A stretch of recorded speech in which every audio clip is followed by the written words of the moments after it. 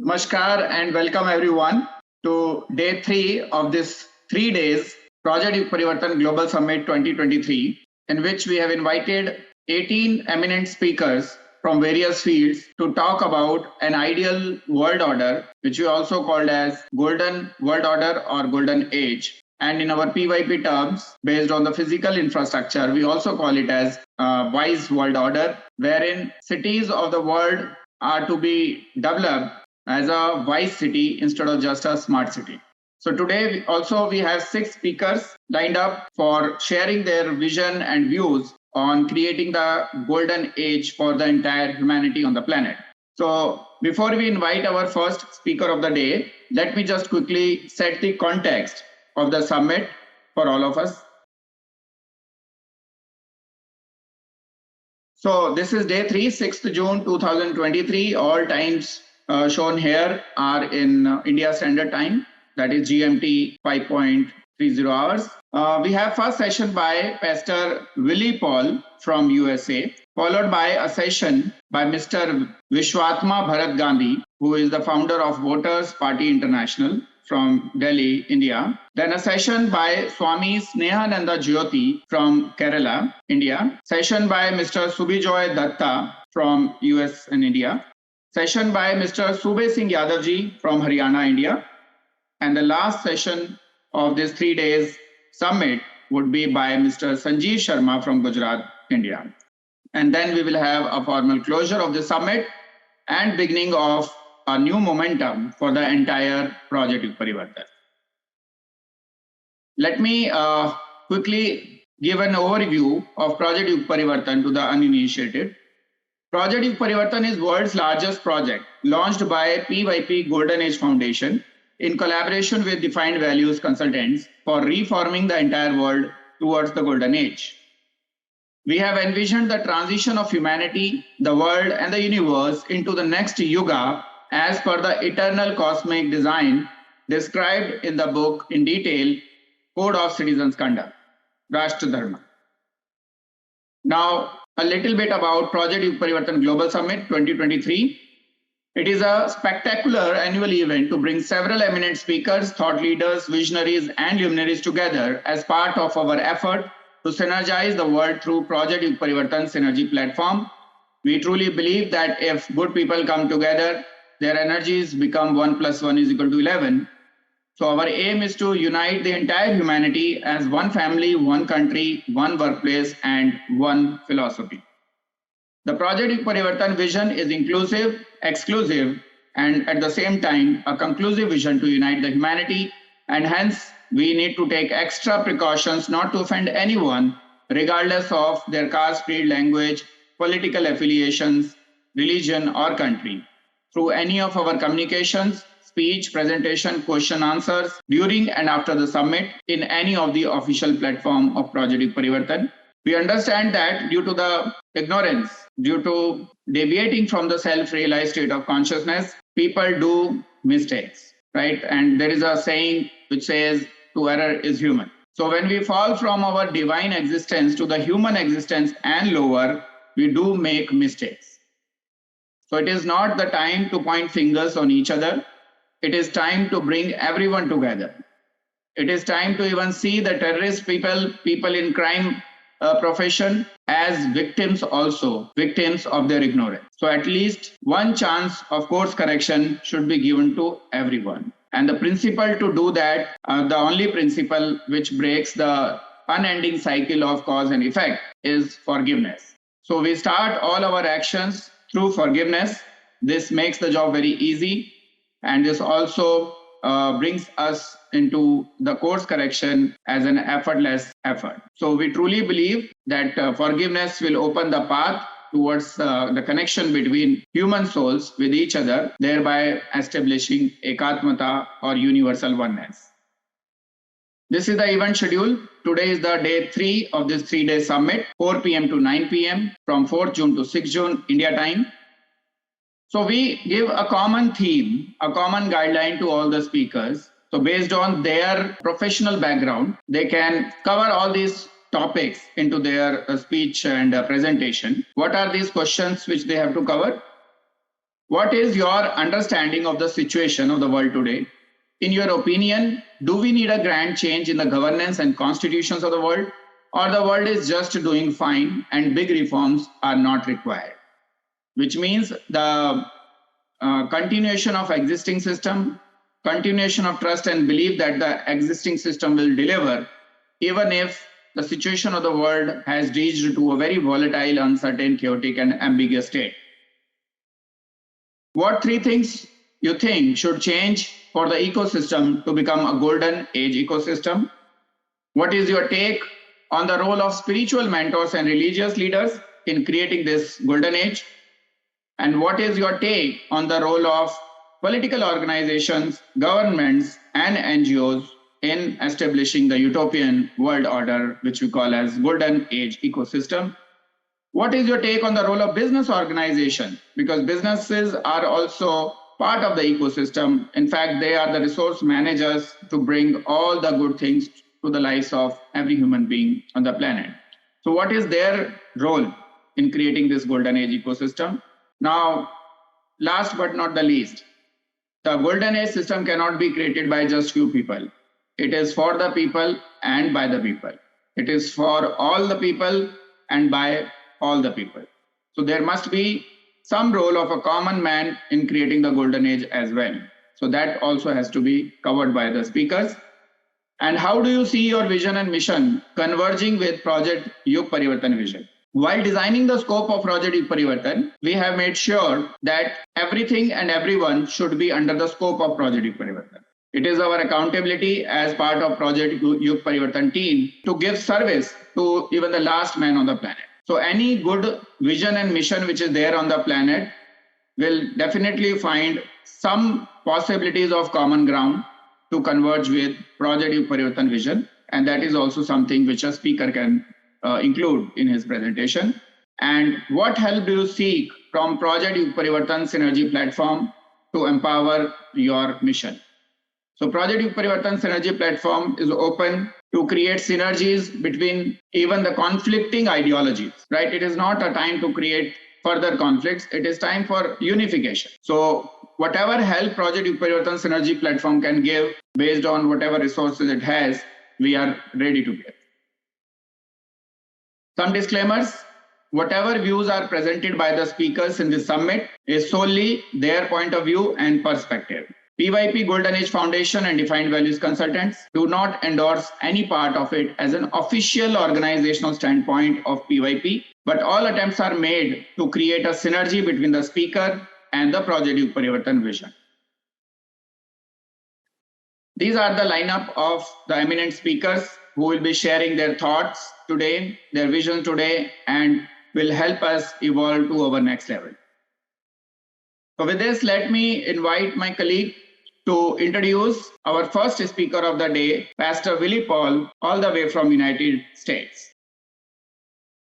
Ladies and gentlemen, we are thrilled by the esteemed presence of Pastor Wille Paul with us today as our first speaker of Day 3 and the 13th speaker of PYP Global Summit 2023. Pastor Wille Paul is a truly remarkable religious leader and a beacon of hope for countless souls around the world. Hailing from the sunny shores of Florida, his spiritual voyage began within the sacred walls of the Baptist Church, where his father, a devoted preacher, led the foundation of faith in his young heart. Fueled by an insatiable thirst for truth, he embarked on a quest to unearth the essence of divine wisdom. In 2016, his path led him to the hallowed grounds of the Zion Christian Missionary Center, which he immersed himself in study of the Bible, diving deep into its sacred verses. His dedication and unwavering commitment bore fruit as he was awarded a Certificate of Completion diploma, a testament to his profound understanding of the Holy Scriptures. An evangelist at heart, Pastor Wille Paul embraced the opportunity to share his knowledge and spread the light of God's word.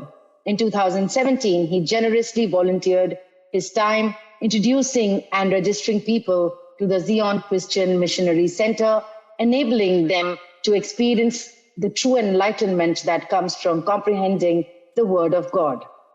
Recognizing for his unwavering dedication to peace and unity, Pastor Willie Paul has bestowed with the honor of serving as a peace advocate. Since 2018, he has represented the divine cause on behalf of the World Alliance of Religions Peace War Office of HWPL, engaging in profound discussions with religious leaders from various backgrounds.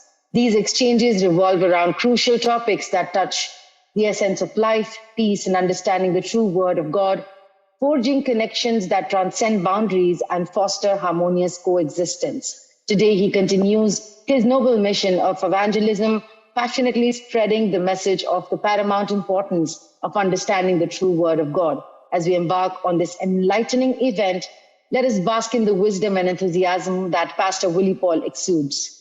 His profound insights and devotion will undoubtedly inspire us to seek deeper connections with our spirituality and foster a world brimming with love, compassion, and unity. Once again, a warm welcome to Pastor Willie Paul, joining us all the way from the United States of America, a true luminary in the realm of religious leadership. Welcome, Pastor Willie Paul. Namaste.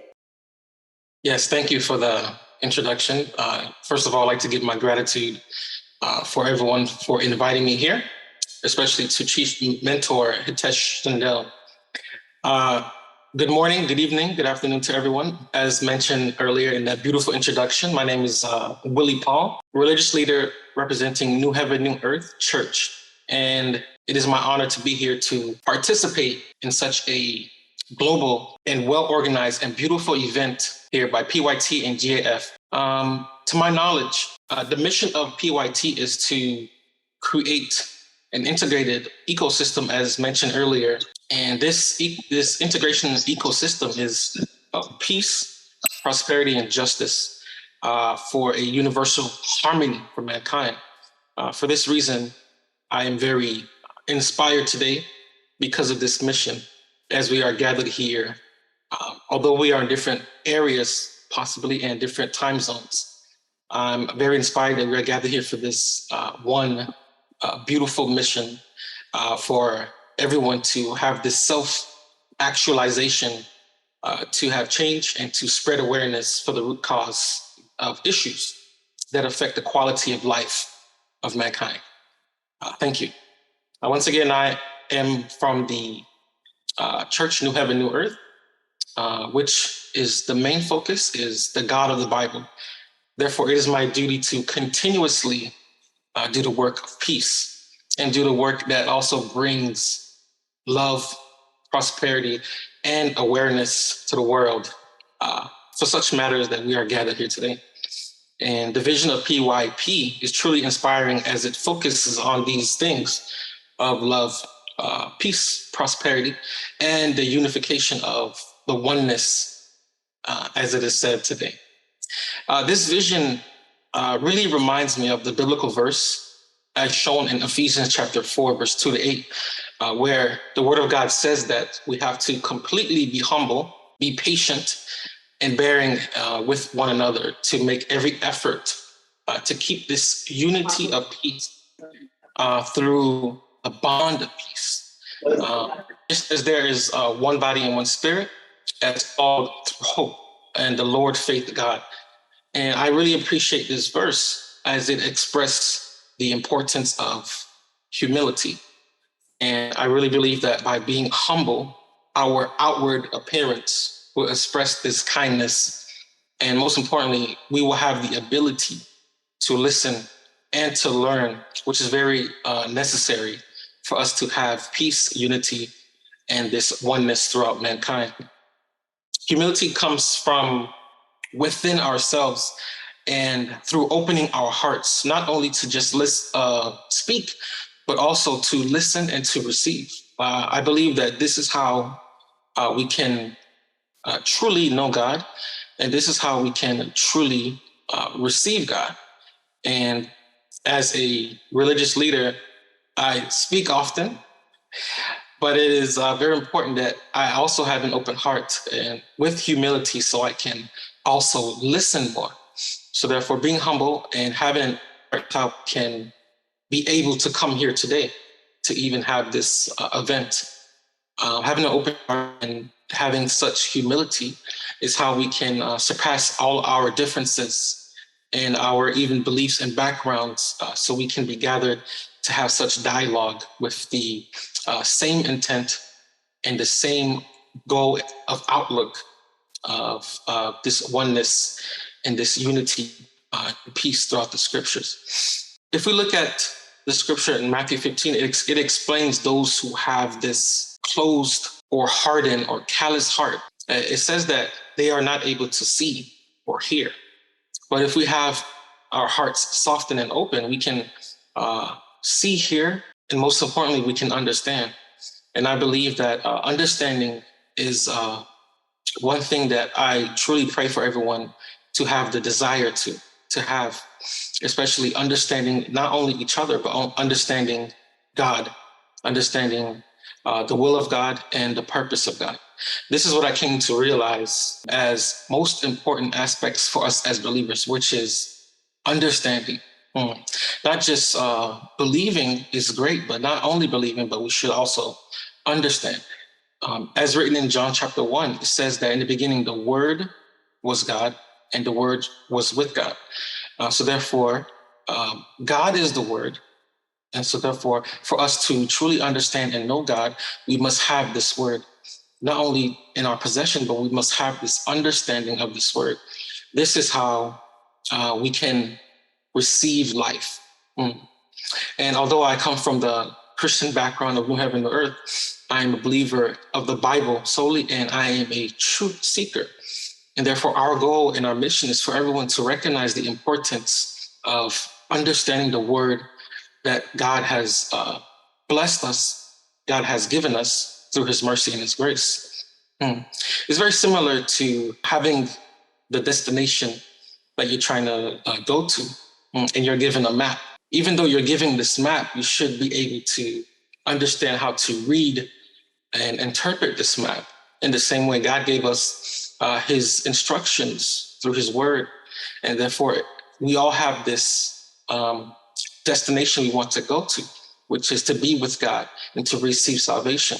So therefore, this place of salvation is where we want to go. So in order for us to understand how to get there, we should understand the words God has given to us, very similar to a map. And I recognize this early on in life, noticing how there are so many denominations in Christianity, but each denomination have their own practices. Each denomination has their own disagreements and therefore causing infighting. So I realized that although they have their own differences and differences in way of life and teachings and interpretation, this is only because they have their own understanding, even though we read from the same scripture. So I began to understand that since there is only one God, there can only be one interpretation, one word. So therefore, as a truth seeker, has been my goal. And as a truth seeker, this is our mission in the New Heaven of Church, just to deliver this word and the importance of understanding. Very similar to how if we are all given an instruction manual to build something like a desk, and there can only be one way or one interpretation to read this manual to get the desired result. In the same way, in the scripture, there is only one God. So therefore, there can only be one interpretation, one true understanding. So therefore, we should have a soft, open heart and pray for God to reveal Himself to us. This is what inspired me to work with the HWPO and the Warp Office, because we're able to come together to have such peaceful discussions, just like we are doing here. And although we have many differences, backgrounds, beliefs, we still can come together to have these shared ideas and thoughts of the similar outcomes that we all desire. For example, I'm sure if we all were in the same room together, our outward differences would be our first impression, probably our main focus. But if we take the time to listen and to understand each other from within, I believe that we will recognize that most people have the same shared desire for unity, oneness, peace, and understanding God and understanding life. So although we come from different walks I'm sure that we are gathered here today in the name of God for us to have this oneness of God and this oneness in our hearts. And today I was presented with many different topics and key points. Beautiful questions, I believe, not only for just us, but everyone around the world have these same questions and would love to receive these answers. That's why I believe that this event here is very important, especially when we're talking about how to create this golden age, this era of utopia, this ideal world of universal oneness. And the most important part of this question is create. In order to create something, work has to be done. And as written in the Bible, in order for us to have this achievement, we must also work as well. And I believe that's very important. And I appreciate the work that is being done here. And I will continue to do the work as a peace messenger and as a duty worker of God as well. Thank you. Thanks, Pastor Willie Paul, for sharing these wonderful insights, which are pointing us to that underlying oneness on the basis of which all of us are designed by our common creator.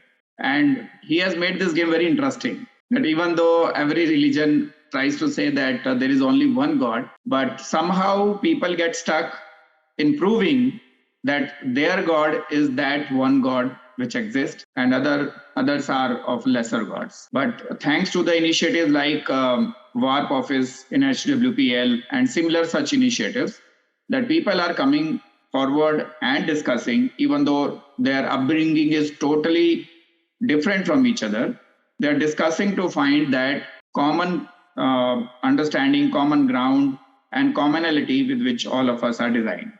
So you have very rightly said that we must search for our user manual, and scriptures provide a lot of insight. Scriptures of all religions, they provide a lot of insight because they are generally authored by people of very high consciousness who have seen, witnessed God in their meditation in their higher zone of consciousness. So wonderful thoughts. I would like audience to ask questions to Pastor Willie Paul so that we can have an interactive session as well. And in the meantime, let me ask a question from Pastor Willie Paul.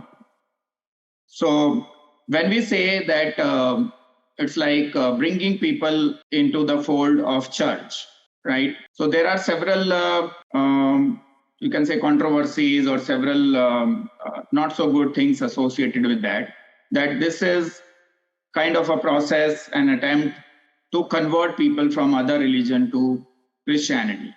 So such kind of things come from all over the world. So what do you have to say about that?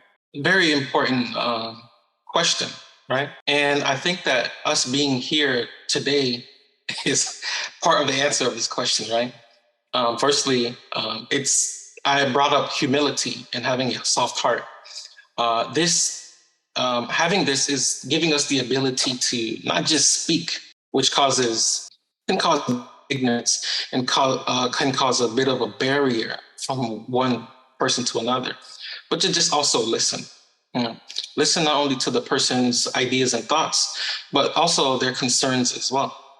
And there are many differences in denominations in Christianity, yes. And I believe many religions have their denominations as well, as far as differences in the way they practice, differences in how they pray, possibly, or overall what they believe. But the key term, as I've been listening here today, is oneness, unification, unity. And I think that in order for us to have this oneness, we have to always go back to God. Going back to God, understanding his purpose, his heart, and his true understanding and interpretation. Not our own understanding and interpretation, our own ignorance could be. But in order for us to do so, we should often not only be reluctant to speak, but also to listen, have discussions such as this, and Just listen. And I believe that once we begin to listen, we will see that there is a similar desire for everyone. Is what I came to realize through my experience in the work office in HPPL. Although we come from different backgrounds and have different belief systems, we all have something similar that we all believe in. And I think that's a great start. And this something that is similar is the idea of oneness, that we are one, the idea of a peaceful nation, and the idea of wanting to know and understand God. And I think that's always a great start, rather than being forceful towards one another. Thank you. Very nice response, Pastor Willie Paul. My next question is, I have observed that mostly the conflict, not the armed conflict or violent conflict, the conflict between the idea of Genesis becomes root cause of people not agreeing to each other's religion. For example, Christianity and Islam, both of which are Abrahamic religion, they say that the humanity started from two human beings, Adam and Eve. And on the other hand, the ancient Indian scriptures, which are increasingly now spreading across the world, says that it started from some other methodology. The third school of thought, which we generally call as Darwinism, says it's a different way how we have evolved, right? They give a scientific explanation of something which is actually spiritual. We all understand that these are the two modes of study, science and spirituality. Science is the study of the creation, the whatever is created by the nature, and spirituality is the study of the creator. So without accepting the existence of a creator, science tries to say something related to survival of the fittest. So these are three schools of thoughts, and I'm sure there will be several more theory of Genesis. So the moment we start a discussion between two religions, the disagreement on the Genesis itself makes people disagree on the entire schools of thoughts. So what do you say about that? Yes, very important question. Loaded question as well. But I really love this question, especially when the first part I would try to explain when it comes to the differences in the conflicts or the disagreements between Genesis and, you said, Darwinism, which is based on science. Genesis represents the creation and the recreation of God's kingdom. That is the understanding of Genesis. And here's the problem when we're crossing over to the realm of science. What if we don't believe in the religious creation? So science says otherwise. But Darwinism in most science is science that try to explain the creation of man or the creation in general are just theories. Actually, by definition, science is just a study. If you look up the definition, science is just a study, and through science, we can manipulate what God has created. But through science, there has been a creation. I repeat myself. Through science, there has never been any creation. Like through science, we cannot create even a blade of grass out of thin air. You cannot even create a drop of water out of thin air. Science is beautiful. Through science, we can observe what God has created. Through science, we can manipulate what God has created. For example, you can take water and you can change it into ice, but it was already there. We can take something solid and change it to a liquid. This is science, and this is very beautiful. I've studied science for quite some time after high school. So I would say that through science, there is no power of creation, but through science, we can study and we can also manipulate what's already created. This is because creation is only the realm of God, and God is the creator of all things, as written in Genesis. Also, we can see this in Hebrew chapter 3, verse 1, where it says, every house is built by someone, but God is the builder of everything. For example, I think it's very important for us to know that the evidence of the creator is through its creation. For example, if you were to walk out into the forest and you saw a beautiful painting, you haven't seen the painter, but through this painting, you can attest that there was a painter just by using simple logic, right?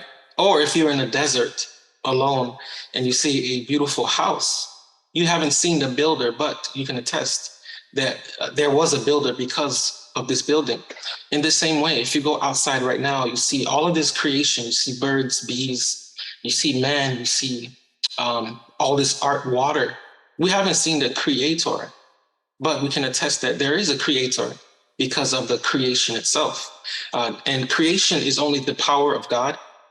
And through science, we can observe, study, and we can also manipulate what has already been created. That's one, by definition of science, which is just to study. And that's why it's called a theory. Like Darwinism is a theory, and there's many theories. Secondly, when it comes to understanding, which was the emphasis I wanted to bring today, we should try to understand with open heart, and also through prayer of God, giving us his grace and mercy to have this understanding. And we would truly understand that Genesis is the recording of God's kingdom. So therefore, the first man written in Genesis is not the first human, but he's the first representative of God's kingdom, which dates back 6,000 years ago. And we can know this because through the scripture in the Bible, there's something called a genealogy written in Genesis, also the book of Numbers. And we can see this in Matthew chapter 1. It's a written genealogy that helps us to date back this word. Thank you. My next question, actually, it is an extension to the previous one. I missed to mention a fourth school of thought, which says Big Bang Theory. So science has two viewpoints. One is related to the genesis of the universe itself, and one is related to genesis of human beings. So Darwin's theory talks about genesis of human beings and other species, of course. But Big Bang Theory talks about creation of universe on a particular time. While if we refer it to Vedas, it says that it is Sanatan, it is eternal, which means it is beginningless and endless continuum, which we call as universe. So there cannot be any begin date. Secondly, I think either in Islam or Christianity, they say that God has created this kingdom in 6 days. So 6 days. So what is your take on that? Do you think that the Almighty God, which has all the powers in his possession, including creation of space and creation of time, will he take 6 days to create the world, or can it be created in a jiffy, just a fraction of a second? Very interesting question. I first like to respond to the Big Bang Theory. I mentioned earlier, most of these science explanations are theories. And this is why I mentioned earlier, we should have such discussions. As I've spoken with many people before, believers and non-believers, and they were able to teach me these things. They helped me get a better understanding. So what I understand is that a theory is just a hypothesis, right? It's a proposition of assumption. It's what someone is trying to figure out to explain something, right? So the idea of the Big Bang Theory in science is the sole purpose to figure out when and so where. In many books says millions of years, some say billions of years, right? Very interesting. If I say that I met Hitesh 5 years ago at a coffee shop because I was there and I saw what you drank. But how the problem with this theory is they're saying date back billions and thousands of years and millions of years. The question would be, who witnessed it? I mean, who is this person that have this account witnessed? It's very interesting to me. That's why I love to have these discussions with those, just better understanding of their thought process. But from what I gathered is that it's a hypothesis, and science is used to study. By definition, science means to study. And through science, we can observe God's creation, but science cannot create anything from thin air, and it has never been done. And secondly, the question in regards, going back to Genesis, once again, I explained that Genesis is the creation of God's kingdom. It's written, the account in Genesis of the 6-day creation, and it says that God will rest on the 7th day. First of all, I'd like for us to know that it is also written that God is the Alpha and the Omega, the beginning and the end. What this means is God will make promises and then he will fulfill them later. Also, when it attests to the beginning, we can say it's the beginning of we can say Genesis. And the ending would be the last prophetic book, which is Revelation. So therefore, without taking too much time to explain, we can hopefully get an idea or understanding that, yes, the events that occurred in the Bible were true, and they are written attest to those accounts. And the six-day creation is also a prophecy that will be fulfilled later in the scripture. For this reason, I often make the proclamation that we should always have this understanding of God's word. So therefore, there is a six-day creation and God rests on the seventh day. So we should ask ourselves, why does God have to rest? If he is Almighty God, right? But indeed, this is a prophecy that will be fulfilled. The seventh day represents the time of fulfillment when all is completed, as shown in Revelation chapter 21, where it says that the holy city will come down and there will be no more mourning, crying, suffering, and pain. This is also can be understood through the golden age, this time of utopia, where there is this ideal world. This will be the time of fulfillment when all is fulfilled. But we must understand also that the scriptures in Genesis were the account written that occurred, but it also serves as prophecy and a promise that will be fulfilled later. Thank you. Very well explained, Pastor Willie Paul. So my next question is, again, an extension to the same thing. Every religion have their schools of thoughts on the basis of some central book of that religion. Now, central book of any religion becomes a double-edged sword. On one hand, it gives us the basis on the basis of which we build our ideologies, our narratives, our definition of right and wrong. On the other hand, these, if they are taken literally without explaining that into a contemporary format, then the central books of religions themselves become a cause of conflict between human communities. So as I said, it has both good and not so good impact on humanity. So when the Genesis itself is not accepted universally, because in Hinduism, Jainism, Vedas, we don't accept the start of human communities from Adam and Eve. For us, it is like very difficult to relate with, because we are not born and grown up with that thought in mind. So this shows that there are multiple parallel perception of reality which are being proposed by religions. And when they are not in alignment with each other, how would we create the oneness? So I can propose one idea that let us bring this debate, this conflict to rest by accepting all the theories of Genesis to be true. Theory of Big Bang theory, Adam and Eve theory, and Saptarishi theory of Vedas. So let us accept all of them. And instead, because see, for every theory to propagate, they have this, they are forced to give some explanation of the Genesis. Because if they don't show their starting point, it becomes very difficult to build a narrative on that. So it's a compulsion of every religion to show some Genesis. And as you have rightly said, nobody has witnessed that. Right? 5 years back, if we had coffee together, we both are observers, we have witnessed that. But who has observed the Big Bang when the Big Bang was happening? Who has observed that single cell amoeba when it was taking shape? Who has observed those Saptarishi? None of the 800 crore people or 8 billion people on the planet today have observed that.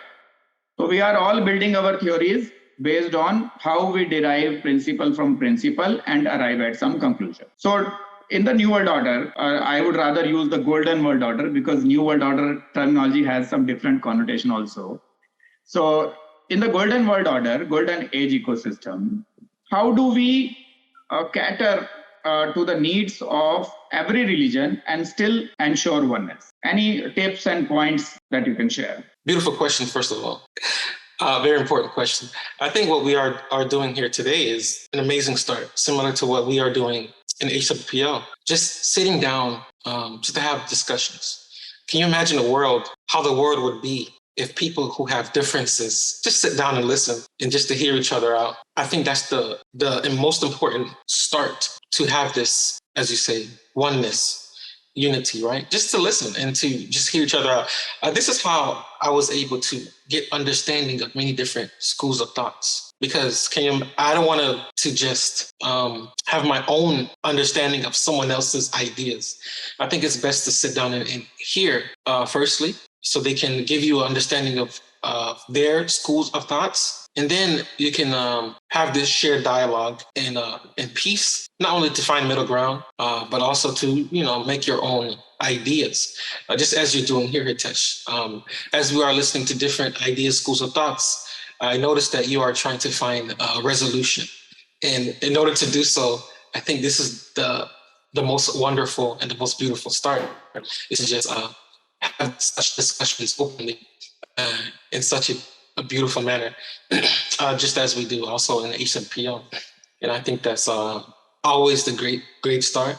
But it's easier said than done, of course, because we live in humanity where there's so much distress, peace, unrest, right? So therefore, I always wonder what could be if we all just, sat down and just hear from each other.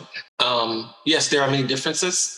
But I think that if we search deep from within, we can all realize that we have the same desires, especially when it comes to trying to understand, know God, and also this desire for peace and oneness. Thank you. So I have unending list of questions. So I'll put my questions at rest now and we'll go to the audience and read their questions which they have posted on the chat box. So one question has come related to the Golden Age itself. So the audience is asking, does Christianity have a concept of future golden age? We know of past golden age, which is considered as time of Adam and Eve.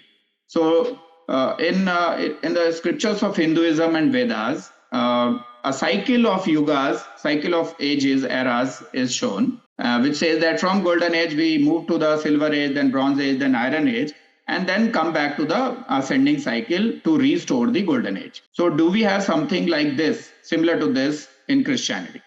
Yes. For this question of the golden age, I'm hoping I understand it correctly. I've been listening well.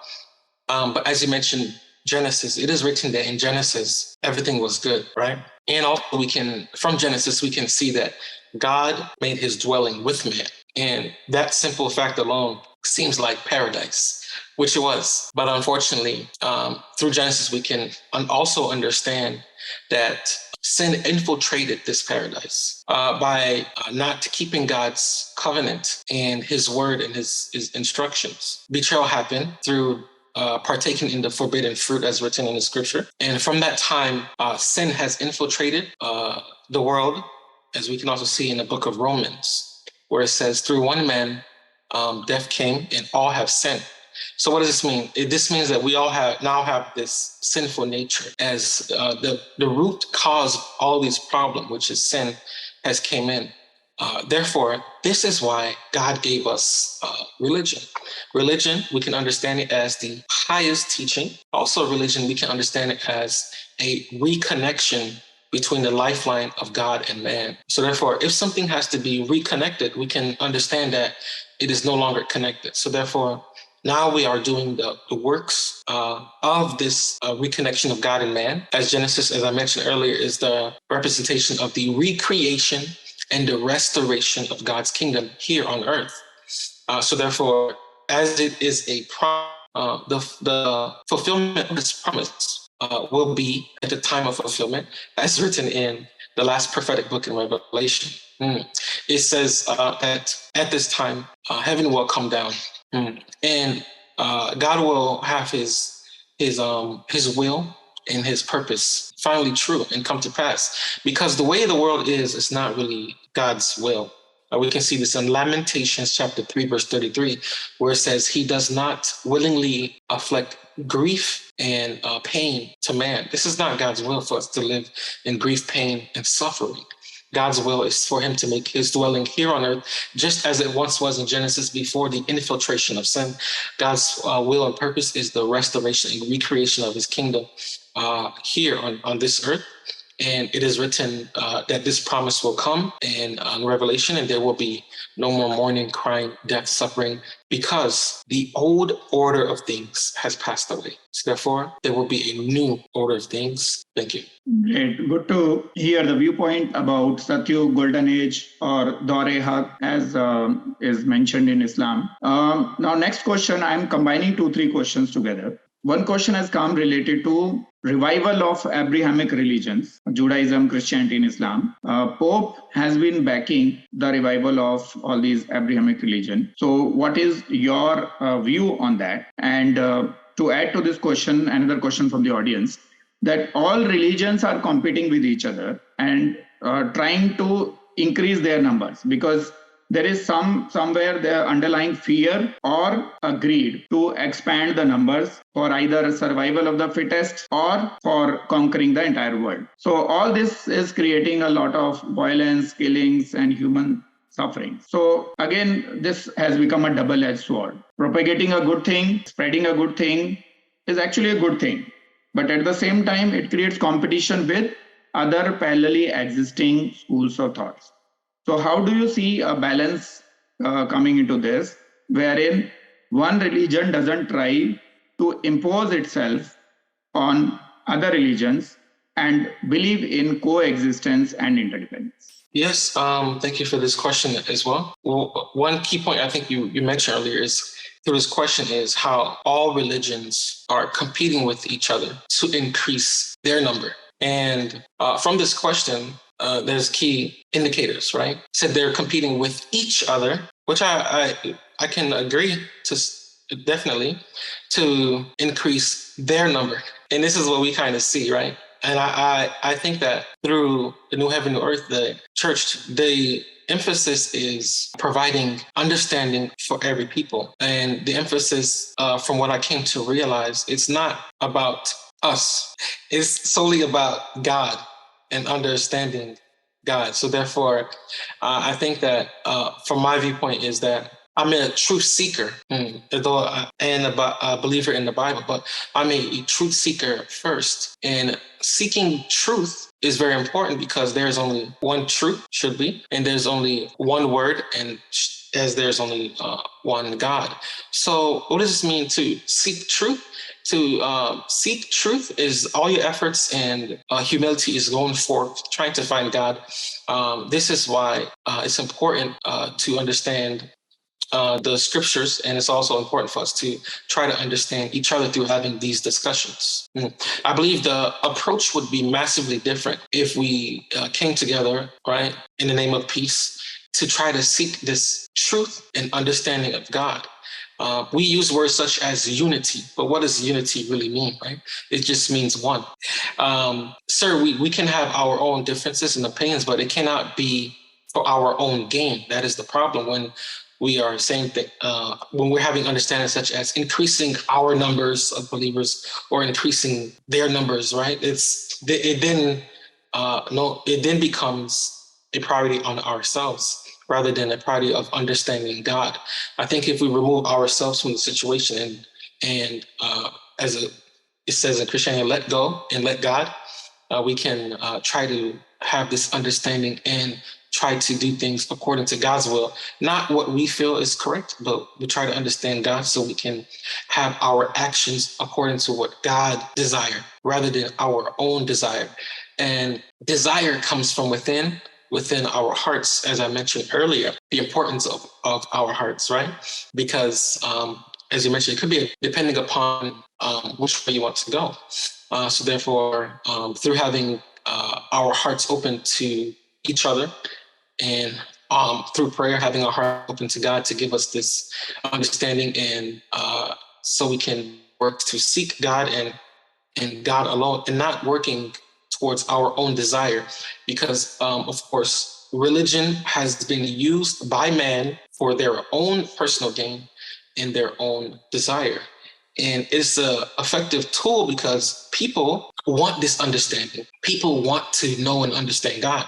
So therefore, this is why religion is often used to control people and is often used for personal gain. But I believe if we remove ourselves coming together to have a dialogue in the name of oneness and in the name of humility and God. I think this is definitely a great start. Very nicely explained. We will definitely have more discussions on that. I'll take one last question by combining all the questions, remaining questions which have come to the chat box. Science believes in cause and effect, that everything within science works based on cause and effect, based on the various principles, including the principle of Newton's law, that every action has equal and opposite reaction. So God as such is absolute cause, right? Which science may not be able to study. Science may give its theories, of course, but this question is left to religions to understand and explain to their constituencies. Now, the question comes, if God is the absolute cause of everything, then he is the absolute cause of all the conflicts between human beings as well. So will it not be a better world wherein we will remove the concept of God altogether and arrive at a common understanding, common values, which we can understand through simple logic, like we have been using the word unification, oneness, peace. So several such things can be derived, which no religion or no science or no school of thought or no country would disagree, right? Oneness, peace, world without wars, having a central government for the world. So everything which unites the humanity into one unit. Can we not create some terminologies and some philosophy where the words like God, Bhagwan, Ishwar, they may not be required and still the humanity can live in peace together? Thank you. I was trying to write some of these down because there were so many questions, but I appreciate it. All these questions are great and amazing. I'd like to first say that, of course, I love science. I love science because through science, I can observe God's creation. And I also appreciate and love the opinions and the understanding of those who believe in science. But I think the first question, as you are mentioning, cause and effect.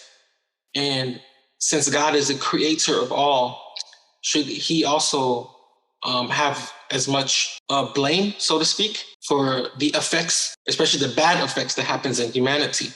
So we can go back to Genesis, where it says God created all things, right? Written as the heaven and the earth.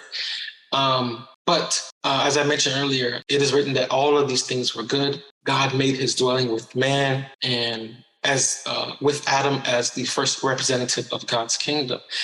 Everything changed once again through the infiltration of sin. So therefore, through the scripture in the Bible, we can also understand that sin is the root cause of all of the turmoil we see throughout the world. Sin is the root cause of greed, jealousy, envy, death, suffering, and pain throughout the world. This is not the desire of God, as we see in Lamentations chapter 3, verse 33. So therefore, to solve these issues in the world, we must go through the root. And the root cause is sin.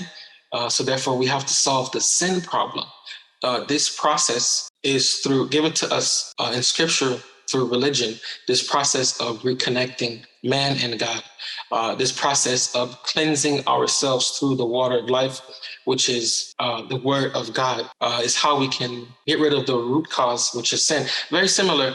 If you eat healthy every day, but then you become ill, you cannot blame the vegetables that you eat. You have to find the root cause of why you became ill. And then you tackle it from there. In the same way, the root cause of all of the issues we see today is sin, and the originator of sin is Satan himself. I think that's for the first part of the question. And the second part of the question, as I was listening, was in the realms of trying to find a resolution and using logic and something at middle ground so we can start from. I would say that the word of God is completely logical, first of all. And you mentioned earlier the downside of people taking these words literally. We should also understand that there is figurative meaning in the scriptures as well. For example, in the book of Deuteronomy, it attests that the word is like water in the Old Testament. Later in the scripture, Jesus proclaimed that we have to have this water of life. So just as physical water can cleanse our outer person, the spiritual water, which is the word, can cleanse our inner being. This is how God used his creation to help us to understand his divine nature. As we see in Romans chapter 1, verse 20, it says, since the creation of the world, God's invisible quality, his eternal power and divine nature has been seen and understood through what has been made. Similar scripture we can see in Leviticus, where it says that the blood, through the blood, there is life. And we know this physically as well. Our blood is what gives us life. The Word of God uses this scripture in the New Testament, the book of John, as Jesus proclaimed for us to eat and drink his blood, not physically, but we have to eat and drink his blood, meaning we should take this word of life, because this is what can give us life spiritually. So throughout the scriptures, there are examples and understanding of the word in such way. Why? Because God has given us his physical nature and the physical world around us. He has used and borrowed from his physical creation to help us to understand his divine and spiritual qualities, especially as pertain to the word. So through logic, we can truly understand the word, but of course we have to have an open mind, and we have to have prayer for God to come to us and help us to receive. Thank you. Thanks, Pastor Wille Paul, for these elaborate questions. And we have exceeded time, but I still am curious to ask one more question before we invite our next speaker of the day. So whenever humanity is in a loggerheads with each other to an extent that now it cannot be resolved by any conventional wisdom, right? It cannot be resolved by the bureaucrats, by the politicians, and even by the spiritual gurus. So if such a situation arises, there is a need of a messiah or a prophet or an avatar getting created. And necessity is the mother of invention. If there is a need of an avatar, a messiah, a prophet, we need that. We have to somehow get him. Right. Now, some scriptures in Abrahamic religion itself says that the last prophet has already come and has already gone. So his word should be considered as the last word of God to help the humanity. But even that is not helping the humanity. So is there not a need of getting an avatar, a messiah, a prophet, who can once again unite all these religions into one school of thought? What is your take on that? That's the last question for you today. Yes, from my understanding, this avatar I need is one who will come to give understanding to all. Is that correct? So, and I've been trying to listen well. So, in the scriptures, it was foretold, or we can say it was prophesied through God that he will send someone to bring us to all truth. That was prophesied. And this word was given for hundreds of years, as written in the scripture. So therefore, when someone comes proclaiming to be the fulfillment that is foretold, the question is, how can we believe this person? This person came 2,000 years ago. He's Jesus Christ. He came as a fulfillment of the word of God to bring us to all truth. And the reason they were able to believe Jesus was the Savior is through confirmation of the word. For example, if I were to say that it's raining tomorrow at 6 a.m., you can believe me once you go outside and you see the physical rain that time at 6 a.m. In the same way, Jesus came exactly as recorded in the scripture previously. And he came and he did the works. He came and he did the works in the exact places with the exact people. And he was, even his very birth, he came exactly as written in the scripture. This is how they were able to confirm and to know that he was the Savior. But as you know, Jesus was crucified and he ascended to heaven. Before Jesus' ascension, he gave another promise. Well, he gave many promises. One of the promises, he says, I have told you now, before it happens, so when it does happen, you will believe. This is in John chapter 14, verse 29. The scripture says, I have told you now, before it happens. This is prophecy, foretelling. So when it does happen, you will believe. This will be the fulfillment. So when it does happen, you will believe. This is speaking of this era, as Jesus also promised in the same chapter in the same book, John chapter 14, also in 17, that he will give us another person. He will be with this person to teach us everything that we know in this era. So in the meantime, we will continue to do the work of cleansing ourselves, preparing ourselves to meet God, and also preparing his kingdom. But there is promised that there will be someone whom Jesus, God in the heavens will be with to give us this word. And we can see this also in Revelation chapter 3, verse 12, and also 3 verse 21, and also Revelation chapter 10. So this person is promised to come, and Jesus will be with him and give him the words as Jesus promised and remind us of all these things. So the question remains, how can we believe? And in order to believe anything, we should have evidence. And anything, even something simple, even if it's a religious belief, we should have some sort of evidence. And the evidence given to us in the scripture is through the fulfillment of these prophecies. The evidence that we have will be through the fulfillment. If God promised such way, when this person comes exactly as promised, that will be the evidence served for us to believe. Thank you. In this era. Thank you. Very nice.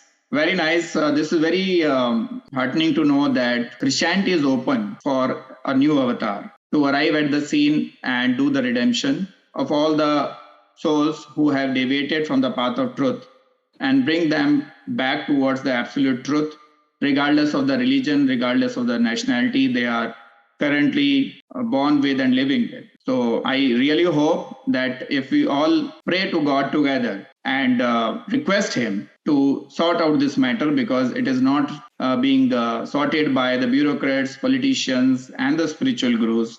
They are falling short of the talent or the potential to solve this extremely dangerous situation. So it is God's kingdom. So the control should go back to the God, and we all should request him to manifest his avatar. So with this hope, I'm requesting you to, because time is limited and we have a lot to talk, and I really want to have a dedicated session for you for 2-3 hours, wherein we will come with more such interactive question and answer session and bring people closer to each other through this Gyan Charcha, or the discussion on the wisdom. So thanks, Pastor Wille Paul, to spare your time and accepting our request to join us on this Project YugParivartan Global Summit 2023. I hope our audience would derive a lot of knowledge and wisdom from the question and answers that we have just completed. Thanks, Wille Paul. Looking forward to see you again. Namaskar. Thank you. Thank you so much. Thank you to everyone. God bless you. So thanks, Wille Paul, for giving us an opportunity to convert a monologue session into a dialogue, a discussion, which has brought forward several new aspects related to Christianity, as well as the commonality of things between various religions. So with this, I would like to invite my colleague to invite our next speaker of the day on the dais. We are honored to have with us a distinguished speaker whose name resonates with political reform, literary brilliance, and visionary ideas. Shri Vishwatma ji. Shri Vishwatma ji, formerly known as Bharat Gandhi, as our second speaker of the day, 3 and 14th speaker of the PYP Global Summit 2023. Vishwatma ji's illustrious profile showcases a multifaceted personality and a deep commitment to reshaping the democratic fabric of our society. As an accomplished author, he has penned several thought-provoking books, including Rediscovering Democracy, Password of Public Policy and Politics, Jnanopanishad, and Central Pillar of Democracy. Through this insightful writing, Shri Vishwatma ji has offered valuable perspective on governance, public policy, and the essence of democracy itself beyond his political pursuit. Shri Vishwatma ji's intellectual reaches far and wide. Moreover, Shri Vishwatma ji envisions a state machinery where the world government stands as an integral component, offering a fresh perspective on power structures and international consensus. To further his transformative vision, Shri Vishwatma ji founded the Voters Party International, a political party that has garnered support across the nation, particularly in the northeastern region of India. By remaining a voluntary bachelor and abstaining from personal bank accounts and assets, Shri Vishwatma demonstrates his unwavering commitment to his cause, with his followers graciously supporting his personal expenses. In recognition of his extraordinary persona and unwavering dedication, prominent newspapers and journals have recently hailed Shri Vishwatma ji as the best potential Prime Minister of India, following in the footsteps of esteemed leaders such as Shri Narendra Modi ji. As we embark on this enlightening journey with Shri Vishwatma ji, let us open our mind, embrace new possibilities, and explore horizon of democracy, governance, and human evolution. Once again, a warm welcome to Shri Vishwatma ji, as we absolutely excited to hand over the mic to you. Welcome, Shri Vishwatma. Thank you. Welcome, Vishwat. Thank you, by Hitesh ji or Kapil Chhabra Sahab, and by all other friends who are participating this meet. And firstly, I would like to thank Mr. Hitesh Chandel ji to invite me, especially the YugParivartan team, to invite me to speak at this very unique occasion, at this very unique platform. Today, the subject of YugParivartan, our golden age, is a very wider subject. I think everything can be covered in this subject. So this is the beauty of the subject, and this is the problem of the subject also, because only retrospection can be possible. Anything cannot be explained in details. So I would like to just retrospect the ideas of YugParivartan, what I think, and a little bit I would like to say that Mr. Chandel and the YugParivartan team, some people think that this is very utopian idea, and what is bound to not happen any time is utopia. But I think if you will think the utopian map of a building, only then you can build a building. If a map of utopian building will not come in your mind, then definitely your building never will come on existence. So the utopia means our imagination power. This is another facet of the utopianism, that if you don't have any imagination power, it means you have no any effort, ability and potential of creation. So I appreciate all the efforts in which manner it is made by the YugParivartan team. I appreciate all the efforts and all the team members who are doing a very unique work and by very pious objectives. Now, the first thing I think we should know that why the YugParivartan is needed. I think the people think a building is needed, a law is needed, a constitution is needed, a particular a small state is needed. The people think like in this manner. But why the YugParivartan is needed? I'm completely agree with YugParivartan team that less than YugParivartan is not needed. Only the YugParivartan is needed because in the present scenario, in the present time, a very wider change, a wider transformation and wider revolution is required. Very small changes or small amendments in the laws, in the constitution will not solve the problems of the humanity. So, firstly, I would like to congratulate all the YugParivartan team to take this very Herculean job as a mission of their life. Now, I would like to say that there is 3 reasons which are responsible that the YugParivartan is needed. The first is about major part of humanity or human population. The majority is in economic slavery and in political slavery. even in this age of very vast production, maximum population of the world is living in very miserable situation. The product, especially the food grains, are transported to destroy, but the food grains are not given to the public to consume. This is the contradiction, because the YugParivartan is needed. And the second, the people like me, like Hitesh Chandelji, and many people participating this conference, this online program, they deserve the quality and ability and potential to represent the public on the forum of the state.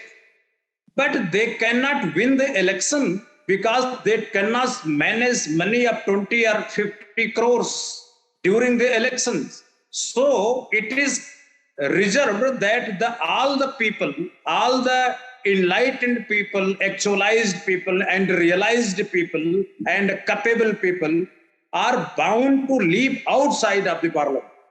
It is the reservation given to all the people who are working and living in right manner. That is why the YugParivartan is needed. And the second thing, in the whole world, maximum population, ज़्यादातर जनसंख्या, they are in mental unrest. वो मानसिक problem है. They are not feeling peace in their mind. That is why the YugParivartan is needed.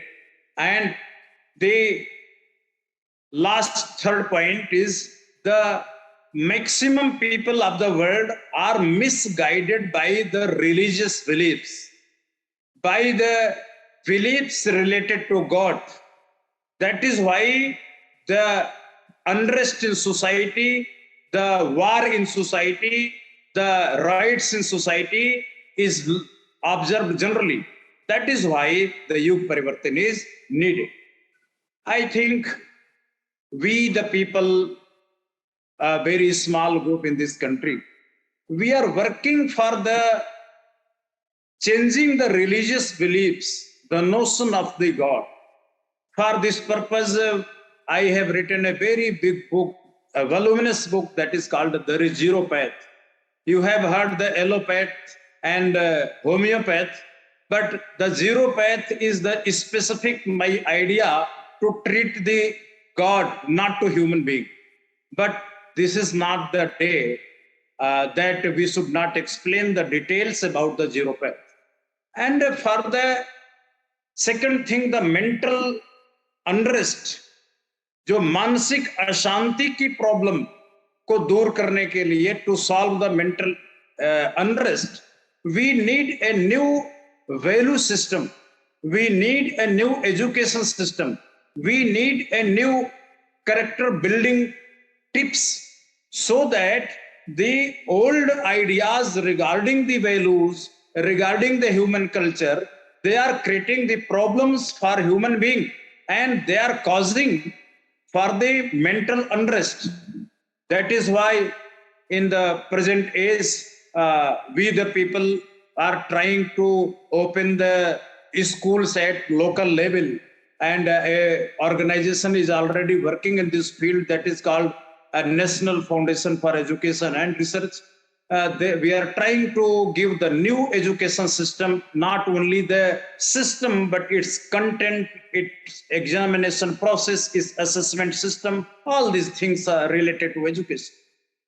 And the third point, where we talk there, the political system and our economic system is also responsible for many problems which the humanity, especially the Indian citizens, are facing. So for the change in political system, for change in economic system, I have written many books. We cannot explain today in details, but just I want to introduce that the new political system and the new economic order we have proposed by voluminous books and a lot of works, and we are creating a very huge number of speakers by training them, we have reached about 1 lakh people to whom we have taught earlier. And we are trying to increase this number day by day. And so far as the matter of the concern that the YugParivartan, the people think that everybody will become perfect. Only then he will enjoy the life.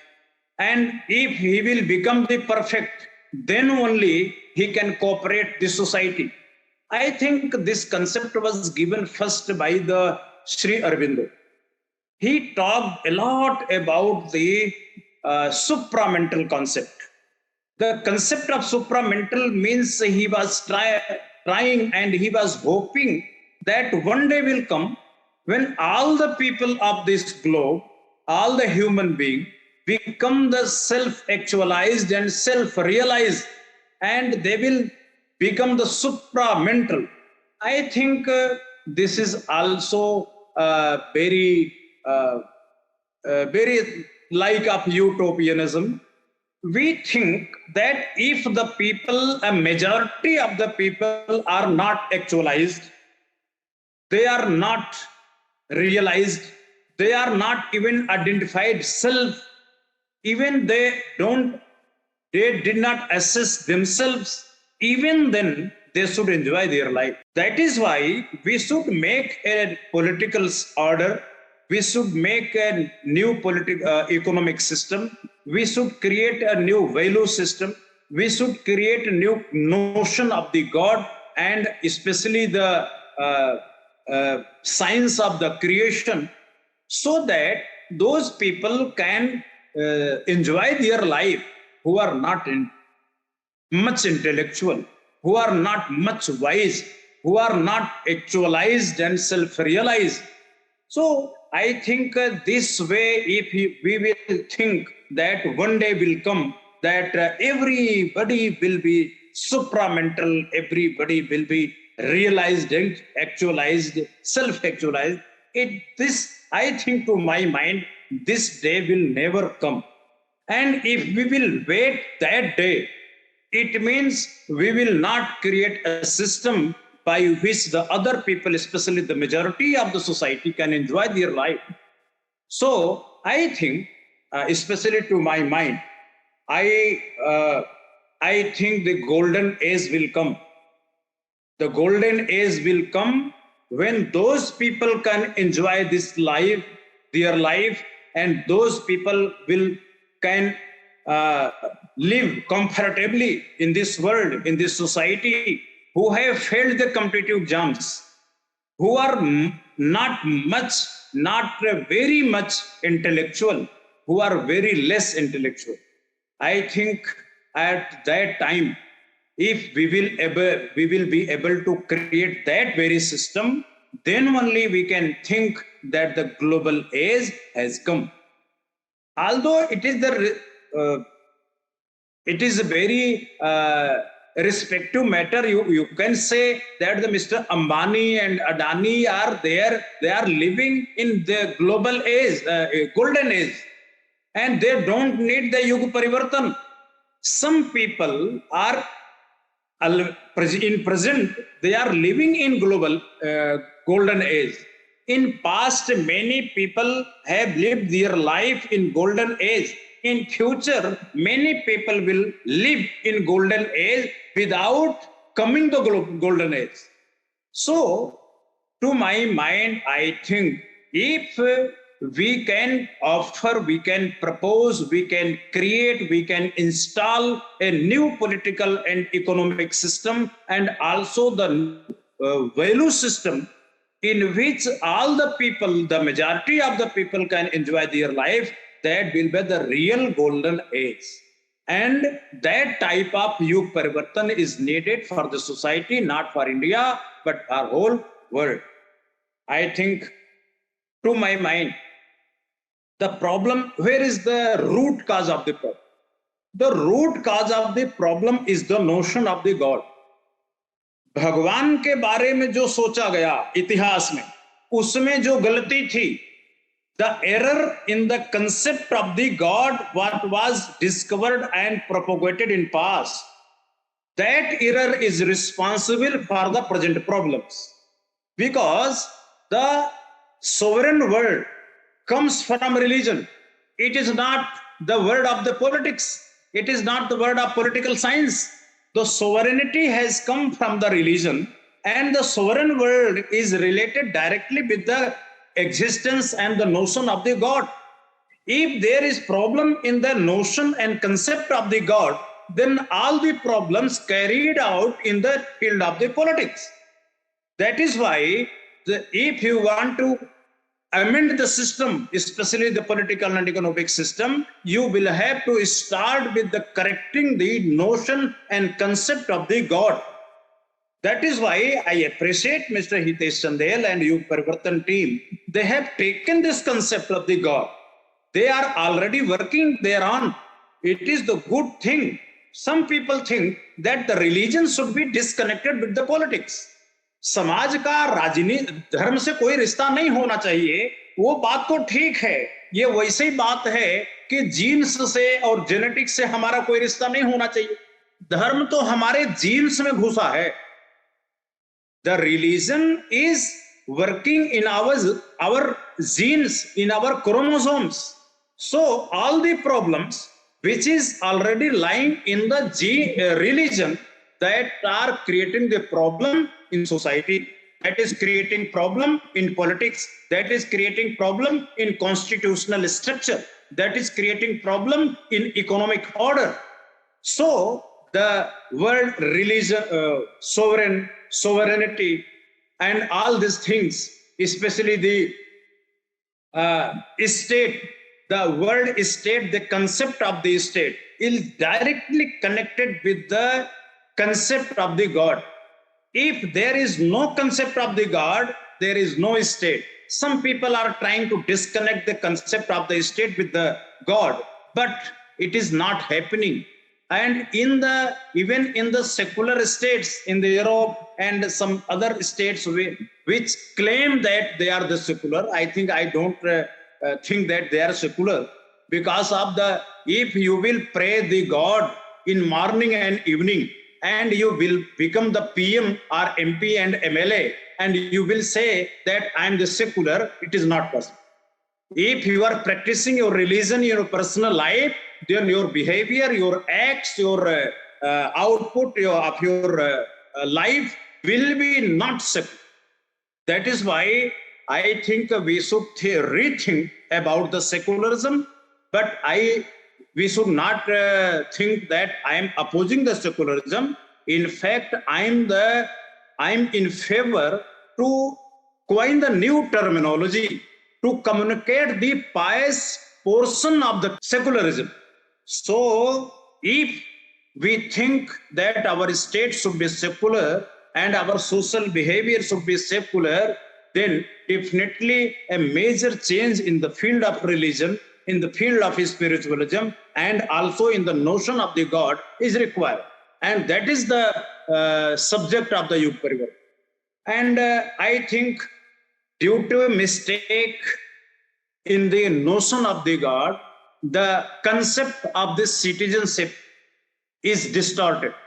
Today, the people think that if the Vishwatma born into Mumbai, then he is the citizen only of India. If I born in Mumbai, then I will be citizen of only India.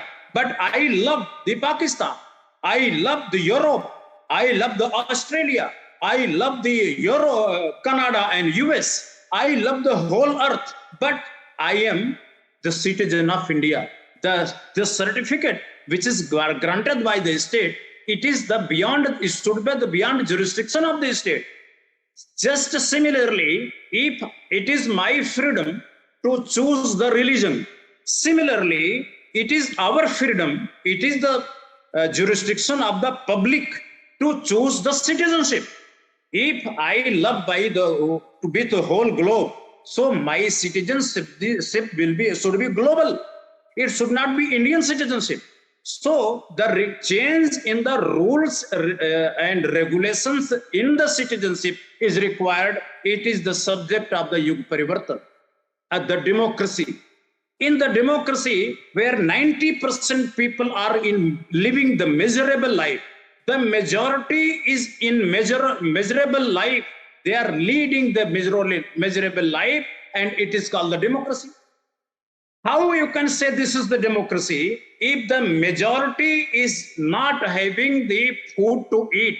In India, 80 crore people are living on the food grains given by the government. Or if 80 crore people are living on the food of the government, then how you can say that a democracy is in practice in the India? So we need to change the concept and notion of the democracy. This is the subject of YugParivartan. Similarly, the concept of the country, concept of the nation, not one country may be 230 in world, but nation is one. The whole world is nation, because in which concept, in which parameters the India is nation, on the same parameters the whole world is already nation. But we are very habitual to use the wrong terminology to communicate the right things. So we should correct our terminology, and we should rearrange the concept and the terminology communicating to concepts. Similarly, the development. We say that very good development, GDP is growing. What is GDP and why it is the development? If 80% are not able to eat even the food grains, they don't have the bread to eat, then how you can say the GDP is growing? If the GDP is growing, it is going to 7 to 9 to 11 to 13 to 14 to 15. It means this is not communicating the health, the development position of the public. If your index of the GDP is not communicating the economic health of the public, it means your parameters of GDP is completely false and misguiding. The evolving a new concept and new index for the GDP is also the subject of the YugParivartan. And similarly, today we are living in very political superstitions. We think only the superstitions are working in the field of religion. Superstitions are working in the field of the politics also. This is working in the field of economics also. If one servant, if a servant bears good servant, then we are jealous. We are not able to digest that why a servant, a laborer is wearing a very good shirt, a very good pant, he is going by bike. Why? We are jealous. It means it is our economic and political superstitions.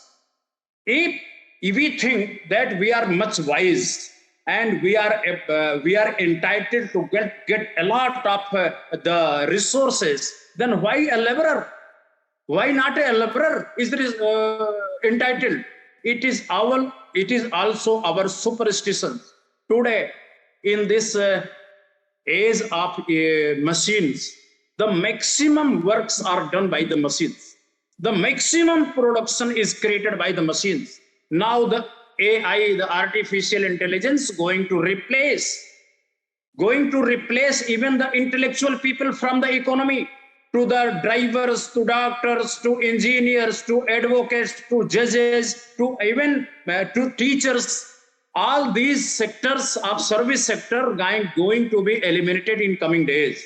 So the machines are working maximum, and maximum GDP is created by the machines. So the GDP created by machines should be distributed equally among all the citizens of the world, and at least in first phase in all the citizens of the India. We should not think that why should we give free to anybody. The Prime Minister said that the politicians are offering the freebies. Why freebies? The interest is freebies, the house rent is freebies, the rent of machine is freebies, the inherited property is freebies. There are a lot of legalized freebies. We think then only the freebies should not be given to general public, but the freebies should be given to rich people, especially those people who are much intelligent and they are having much capital to for production. So I think all these political superstitions must be eliminated. And if we think, if the inheritance right, unlimited inheritance right, Dhirubhai Ambani died and the whole property of 1,50,000 crore rupees transferred to their sons, 2 sons, and they got without 1 lakh crore rupees, 1.5 lakh crore rupees, without test, without examination, by the law. And it is said that it is not freebies. If father is giving something to their son without test of work, without condition of work, it is exactly freebies. But you can say this is the legalized freebies. I think if the freebies, the legalized freebies are correct, then some more freebies like votership law should be made, so that the gross domestic freebies should be shared to everyone, to everybody. So, my friends, I think in today's life, a lot of change is required. Today, very contradictory laws are in existence. A law of WTO, World Trade Organization, which facilitate the movement of the goods and services globally without any restriction. But they are not allowing the public, the human being, to move globally. Means my shoes is free to move globally, but not the bearer of the shoe. Vishwatma is not free to move globally, but Vishwatma's shoe is free to move globally. What a contradictory age we are living in. So today in the age of social media, that created by mobile, the Sita is living in Germany and Ram is living in India. They are loving by the Skype window, but they cannot marry because they don't have much money so that they can get the visa and passport. It means only the rich people are entitled to marry with their choice. But those middle class people and lower class people, they are not allowed to get married with their choice. They are bound to marry only within their country. This is also contradiction. This is the subject of the YugParivartan. My friend, there are a lot of things in this very short time. We cannot take all the things, but I have indicated that there are a lot of problems. There are a lot of problems which are required to amend, to change, to correct. Similarly, one another things, just I want to conclude by saying the very contradiction. The role of opposition in democracy. Opposition is required in the country, but opposition is not required in my family. When my wife becomes the opposite to my mother, then the peace goes from the family. And this opposition is required in the country. So we think again about the matrix and the format of the democracy, what we have taken from the West. The democracy which is imported from the West is not serving our country, even it is not serving the West. It is not serving the humanity. We should originally think and we should restructure the democracy, the state, the citizenship, the sovereignty, the concept of the sovereignty, the concept and the notion of the God. All these things are required. That is why I appreciate the global YugParivartan team, that they are working on these issues. They are not thinking that my locality should be very clean. Also, it is required that locality should be clean. My village, my ward should be clean, but the whole world should also be clean. So it is also, I also appreciate all the things, all the acts, all the projects, all the planning, all the strategy, and also I am offering my contribution, my help, my cooperation in future with the YugParivartan team. And finally, I would like to offer my thanks to YugParivartan team and the efforts, especially the efforts which is created by one man entirely, Mr. Hitesh Chandel. I think he is the man of the made by the machines and by the some especially computerized things. I don't see how one person can work a lot of things. It is not possible by me. So I think if Hitesh Chandel is working for the YugParivartan, it is understood that something is inherent. कुछ तो अंदर है. अगर giraffe ऊपर तक के पत्तियां खाने के लिए गर्दन उठा रहा है तो इसलिए उठा रहा है कि उसकी गर्दन लंबी है. लेकिन बकरी के गर्दन इतने लंबी नहीं है कि ऊपर उठा ले. बकरी अपने तरीके की युग परिवर्तन करे, जिराफ अपने तरीके का युग परिवर्तन करे, सभी लोग अपने अपने तरीके का युग परिवर्तन करें और सब लोग एक दूसरे से कोऑपरेशन में रहें. किसी एक दूसरे को नीचा दिखाने और अपने आप को ऊंचा बनाने वाली फीलिंग से अलग होकर के काम करें तो वाकई मेरे को लगता है कि युग परिवर्तन होगा. मुझे बहुत अच्छा लगा कि आप सब लोग मुझे बड़ी शांति से you listen me very patiently और युग परिवर्तन टीम के लोगों ने मेरे को यहाँ बुलाया इस मंच पर. मुझे बहुत अच्छा लगा और मेरे को लगता है इन फ्यूचर हम लोग मिल करके वाकई युग परिवर्तन करेंगे. मुझे अगर मैं कुछ ज्यादा वक्त ले चुका हूं तो मुझे आप माफ करिएगा. धन्यवाद. Thank you. यानी बिल्कुल भी ज्यादा वक्त नहीं लिया है, बल्कि हमें ऐसा लग रहा है अभी और भी बहुत कुछ सुनना है आपसे.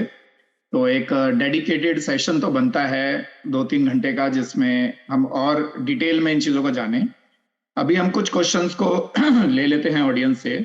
And before that I would really like to thank you to spare your time and join us during the summit today and share your views related to युग परिवर्तन, especially related to the need of the YugParivartan, which is very well emphasized by you, because unless we understand that there is an underlying need, even the first step towards achieving that cannot take place, right? And as I mentioned during the previous speaker session also, that necessity is the mother of invention. If there is a need to save this planet, we have to do all the efforts to save that. And there is also a saying that extraordinary situations require extraordinary efforts. So as of now, if we see from the reports of United Nations also, which is the biggest scope organization in the world today, even they are saying that the disasters are on their way sooner than later. And situation is really very extraordinary. So it requires an extraordinary effort which may go beyond the thinking of bureaucracy, go beyond the thinking of the political parties, and even go beyond the thinkings of various religions and spiritual gurus. It is really a time to think like God, to think as a Messiah, to think as an avatar, that assume if you are given the accountability of saving the entire humanity, what would be those efforts that you will do, right? So if we take a higher cause, we automatically start thinking in a higher way. So right now the situation is not to do any patchwork, as you have also mentioned in your speech, that some changes here and there would not do the needful. It is time to think about utopia and do all the efforts to achieve that utopia. And what we believe is that if we are not chasing utopia, if we are not chasing an ideal thing, we are definitely chasing an unideal thing. So even if we have 100% achievement, we will end up with achieving an unideal world. So it is always better, we should not think whether we should be able to achieve it or not. Let us put this intent in front of the universe that yes, we want to achieve the golden age, and we all human beings are together into it. Today, maybe a handful of people or few thousands or lakhs people are thinking about the golden age creation. Tomorrow it can become you say viral. A small virus can spread into entire world and bring oneness into various countries. So why not the good things can also spread? So with this intent, the Project YugParivartan team is moving forward, and we are very clear and hopeful and even confident that we will be able to achieve. And we definitely need your support, your party's support, and all the followers to come together to create this golden age for the entire humanity and by the entire humanity. So with this, I would like to take some questions from the audience. They have put their questions in the chat box. I'll read it for you. One question has come related to Voters Party International, which is founded by you. That what is the role of Voters Party International and how can it contribute in building a golden age? And also add to this question, a very interesting one. What is international in your party's name? Because this creates a curiosity that how could a political party be international? We really wish that world government be formed and a constituency of the United Nations should also be there in every part of the world. And the political party can also fight elections in other countries also. And you have done, like you have started with it. This name itself, in fact, I was also attracted towards you and your political party during initial phase due to this word international. So please douse our curiosity and firstly, I would like to take the first part of the question, that how the Voters Party International will contribute with this mission of the YugParivartan. In fact, especially the political part, which can be done by the parliament, by the jurisdiction of the parliament and by the state. That very part is taken by the Voters Party International, and the other part which is related to religion and which is related with the personality development and self-actualization and self-realization, this is not the jurisdiction of the Voters Party International. Especially the mission for global change is working for the individual development of the human, similarly like the PIP which work. And the second thing, second part of the question, that why international word? In fact, we should ask the other parties, why your party is not international? Why Congress is not international? Why BJP is not international? Why other political parties ruling in the country are not international in this international age? Especially after 1994, the economy has become the global. Now the Company Act is amended in 2013. In 13, the Company Act is amended. Now the companies can open their branches in all the countries of the world, but it was not possible before 13. So if the economy is global, then why not the parties should be global to regulate the global economy? What is the role of the political parties? The role of political parties is to regulate the economy according to social justice, according to economic and political justice. If the economy is global, that is governed by the World Bank, that is governed by WTO, that is governed by the IMF, then what the local parties are doing? In fact, the jurisdiction of the economy is global. That is why the global parties and international parties are required in the whole world. The first international party is registered in the India, that is called the India Voters Party International. And this discussion took 6 months long debate in Election Commission of India. They said that we will not register the international party, and this word you will have to change. I said that I will go in Supreme Court and I will argue personally in the court that the present political parties has become irrelevant. They are just joking. They are just misguiding the people. They are not doing their job, and it is not possible to do their job because the economy has gone at the world level. So the political parties and the government should also go at the world level. It is the beginning done by the Voters Party International. Wonderful. Wonderful. This is definitely a need, and I have posted in the chat box that we need Bharatiya Janata Party (BJP) to upgrade to Vishwa Janata Party (BJP) Yes. and Indian National Congress to upgrade to World International Congress something, Yes. and Aam Aadmi Party to not just focus on Aam Aadmi development. Even if there are Khas Aadmi in their constituency, it is their responsibility too. So they should be upgraded to All Humans Party, right? AHP. So this is the thinking, global thinking that we should bring in. And the next question is related to that only. That is it possible, Mr. Kailash has asked this, is it possible to dissolve the boundaries of all nations and make one world? It is possible gradually. It is not possible abruptly. It is possible similarly, like the boundaries are dissolved in European Union. So firstly, the whole world will come in the few unions, like 5 or 6 or 7 unions. And boundaries will be dissolved within the unions. And the territory of the union will be intact. Then in second phase, the boundaries of the union will start to dissolve. So it will happen definitely in coming days, because of by phone, all the Americans are connected with Indians.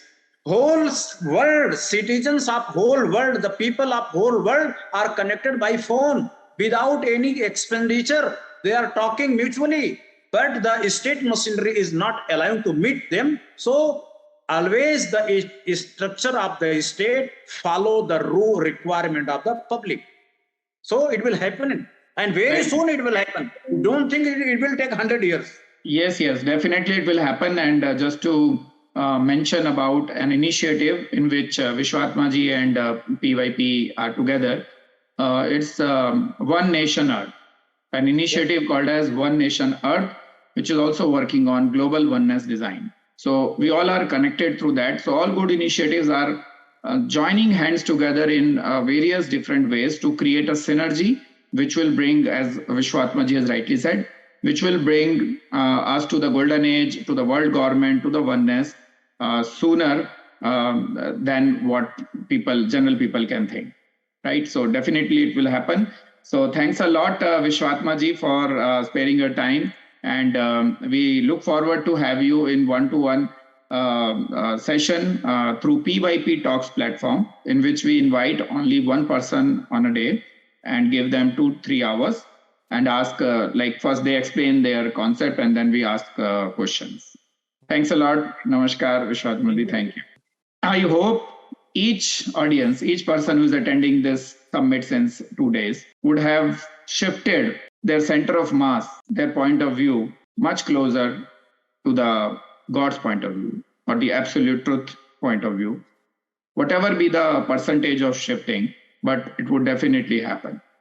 And this will continue for next 3 sessions as well.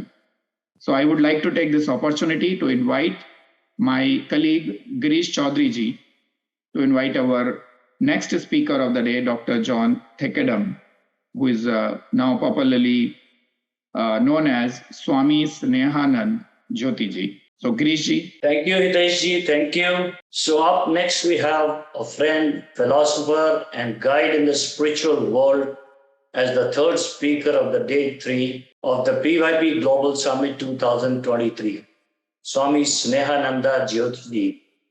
He's overall the 15th speaker of the 3-day summit. Swami Snehananda Jyoti was born and brought up in conservative environment in Kerala.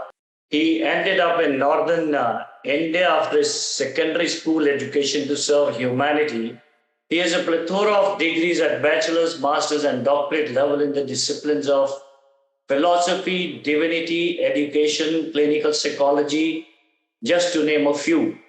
He has lived in the US for over 35 years and has practiced and taught psychology and psychotherapy in mental hospitals, Lindenwood University, USA, and Jannadeep Vidyapeeth, Pune, India. While in the US, he got an inner calling to serve India, his country of origin. He and his wife have been mostly in India since the year 2006.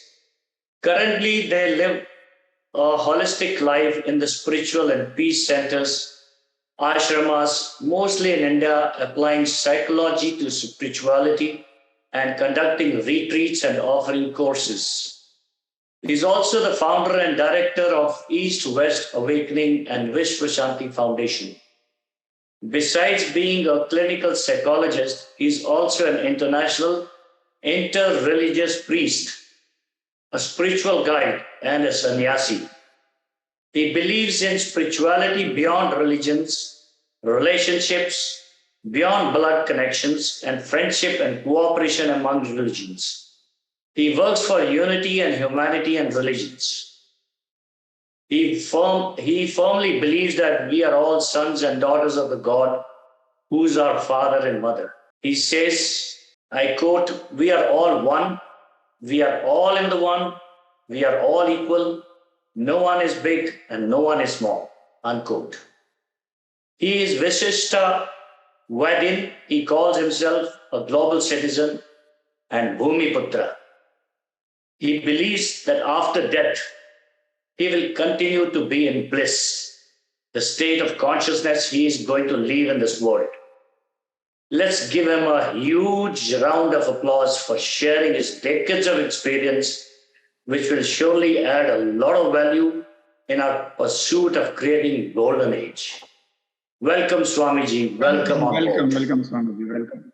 I greatly thank Hitesh Pandal, the chief mentor of this project, YugParivartan, and also his team. And thank you, my brother Girish, for the good introduction, and pranam and snehavandan for all. So let me begin. Today's theme, how do I see golden age? I see golden age as an age of dharma and satyam. Satyam because God is truth. That's what we were taught before. But I would like to say truth is God. Because we don't experience God the way we experience truth. So there, we know what truth is. We are not talking about God and various conceptions and things of that nature. Now, this golden age where everyone is spiritual, emotional, and mental and physical welfare is taken care of. In this golden age, everyone enjoys freedom, equality, justice, brotherhood, and sisterhood. Everyone enjoys peace and love that work as a bond for all of us. After having said that, what am I doing to bring about this golden age? I would like to talk about holistic living, in which science of spiritual health that will help us to become who we need to be, with special emphasis on purity of intention and affective detachment. I would like to keep to the time, so I'm aware I may not be able to complete all this, but we will do what we can and go on. So, my fields or spheres of activity are psychology and spirituality. Currently, I work on applying psychology to spirituality. My profession, I'm a clinical psychologist and also an interreligious priest, international interreligious priest, as was said before. My convictions, I live by spirituality beyond religions, relationships beyond blood connections. These are my findings of a few years ago. I work for unity of humanity, a friendship among religions. And as you said, I was born in India. At 34, I left for the West, lived there for the next 35 years. The most important years I lived there. But the most important years are, more than the most important years are still to come. I have an organization, East West Awakening, taking the very best from East and the West. And I would like to go on a positive mode because there are a lot of things that can be said from a negative perspective. We are always enveloped by negativity, so I certainly like to make a shift from that. Why East-West Awakening? Because we are walking in sleep, we are eating in sleep, we are talking in sleep. And I feel myself, I am doing just that right now. And I hope you will consider my old age and then give some concession to that. I believe that consciousness is the destiny of humanity where we are in eternal bliss. That is my current position. My current name, Snehanand Jyoti, is in my last and fifth reincarnation of birth.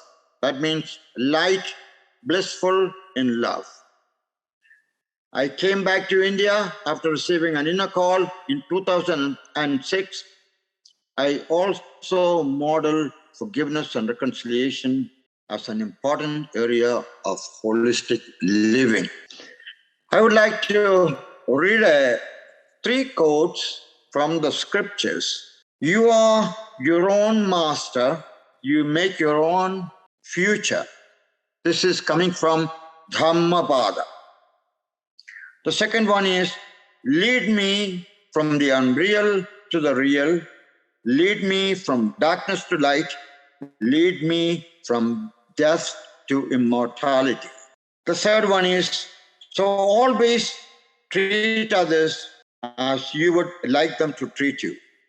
This is the law and the prophets.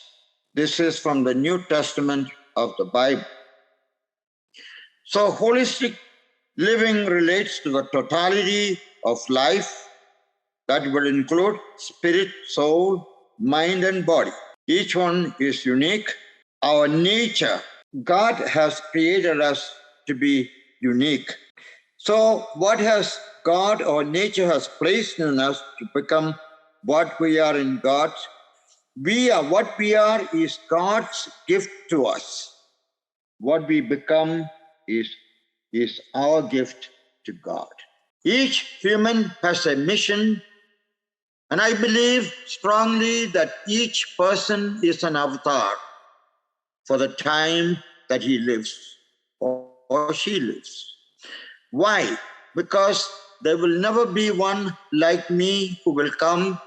There never has been. So I'm unique and I have my contribution to make. What is the people who go around us, God persons, God men, and from us? What is the difference between them and we or us? The difference is they think that they know what they are about, and we do not think we know what we are about. So we are not conscious of our being avatar. So I first pray that all of us, all of you, become avatars and appropriate for yourselves that role, so that you're not going to be streamlined or lambasted by others. Socrates, a great philosopher, said, an unexamined life is not worth living.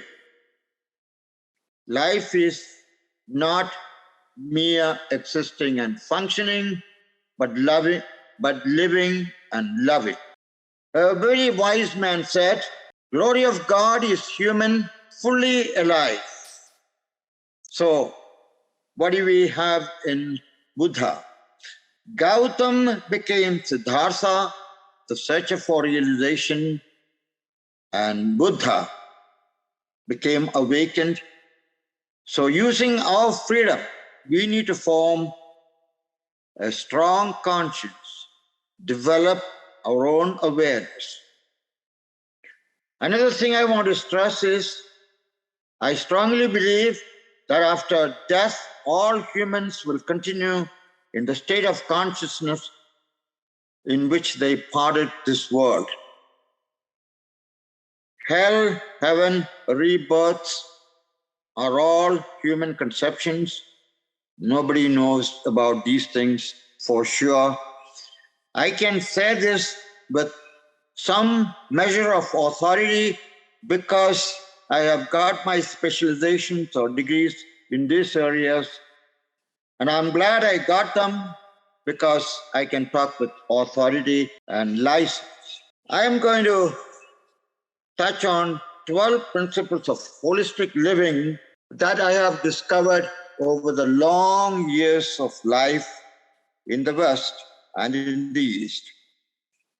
The first one is, we have all that we need to live a life that is purposeful, enjoyable, exciting. We have this already at birth, and there are people who initiate us into various rituals and rites and rituals and bring that about, and then gurus and I should say tons of gurus. So I right now decided I'm not going to have only, I am going to relate to God if God exists. And right now I believe God exists. So we can draw also from a rich treasury of human heritage from East and West. The second point is, life is a risk.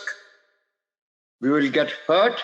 We can grow from our hurts and mistakes. They can be our teachers. The third point, all should live in a well-ordered democracies served by effective elected leaders. Our ultimate ideal should be a world government. And I was glad to hear Vishwatma, Sri Vishwatma, respected, talk about that. And I want to say he has gone a step ahead of, but I will certainly catch up with him because this is a way we can grow from and learn from everyone. Then, careful formation of conscience is needed, a strong value system, a worldview, and a philosophy of life. Now, somebody might ask, what are you talking about? Well, everyone has a worldview, whether he or she knows it, and a philosophy of life. We, because of the awareness and consciousness that we have, formulated some of them. So, the golden rule is, do to others what we like others to do to us. And there are several maxims for the formation of conscience. Do good and avoid evil. Give everyone his or her due. Always tell the truth. That way we don't have to remember what we said about before, because what we said about before, and if it is a lie, then we will have to say so many lies. Now, this idea is mentioned by Mark Twain, Samuel Clemens, whose old house I had an opportunity, I was fortunate to live close to. We have also United Nations Charter on Human Rights. These are bases of forming a conscience. So all the things that I said before are basis of forming a good conscience. Human being can compromise and still remain a human being. We live in a fifth point. We live in a pluralistic, multicultural society. We need to tolerate others' beliefs, accept them as they are. God permits evil to take place due to the freedom that God has given us. So, who are we to deny others their freedom? If they're going to create a mess for themselves, let them, and they will learn one day, I hope, to come back to the right path. I also believe there is no place for discrimination in this world. A lot of discrimination we are aware of. Now, I'm not going to name them and talk about that. I want to say, when I diminish another human being, we diminish ourselves. Tolerance, non-violent conflict resolution, compassionate relating, these things should be the characteristics of the 21st century. I also would like to say, no one is better or worse than anyone else as a human being. We may have so many degrees that we wear around our neck as toys, and we don't need to be doing that. But on the other hand, whether a person has a degree or not, we need to treat that person as equal as a human being. The well-being of the world is affected by each person's well-being. No person can really change another person. We can be models of change. Knowledge does not necessarily leads to change. Does not lead to change. Why? Because we know an alcoholic, he or she has knowledge, but does not have the insight or the awareness needed for change. So, for changes to take place, knowledge needs to be transformed into wisdom or insight. Sages and seers all over the world lived and still live a life marked by humility, detachment, discernment, meditation, altruism, and a search for truth. While we are proficient in exploring the outer space, we have been very inadequate in exploring the inner space. So I strongly suggest we get into exploring our own inner space. This has been the typical characteristic of our forefathers in India, and they have given us precious teachings. Now, the 8th point, we need a healthy mix of work and play. We need to take care of our body, mind, and spirit through nutritional eating, physical exercise, relaxation, fun, and meditation. Collecting wealth beyond a point is evil, because when I collect and keep them heaped up in whatever way, then we are depriving other people who are starving of salvation. So therefore, right now, our world values people who have the most wealthy people. I don't think they don't need to be respected as wealthy people. They need to be respected, or they don't need to be respected. And we need to respect everyone. We need to tolerate them as people who have taken away precious wealth from others. Colonization or conquest, extremely evil, and yet we are still looking toward the West. And I'm telling you this, I am a Westerner as well as an Easterner. I'm just telling you this, that we need to respect our own culture, and we need to call colonization as evil. And the people who colonized and plundered and exploited our nation, they need to make adequate reparation at some point or other. At least they should be able to tell us, we are sorry for what we did. It was inhumanity to humanity. Currently, I would like to say, humanity stands stranded and regressed. So we have not made the progress that we should have made.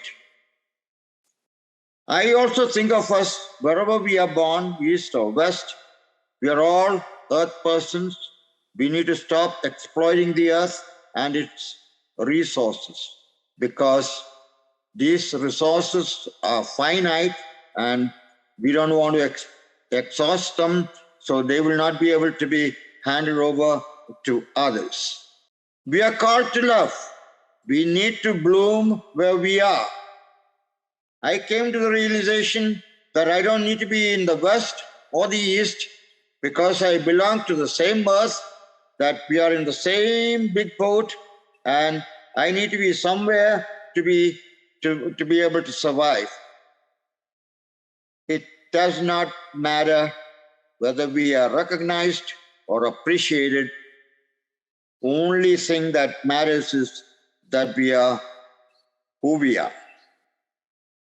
We are going to be remembered for improving the general quality of the life of each and every individual in the world, most of all by our own capacity to care and love others.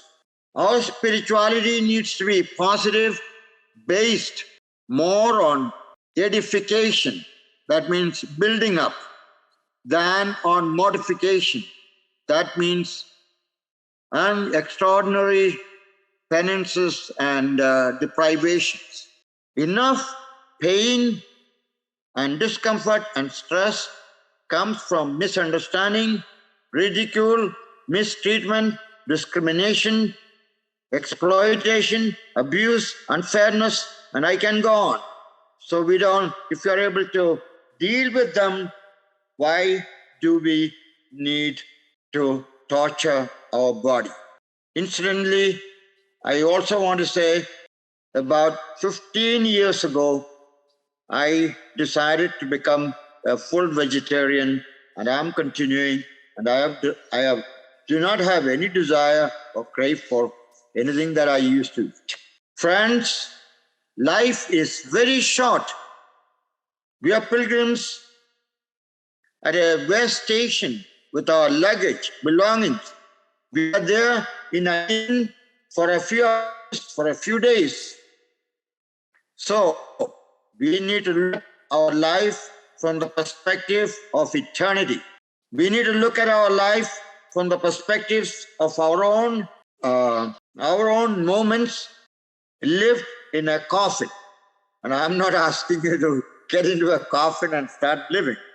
I would like to, in imagination, place yourself in a coffin, and suppose you have a few hours or even a few minutes, and your whole life is panning out in front of you on a screen.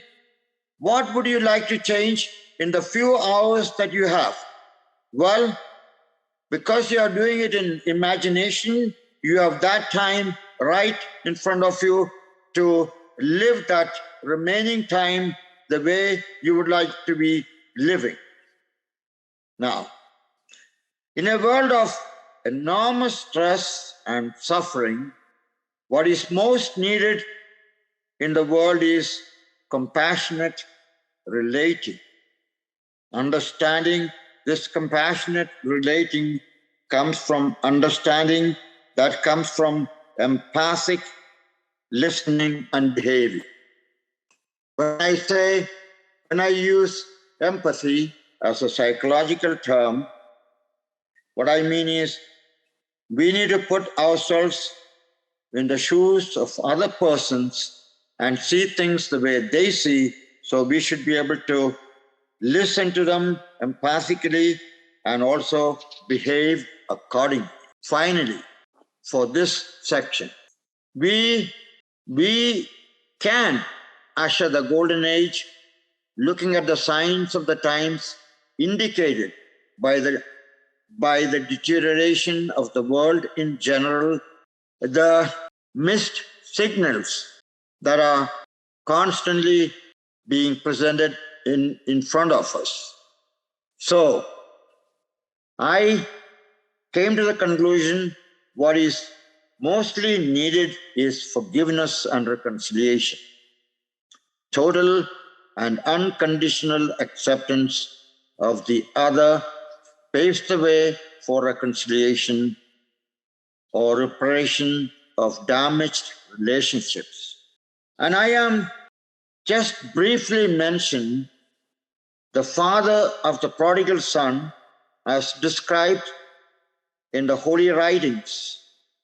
And by the way, I think of all the scriptures as holy scriptures. I give some more importance than others. So in that story, there were two sons, and the one son, the younger one, who plundered and he kind of mistreated his father and got his part of the inheritance, took them away, took that part of the inheritance, and went to another place, and he squandered everything. And then finally, there was a famine there, and he had no money. All his friends, so-called friends, left, and he had no food to live, and so he had to get a job to feed the pigs. And he could not even get enough food from the pigs to eat for himself. So he finally said, "My father will certainly understand me. I'm going back to my home and ask him to forgive for my sins, my offenses." And so he did come. Meanwhile, what was the father doing? Father was going to the terrace of the house and was looking for him, for his return.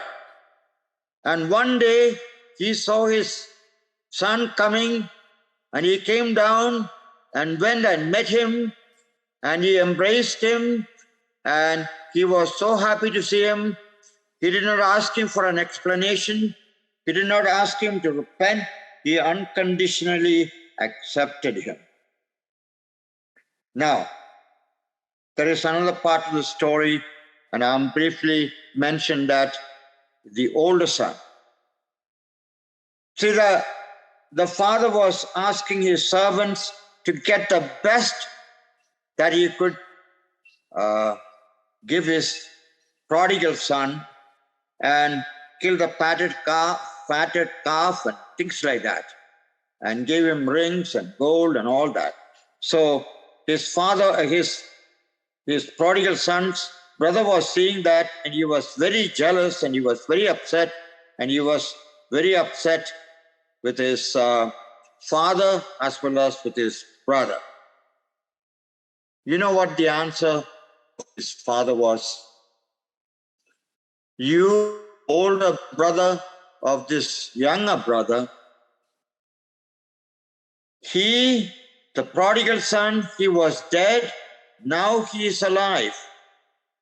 But you have been with me. You have been with me, but you have not gotten my teaching. You are jealous of his returning from his death. Why did he die? He died of his sins."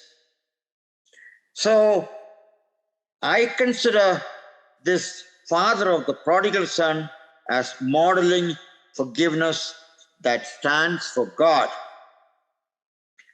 Forgiveness is an important concept also in theology and spirituality, and it is gaining increased importance in psychology and psychotherapy. Forgiveness, or letting go of resentment and the weight, are necessary in working through emotional and relational hurts and dealing in mental health. Forgiving is not condoning, not excusing, but letting go. It is releasing the offender from one's system, because the offender is still offending you by living in your brain without giving you any rent. And we don't know about him, and he might be enjoying the world as he is used to, but that is none of our business. In order to obtain peace and harmony, to function effectively, not releasing the criminal, for instance, hurts only the victim, that is us, because of anger and our resentment. In other words, forgiveness is important for our own enlightened self-interest. I also would like to say forgetting and forgiving. Some people will say, we will have to forgive if we are forgetting. Forgiving is not necessary for forgiving totally, but if we deeply, in the depth, if we forgive someone, we might also forget. That is incidental. So forgiveness is necessary, but forgetting is not. I would also like to say a lesson on forgiveness given by Buddha. And this is a short story. Buddha was one day sitting under the tree and talking to his disciples. And there came a person who was upset, and he wanted to upset, and he came and spat on Buddha's face. And his disciples got up, and especially Ananda, his chief disciple, got up. They wanted to beat this guy up, and because they said, if we didn't do that, then other people will start doing that. And you know what the answer Buddha gave? He may have heard something bad about it. That's why he came and spat on me. But you are offending me because you lived with me and you haven't learned the lesson you needed to have learned. So treat him well. And he only spat on his own mind that made a bad opinion of me. So I had asked him what next. He went from there puzzled and confused. He went home. Interestingly, he came back the next day, and he came and fell down at Buddha's feet, and he asked him to forgive. And he said, what forgiveness are you asking for? Oh, I spat on your face yesterday. Buddha said, I'm not the same man as you spat on yesterday. The man you spat on is no longer here. I look like him. I only look like him. He said, everybody changes like a river that flows. The man who spat on is not also here. Both are gone. So let's not worry about that. So I'm hoping this will help us to know, to understand more about forgiveness. I want to read a few maxims, 3 of them. I'm going to read that from my own book that I have written, The Art of Holistic Living, an Integral Look at Life and Lifestyles. Okay. Gandhiji said, the weak can never forgive. Forgiveness is an attitude of the strong. Nelson Mandela, you might have heard about him. He was the Prime Minister of South Africa after freedom. He said, harboring resentment is like drinking poison and then hoping it will kill your enemy. Mark Twain, I had mentioned his name before. He was known as Samuel Clemens, but he is known by his pen name, living on the Mississippi. So was I living on the Mississippi.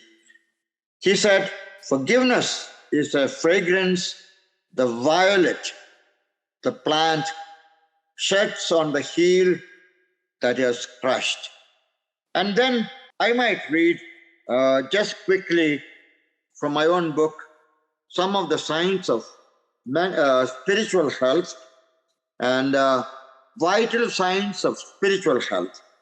Purity of being, intention, and means, a continuous, relentless search for truth, ongoing experience of inner freedom, glorious liberty of God's children, holy indifference, or what I would call affective detachment, decision-making as a result of continuous discernment, self-transparency as a mode of conscious being, acceptance of oneself and others as they are, acceptance of one's strengths as well as weaknesses or limitations, leveling up.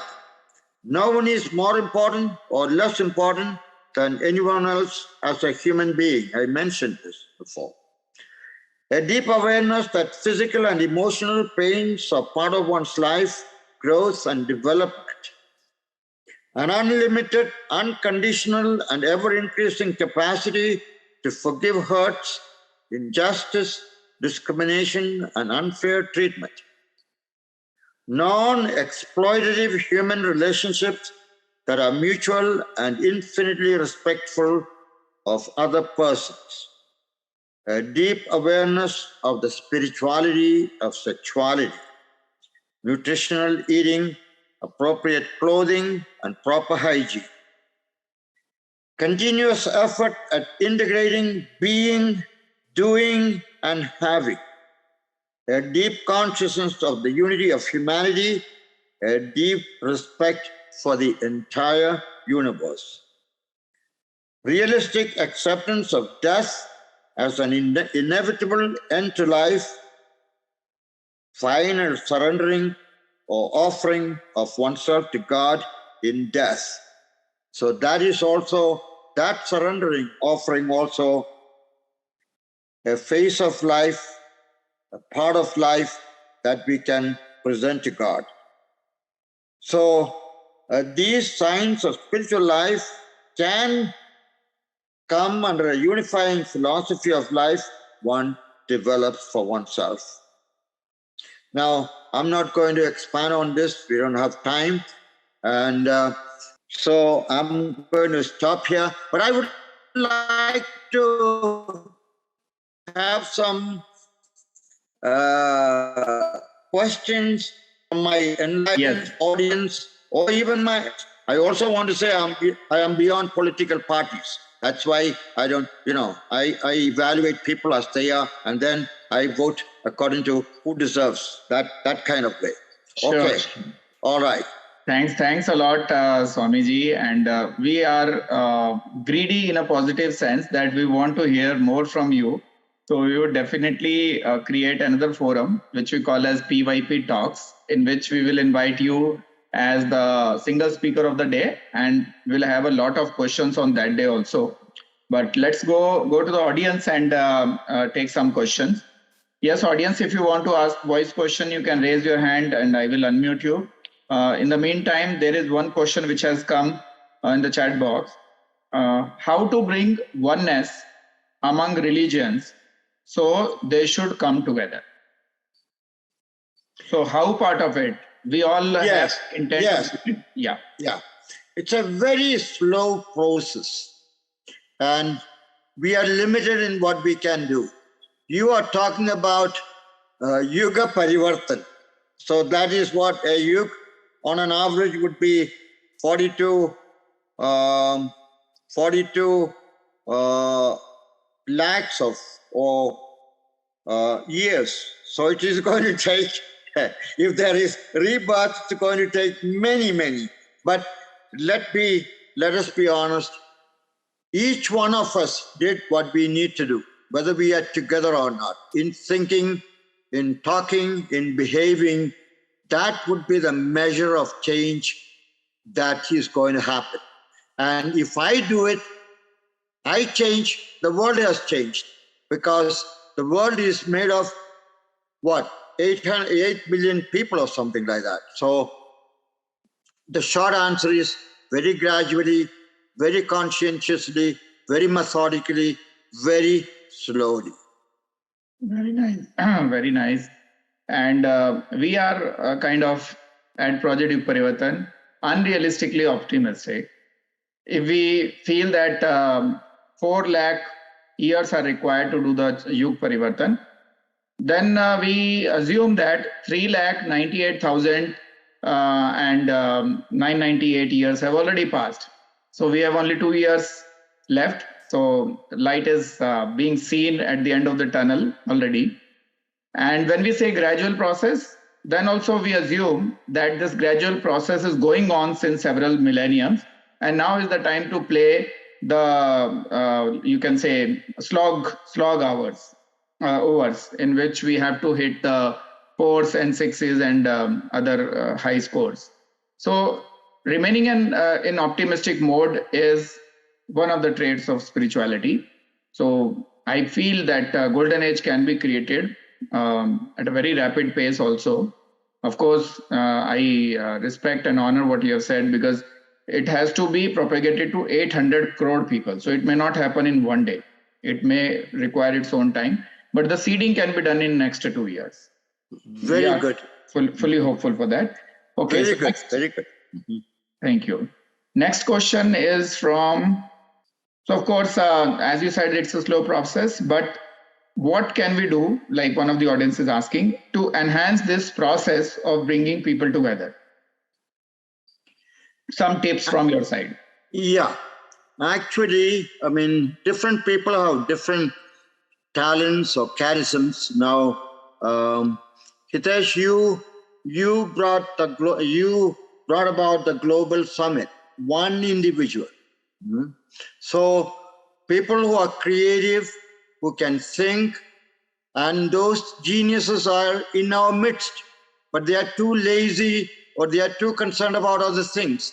If they give importance, this is important, then they will do that. So we need to again work on people to know the importance. Meanwhile, I have my home, I have my wife and children, the neighbors, and the people that I come across. So I am a walking missionary to propagate these ideas. Whenever I get a chance, I am passionate about telling how we can be the presence of God in today's world, how we can bring God's sympathy, empathy, love and care. And then that way I'm multiplying myself. So it is done, the multiplication of people happens in so many different ways.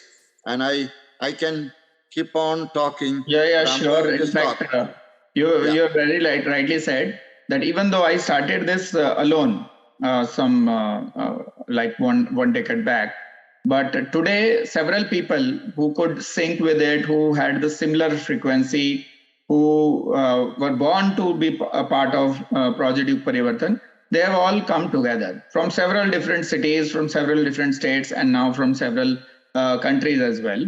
So this happens, this multiplication process definitely happens. And I think to answer the question of the audience, we can take it this way, that start where you are, use what you have and do what you can. And believe that the multiplication process has started from then and there, right? So beautiful. Thank you. Thanks. So yes, we all need to do our bit and start this multiplication process. We are all complementary energies to each other. One person alone is not sufficient. No big change is done by a single person.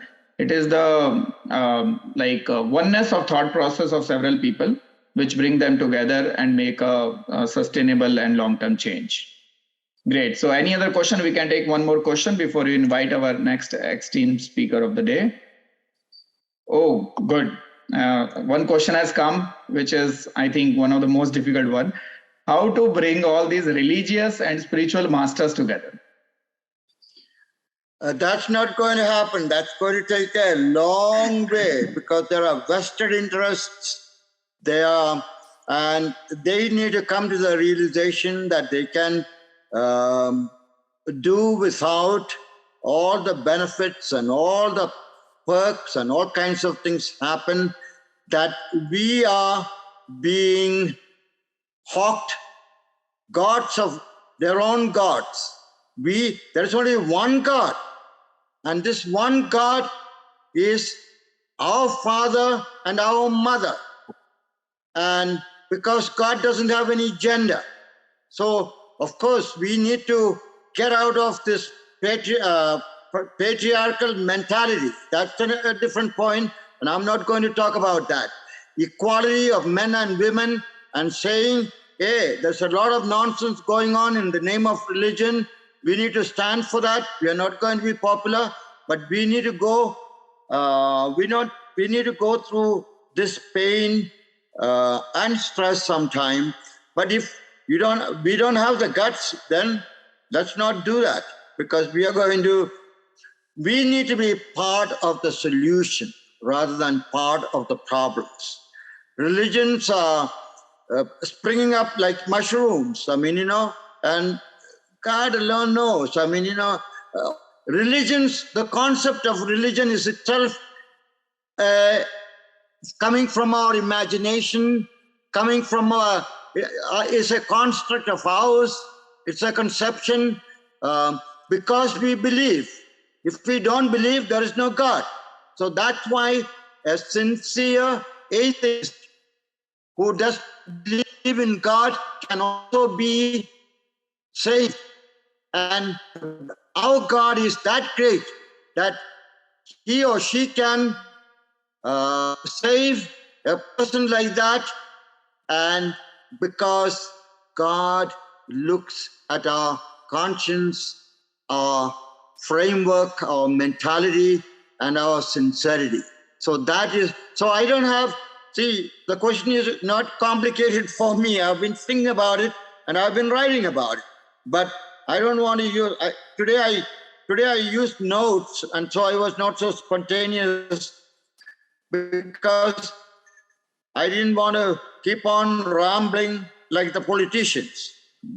And I don't want to put politicians down, okay? But that's the truth. So we can do it, Hitesh. You are doing it all yourself, and you collected some friends, and you also stole away my young brother, and I forgive you for that. And a good team of people you got. How did you get that? You used your resources to do that. You are not telling, give me back because I'm working, I work, and I am doing the same thing. I am using my own resources. So I'm not looking for something else to hand me down something. And when all that is over, I might start begging. If they give, well and good. Otherwise, I would get into samadhi. So solution is there. I don't need to tell you that. But thank you for your question. Thanks a lot, Swamiji. And just to give you an answer on a lighter note, I have stolen your big brother, like a younger brother, by making him my bigger brother. Right? That was very smart of you. So thanks a lot, Swamiji. And yes, we'll get in touch once again. And we'll travel to Munnar and Kanyakumari once again. And thanks for hosting us in Kanyakumari at a point which is just 200 meters away from 12,000 kilometers of ocean, right? Yes. So just after your neighbor would be living in Antarctica, right? Yes. Your house is so well located. So next house could be constructed in Antarctica directly after 12,000 kilometers of ocean. So thanks a lot. Thank you, Swamiji. And we'll definitely invite you for PYP talks in future. Namaskar. Thank you very much. Sneha Vandanam, Namaskar, and Vanakkam. Yes. Girish, you would like to add something? Well, thank you, Swamiji. Thank you being with us. And we need your blessings always, as you've been giving us lots and lots of blessings. Be with us, stay with us, and join our great mission. Thank you very much. Thank you. Thank you, Swamiji, and thanks. So we bless one another. We bless one another.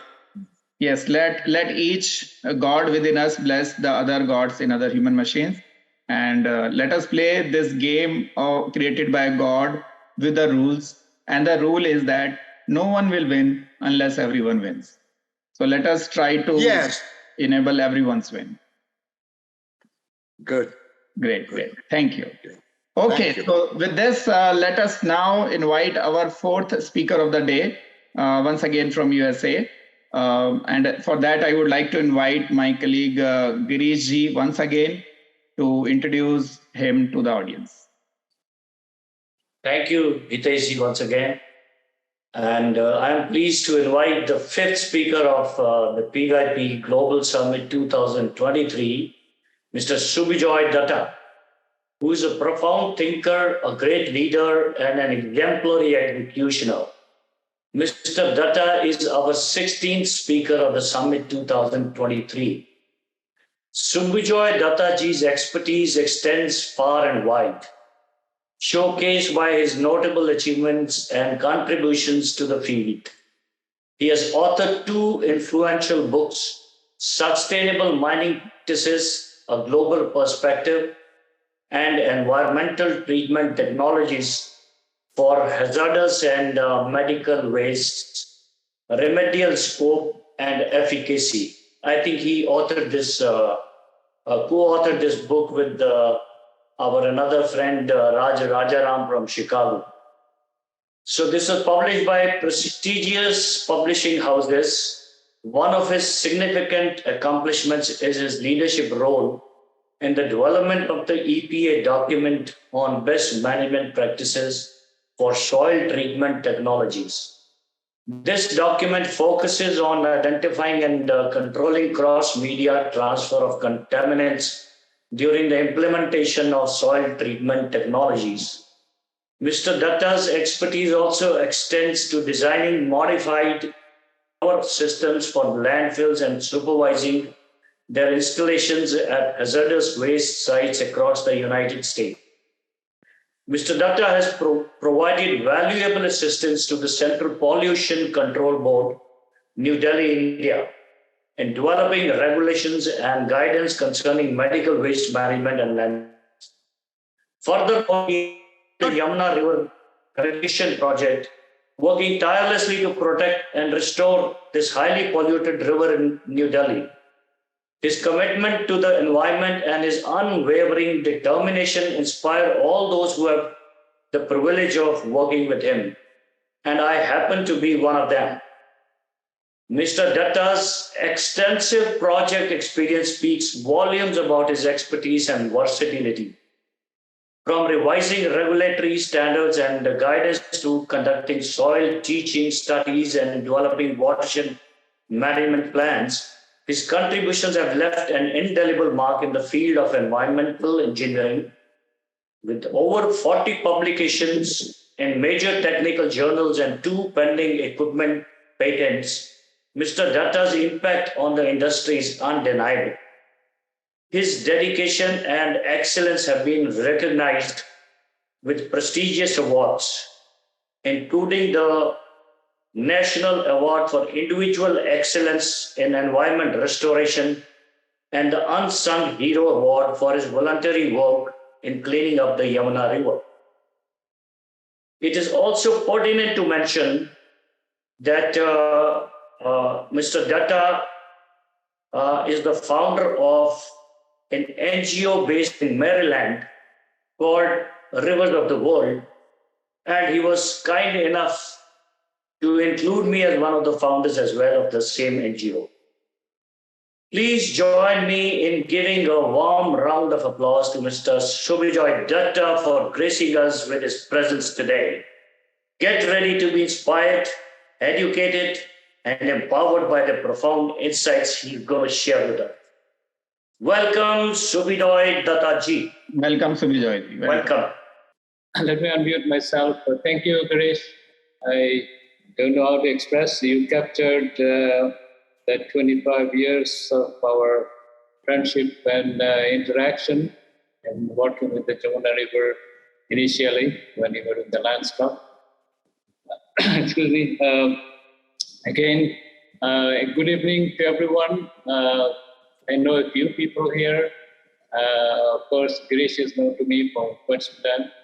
And I have communicated with Mr. Hitesh Chandel and few others. So I have a presentation. So I was going to go to the presentation directly and then talk, through the presentation and express my views with this great move of Project YugParivartan.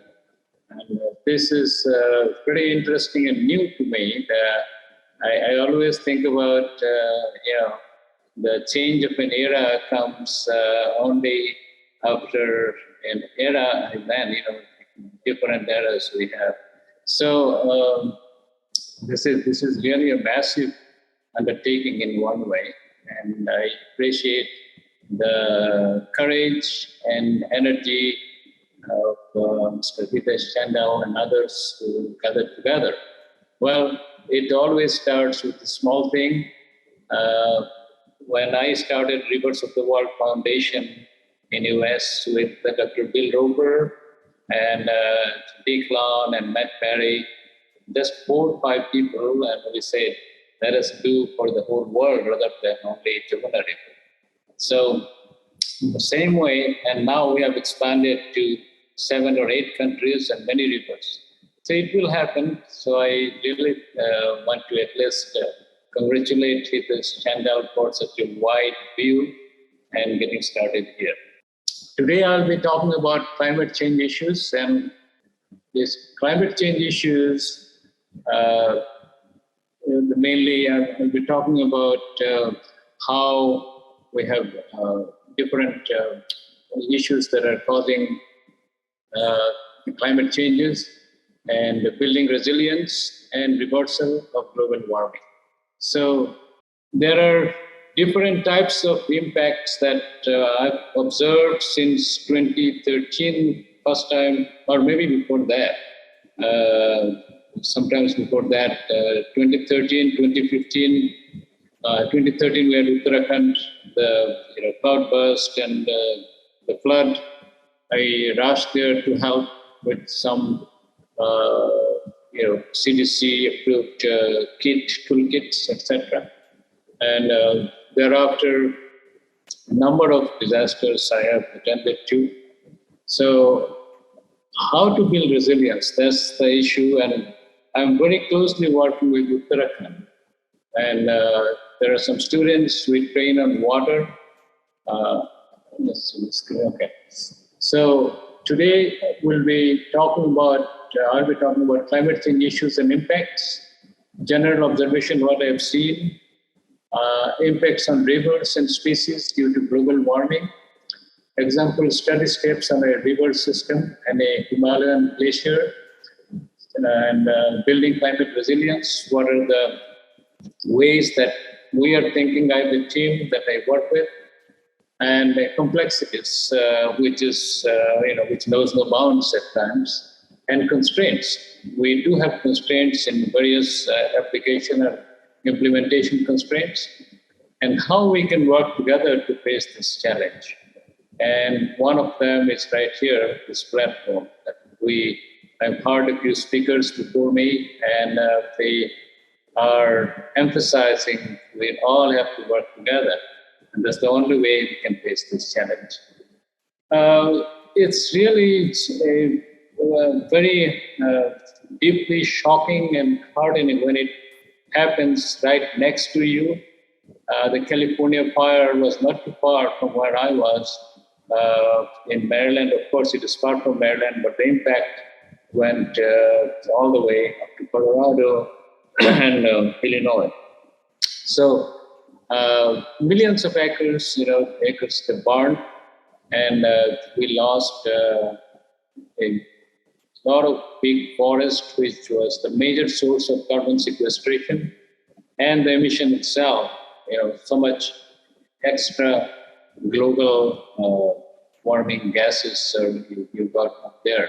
Now, this fire was, of course, a lightning different, events. It was a tremendously dry last year, I think 2021, end of 2021. And it was so dry that whenever the lightning caused a little fire, expanded, they could not control it. Many houses got burnt, Oregon, Portland, Oregon, and other areas. So it is really disheartening to see that. And I think a little bit before that, we had the Rishiganga glacier split there, and the whole village got washed away. And those are the things that caused me concern. And I was thinking about Hansali, a little town where there's a Himalayan English student that I work with. And I have been training the students to do the water testing, do water quality monitoring, and they're learning a number of things which are environmental related and protecting water, because that's my mantra, how we can save water, protect water, provide clean drinking water to people. And that's my really work that I've been pursuing in my engineering. I was with EPA, as Girish mentioned to all of you. I was with EPA for 20 years as chief engineer, and then I worked on a number of projects involving different countries, Indonesia, India, a number of times. And so that's why I got concerned when this thing happened in Rishiganga. I felt like we have to do something to check the glacier that, is the headwaters, the Vilangana River. There's a river that goes south of the Cutling Glacier, which is the Vilangana River, and it flows right by the school. And so if that glacier gives up one fine day, 4 villages will be washed away, including their school. And so I got really concerned. So I started sort of exploring first the steps of the glacier at 11,000 feet. I'll tell you some of the stories as I go along. So firstly, as Girish mentioned, I wrote that book on environmental treatment technologies. One thing that I noticed while I was writing it in 2021, that it was a COVID time. We were just working from home, not going anywhere, just constrained in the 4 walls of the house, and sometimes going to grocery with mask and this face shield and whatnot. So that time I kind of looked at the issues of emissions during treatment. And you won't believe, we call environmental treatment soil washing, vapor extraction. Yes, we extract vapor, you clean the soil.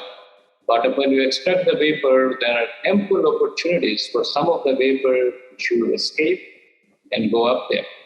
When you are treating the soil by soil washing, there is ample opportunities for some contaminants to leach through into the groundwater or surface water. And how we are monitoring it, how we are controlling it. And that's something that I started to look at, and I thought these emissions could be very serious. And I started, reading about NASA's findings and on the environmental emissions and global warming, greenhouse effect. And this really alarmed me that I have to do something. We have to do something. Each one of us have to do something. And I thought my contribution would be to alert people who are doing routinely soil washing or any other kind of environmental treatment, or construction or any kind of implementation of projects to look into the steps of each step very precisely. And I'll tell you more when I come to a little bit about the book. Now, global warming are not caused by more active sun, as that would have caused warmer temperatures in all layers of the atmosphere. So NASA has compiled a graph. The yellow curve is nothing but the solar irradiation.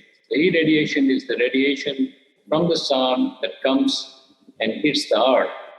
And it varies depending upon the time of the year. Also, it's different years. Sometimes it goes too low. The sun is not as bright. Some years it's stronger. So it has a pattern of high and low, as you can see here. Well, the upper Earth temperature normally follows what the solar irradiance, which around 1361 watts per meter square on the average, goes up to about 1362 at the most. But each watts per meter square is a huge change because we've got millions and millions of meter squares in this world, and it's Earth, I think. So this change was very closely followed by the upper Earth temperature, and until 1960, as you can see here, when the Industrial Revolution it took place, and people had more industries, more manufacturing, furnaces, all kinds of uses involving mechanical, petroleum fluid, cars, machineries. So from 1960 onwards, this upper Earth temperature was just increasing slowly, although there is a decline in solar irradiance. You can see the decline from 1960 to 2000, right here, 2010. Still, the upper Earth temperature was increasing, and it has reached, till the date I wrote the book, up to July of 2020, I got this chart here, but it has gone more than 1 degree. Now it's about 1.25, getting close to 1.3. So with that kind of upper Earth temperature, we have a serious problem of weather pattern changes. You won't believe the rain that I got in Maryland last year, January of 2021, so 2021 January. We normally don't get that kind of rain. Suddenly 4 inches of downpour in 6 hours. And it washed away the our backyard and many others' backyards. And we had to then, do a number of remedies to have the grasses back and all that. It's just one, but many similar things are happening. And I think these are warning signs that we all need to look at and see what we can do. The global warming is caused by carbon dioxide, methane, nitrous oxide, fluorinated gases. Those sort of are the major players. Carbon dioxide is an important player, but methane is 20 to 30 times more potent in increasing the global, is a greenhouse gas and its effectiveness. So we need to look at methane emission more closely and see if we can control that. So the effort that I was really looking into after studying this, I said, how can I do it with the technology implementation? And I put that in the book. But for practical purposes in Uttarakhand and other areas, I said, let us develop steps to prevent loss or damage of lives and properties due to these unprecedented weather events. That's the climate resiliency. And remedial steps involving climate reversal. What can we do to reverse the climate, reverse the changes? remedial steps involving climate reverse is a long-term effort. It's a very long effort, and we have to just work on it as I don't know how many decades it will take, but it will take quite some time. And the summary approach is developing a short background on river basins and watersheds. And I've already started that, developing river basins and watersheds, their interdependency and other watershed parameters that impact the quantity and quality of water. To that effect, I've been to the Khatling Glacier, and I'll show you. I have more information on that. Develop emergency drinking water purification systems for climate disasters, which I mentioned to you in 2013. I helped Uttarakhand when that cloud burst. Develop a precise predictive model for a specific town, city, area of interest, where we're hoping to predict the climate intensity and timing with a high level of accuracy. Well, for this Louisiana, for example, had serious impact. Similarly, Florida gets tremendous hurricanes. And, there are agencies, FEMA and others, they do a lot of help. And we get people trained to go there. But it doesn't happen as quickly in some remote areas like Philippines, India, also some areas of India. So we have teams to interact with the people and provide help. The effort includes ground sensors. So we are trying to get ground sensors. So, in a double sense, we will monitor the satellite-based live weather extremes in partnership with NASA and NOAA. We combine the two. We have Dr. Roper, who is in the committee of NASA. So he has access to the eco-sensors. We have now 2 major sensors in NASA that can give you 0.1 meter accuracy, in contours and elevation. So this data really helps us, and there's a LiDAR data, we use that also. So some of our team members have partnership, like as I said, with NASA. This is an infrared image for Hurricane Ida. It hit in August 2021. It caused the maximum damage in several decades in US. This is the NASA capture of that. NASA has a plane aircraft, that goes above this hurricane. They can go into the eye area. I mean, it's so daring to see those people do those stuff. So it's amazing where people have gone these days to capture those. And they're studying it. It's not only capturing. Those brave people are capturing the movement and helping with the modeling and prediction. And, I still would say USA is not as good as UK model. UK models are still working better for US. And so there are certain, modeling aspects that we are refining, I think, it is very difficult for US, models. But another thing we want to do is river monitoring. And river monitoring primarily consists of measuring hydrological fluxes, storages, quality changes, and tracking essential hydrogeometeorological parameters, it sounds pretty complex, but nothing very difficult, actually. Water level, water quality, topography, and weather. So I do, just one person, I can do all those 4 of those, and I have done that at some sites, and I'm teaching people, I'm training some young volunteers to those. And I guess the platform you are having, YugParivartan, you should make that Parivartan as part of your change, You should add the young scientists, engineers to come forward and learn and do this. And I'm willing to train people, I'm willing to teach people. Because that's the only way you can get this information that will be needed when the extremes come, And that's one main reason I think this thing will be of value. I did some daring things last year. I went to the Chambal, where the dacoits reign.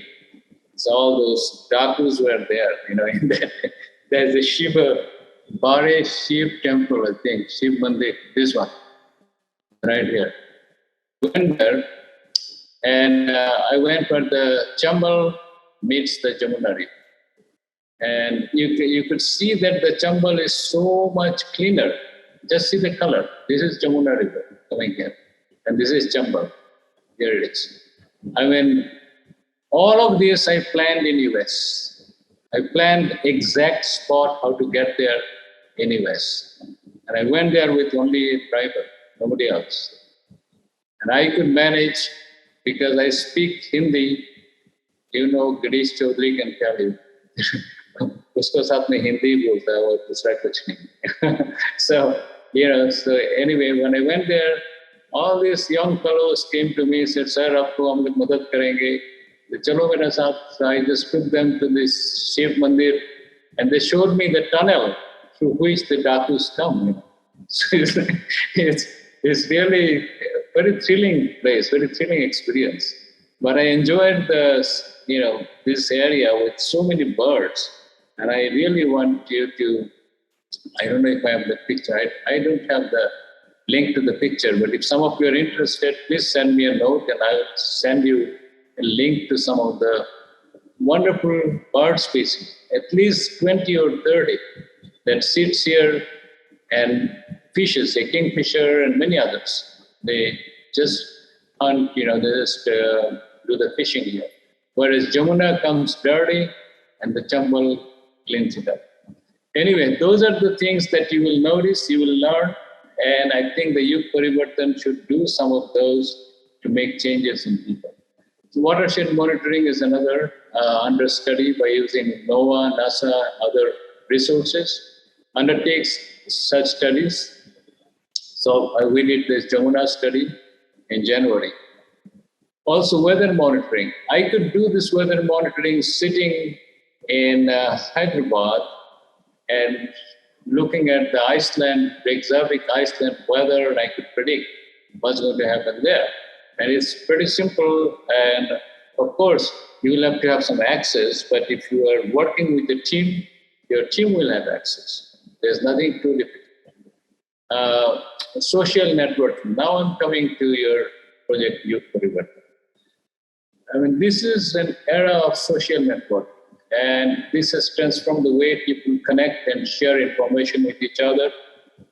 Sharing information is also a dangerous thing in some way, because I've seen in WhatsApp people make up stories, make up videos, and it'll be as convincing as a real one, and they're false.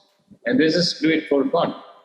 But those fun things it attracts people, and they just believe those unachievable stuff that they show, which those people, they don't do it, they just show it by video manipulation. I've seen at least 2 I caught them.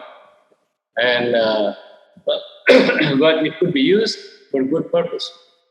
People are creating their digital identities, goes transcending geopolitical boundaries, freely interacting with others, and we do that. Share information, develop relationships, and just to mention this, develop relationship. There's a group in UP, the Urawar UP and Bateshwar. I never knew them. They wrote to us, I validated them, I wrote to them, and they did some survey work for 5 villages, sent me the information. When I found that these are sincere people, I went and visited them this May, in the month of May. And they're amazing. They're doing great things. And they're suffering like anything. The villagers are really suffering. It was very high temperature, but I didn't mind. I went there. And I went to all 6 villages there. So, these developing relationships can happen if you are carefully go through the information you receive and confirm, validate. Not only 1 way, 2 ways, 3 ways. We are working towards adopting a digital presence, democratize the data, gather public support, and also compile information generating IoT and satellite systems. And these are not too difficult these days. I do satellite systems. We also do some IoT. putting some small camera on the top of a tree, and that will gather information all around. Nobody will know.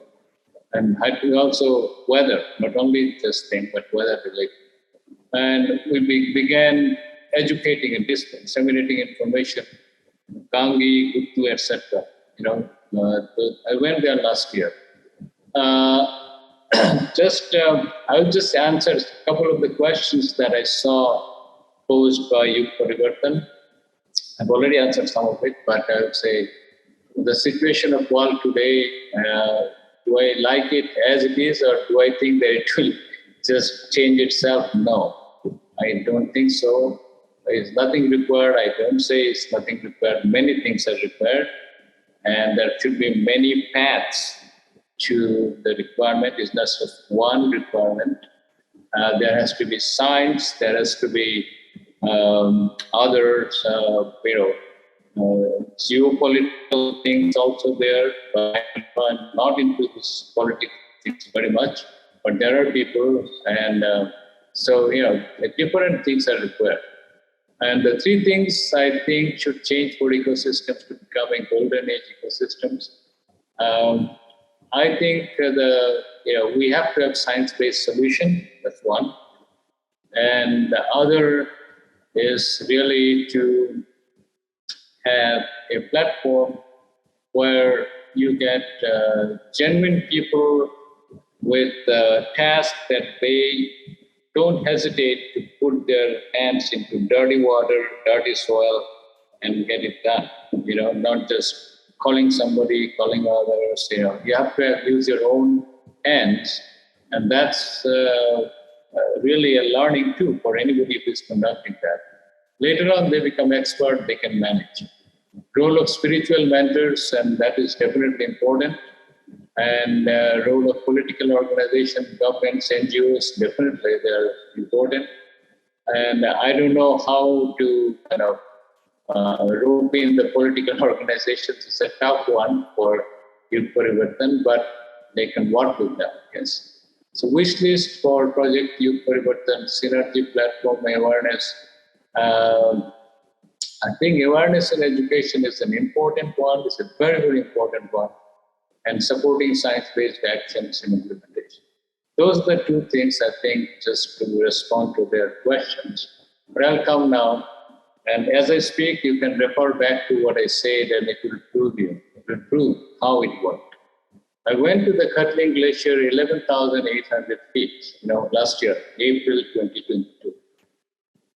I was with 2 or 3 people from the founder of the school. He was with me, and couple of people from there. We're just 4 people went up there, and we did a overnight camp near the Skopradhar, one place. We parked the car in Gangi village, and I walked, and others, they waited here because it was really a tough walk to the glacier, 3.5 hours walk.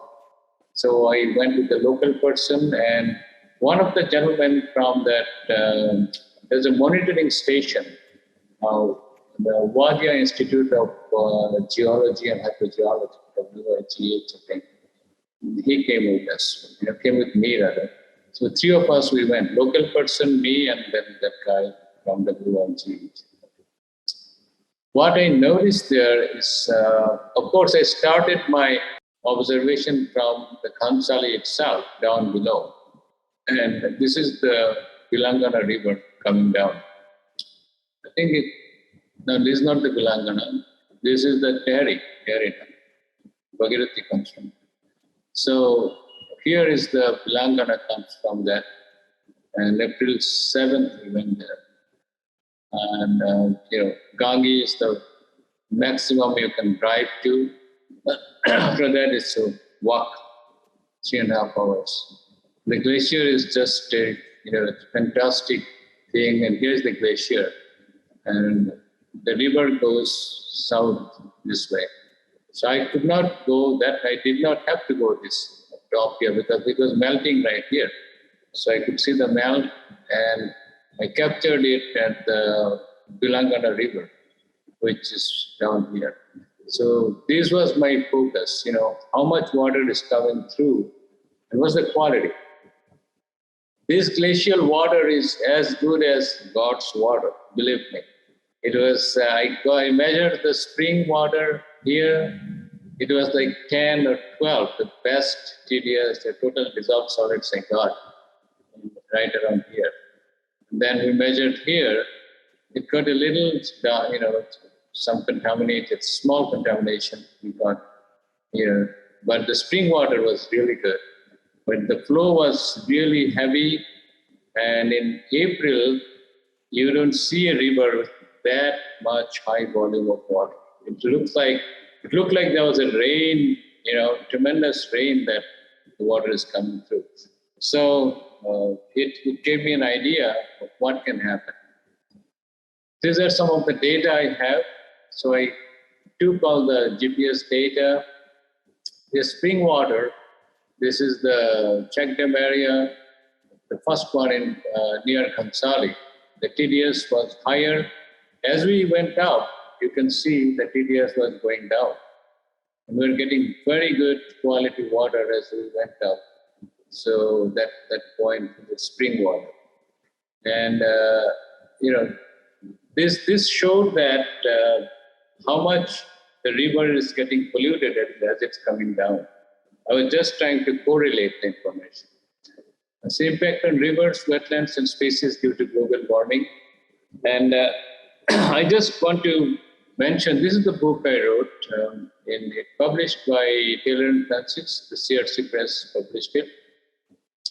And I was the sole author on this one. Of course, I did a mining book with Dr. Raj Rajarao, as Girish mentioned. But this book was fully reviewed by Dr. John Leonhardt from MIT. And he wrote the foreword on the book. And I think that you get a hold of the book, this. And YugParivartan, Hitesh, or anybody needs to have a copy, I can send a link and you can arrange one, for someone who is interested, or someone who is wanting to have some science, environmental protection, restoration, those areas, interest in there. So the lines that John Leonhardt wrote, I really kind of found that he just captured things in such a small, way. He mentioned that the readers will be solidly grounded in a wide range of solutions for environmental remediation, and such solutions will surely continue to be needed for a long time to come.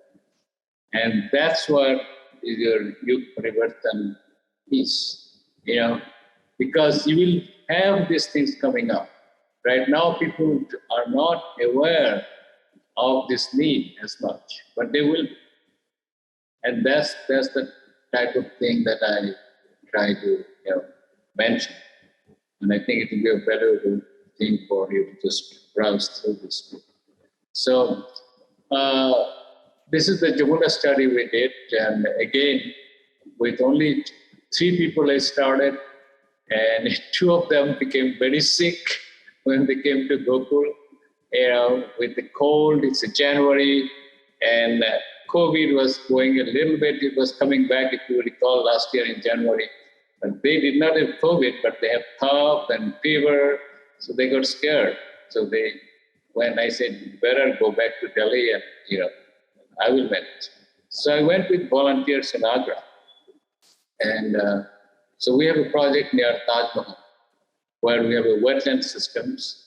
And this wetland system is 70 acres of different, reservoirs, cascading aeration system, natural, treatment. And the Kakreta, it's Kakreta drain. The drain water is cleansed and it goes into Jamuna. And the Jamuna flows very close to the Taj. And the forest department is really, they did the plan because the land belonged to forest department.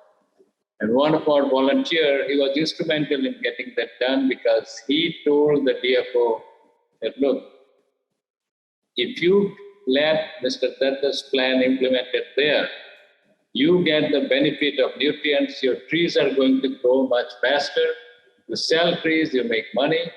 At the same time, the river gets cleaned up, so it's benefit for the people. So they bought the idea, they built it, and they also got educated. See, they have these waste bins here. They have the waste bins, they're placed everywhere. So, it is making an impact there. And now they're increasing. This time I went there, they said they're increasing to 170 acres biodiversity park. So these sort of things are happening, in that area. These are some of our team. This is Mr. Brij Khandelwal. He is a IAN, news agency. Reporter. He's a very good guy. He's been a long time with us, and they do various things there, support us and all that. So I meet them whenever I go. So these were the path that we traveled. And here are the pictures of Chambal. I said I'll send you links right here. So I will send the presentation to Hitesh, and if you are in this mode, in the PDF also, this will work. So you can see these birds. They're just super. We can see how many different kinds. And I sat there for more than half an hour just to watch them do the things. It's just so beautiful. And really peaceful, very peaceful. Now I went to Bangladesh, not Bangladesh. From here, this is the Sundarban wetlands. This is another project I looked at. You see what is happening, climate change. The Sundarban is the cyclone capital of India. What is that doing? 70% cyclones in the area from these were severe, and there are reports that came to me, and they asked me if you can suggest something, because their main problem is when the flood comes, these people don't get drinking water. They don't get any clean water. So what do we do? I went there and I looked at, this is Sundarban area, you see, the highest density of the cyclone storm. I've captured all this information. I'm not going to go through, I don't want to delay you all. But I tested the water of this tube well, and I tested the water of the pond. It is alarming that the tube well water was worse than the pond. The surface water was cleaner because rainwater is clean. And this tube well water got contaminated with, I don't know what they have and how it is contaminated, but I have looked at a number of tube wells, and what I found there, see, I marked there 1, 2, 3, 4, and 5. And I found the highest elevation where we could have a filtration system, a platform, 25 feet high, platform. So if the flood comes, everything is underwater. This is the highest point. There, if we have to move by boat, when there's a flood, they just go here from one place to another by boat, and sheds are created higher. This elevation is good.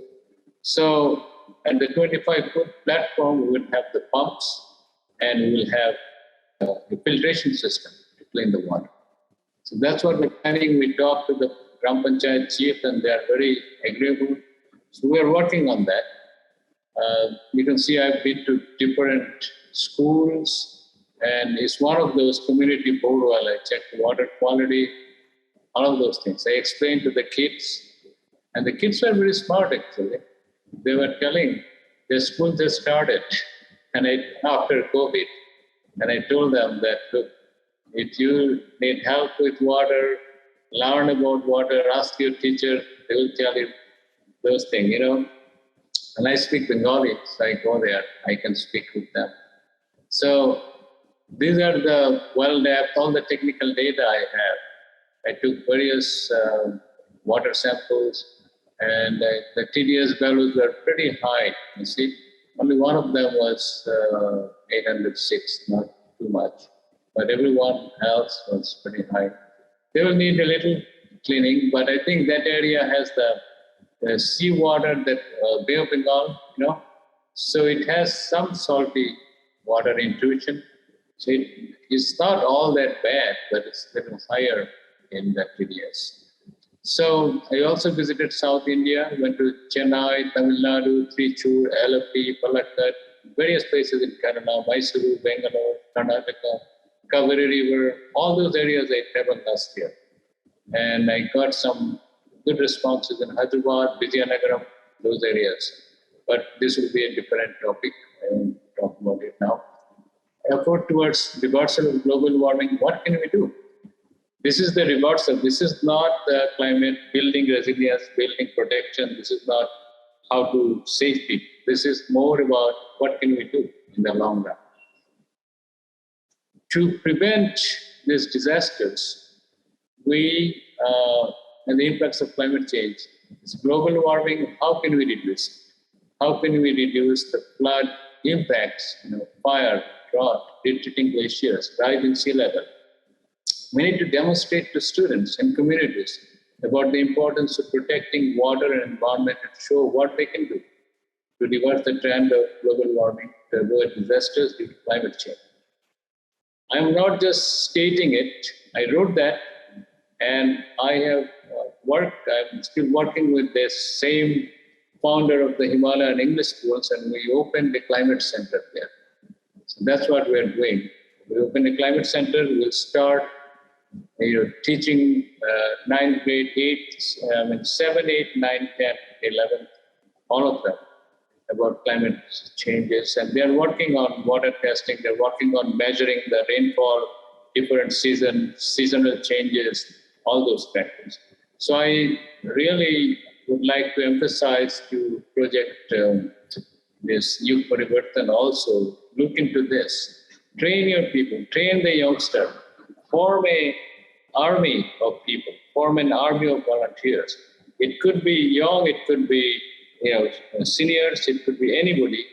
And I saw a Swami a little earlier. He's pretty inspiring. You can involve them and train those people. And that's what the awareness work. Now, set up climate change centers. We have started with one. We can do more. That Project YugParivartan coordinate and interact with us. We'll do it. That's what I'm offering. We'll do it. Approach a number of organizations who are active on the climate change, create climate change centers, arrange for schools, colleges, and other organizational day visits. Once we build it, let schools send their students, and day visits will have trained people to show them, after we train them. It takes about a year to train them. Develop small monitoring tools to provide to rural people. But you need to educate rural people. They need to understand. Then you got something. I think that's about it, what I have today. So I'm open for questions. Wonderful. Very valuable and very timely as well, because yesterday only we had the World Environment Day. Yes. And every year it reminds us of the gravity of situation which we are all heading towards as part of a passenger in this shared spaceship called as planet Earth. So it is very critical. And recently even I have read somewhere that instead of saying that save Earth, it is actually save humanity, because Earth will remain safe even without human beings. Yes. So somewhere it is the quest of saving this species, which we consider as the most evolved form of life on the planet.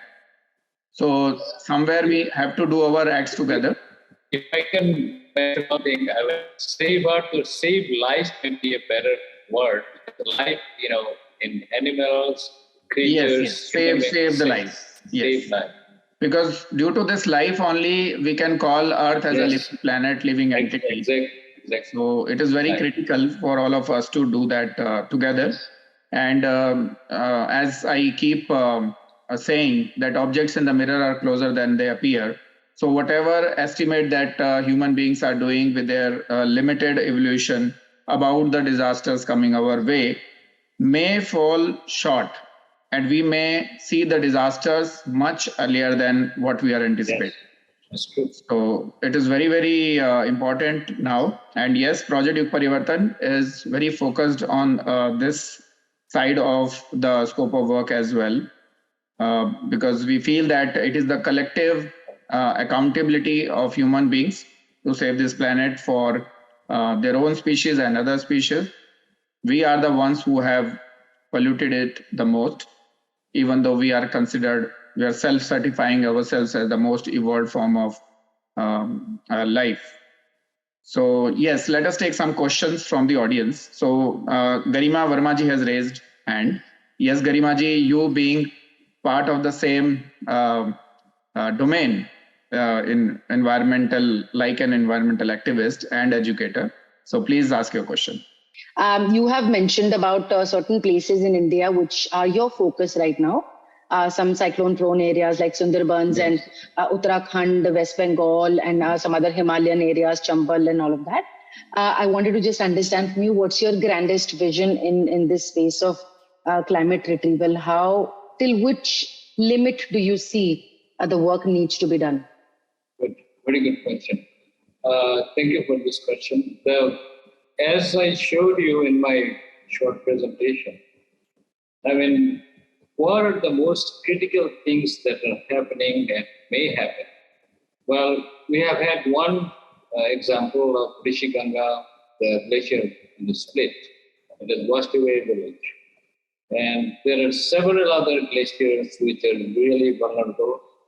But the one that I know and I could have access to do something, I would like to start there. But if somebody else comes to me, ask for opinion, that, hey, we have another one which is also similar, which has similar vulnerability. Will you guide us? Will you, give us some suggestions? I'd be happy to do that. So that's one. Secondly, Sundarban, it has the nations of the capital of cyclone, they call it, and I've studied, and that also I did not know as much, but someone from Delhi, the Humanitarian Aid International, a group that takes some support from us in the water filter, all those things. They asked me that since I come to Bengal, I come to Kolkata, can I visit and suggest a few things? So I did, and I suggested a plan. And they have taken the plan, and I think they're going to United Nations or some other agencies for some funding. So that's the second. The third, which is the river and the river pollution, Jamuna, Chambal, and I just wanted to see the confluence and see the terrible amount of waste, the huge amount of waste that the Jamuna River carries from the greater Delhi area, and also the industries, agriculture runoff. And I go to Gokul very frequently, and Gokul is a small town, but they really do follow. They have been following our advice, suggestions, and they have got their waste, beans and all. They have a system, so they are not polluting the Jamuna much, and they have river boats, and they're tired of this all that. So we tell them, and but these rivers, unless rivers are monitored, and they make changes upstream sometimes, and if people are not careful, those changes can cause downstream a lot of distress in people. So those three things, I think, and the contamination, where they're coming from, can we spot and point out that, yes, I see that industrial discharge coming. I can point out. I've seen a number of areas. I've seen in Agra, one drain that comes and discharges, and it's ironic. There's a plant by Japan, grant by from Japan, JICA. And that plant, the guy has a logbook, and he writes 20,000 liters a day they're pumping to a treatment plant. But 20,000 liters is nothing. about 1 million gallons is just flowing free to the Jamuna, just sewage. But this fellow, he's not really responsible for that. It is the management people who took the Japan's grant and have just only utilizing part of it, water to go there. People should be aware of this, and these are not very difficult to find out, And I helped another place, of course. There was a refinery, Mathura refinery, and they were discharging their crux of the barrel at the bottom into a pit. That was in 2001, in 2002, 3, something like that. And then the Jamuna was getting, I saw bubbles coming up from the bottom of the river. And I took some samples from a boat and I flew to US the same night at 2 a.m. I flight. And I got it analyzed and it showed 19,000 parts per billion of benzene polyunsaturated. If you are working in an environment, you know how much cancerous those elements are. So I called them for volunteer at the same bridge under volunteers. I showed this picture. They tried their best, they couldn't do anything until there was a fish kill of 10,000 fish died on that spot. It's unbelievable that I predicted, and I did not go for any checking or anything. It's a casual boat ride, and I found. And then the judge, they went to the judge who ordered the refinery and says you cannot dispose in the ground anymore. It has to be on in a tank. That was 2006 October. I came in 2007, about April or May. This place was reverberating ecology. And now still it is the boom. So, those sort of things, I think the priority should take place to this. Those are the things I am preaching. I don't know if it answered all your questions. Yes, definitely, and very aptly. Thank you so much. Thanks. So I have one question. In PYP, Project YugParivartan, we are internally known to think about unthinkable, because the unprecedented situation that we are seeing today, the extraordinary situation, definitely requires extraordinary thinking. So one of the major impact of global warming is melting of the glacier, which will start a cascaded effect to raise the level of the surface of water on Earth, which means oceans, which will increase the precipitation and cloud formation and maybe more raining, thereby flooding the land far off from the ocean as well. And this rise of sea level will eat away several thriving cities and pollute its land, if not forever, at least for a very, very long time. So I consider ocean as a big container of water, which is overflowing, right? So can there be a solution, just an out-of-the-box thinking, that we reduce the level of the ocean, the sea level, deliberately by extracting the excess water that it is accumulating? Like it's a multi-pronged approach, like stopping the rivers to merge into ocean, because it is one way through which the ocean is getting its additional water. Then reducing the ocean water by extracting it through for the purpose of desalination and using that water in the mainland. Can that be done practically? Because the first question that comes into the mind is, it is not economically feasible. It is very costly, right? Because the net economic outcome may be in negative. Only in the countries like Dubai, UAE and all, it becomes financially feasible for them to do it, because they anyways have to buy the water, which also comes at a cost. So now the humanity is on a crossroad of deciding which cost to pay. The cost of extracting the water and doing desalination, or the cost of losing 300 thriving cities of the world, including Kolkata, where you are right now, Kolkata, Mumbai, Chennai, Bhavnagar, and there are 10 more cities who are part of this list of 300 cities. So how do you see this as a solution?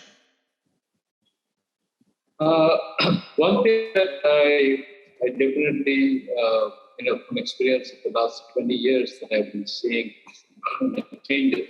I mean, for example, Jamuna. When I started working in Jamuna about 25 years ago, it was like there were only a few drains that was polluting, and we wanted to capture it, treat the water by natural systems, and then put it into the river, because India did not have sophisticated treatment systems, but now they have spent money, they got the sophisticated systems which they cannot even run. It runs at when the ribbon cutting, that day it will run. 2 days later, it goes down, everybody comes there, and nothing happens. That water is again going into the river. So what I think is, you're constraining the river, which is naturally flowing into the ocean, into the bay, is probably not the best solution, because here nature's force is just tremendous.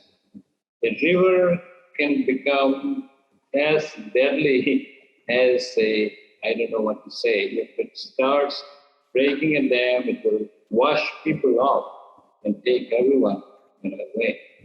And to control them, your foundation needs to be, to calculate the load, is just extremely high. Sorry to interrupt.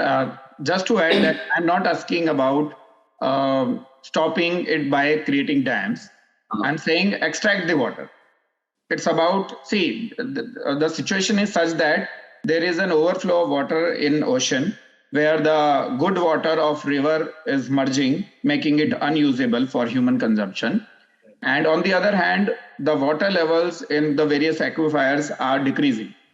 Right. So is it not possible to invest a huge amount of money to extract water from these flowing rivers and use that for recharging the groundwater levels, plus extracting the water from the oceans and reducing the sea level?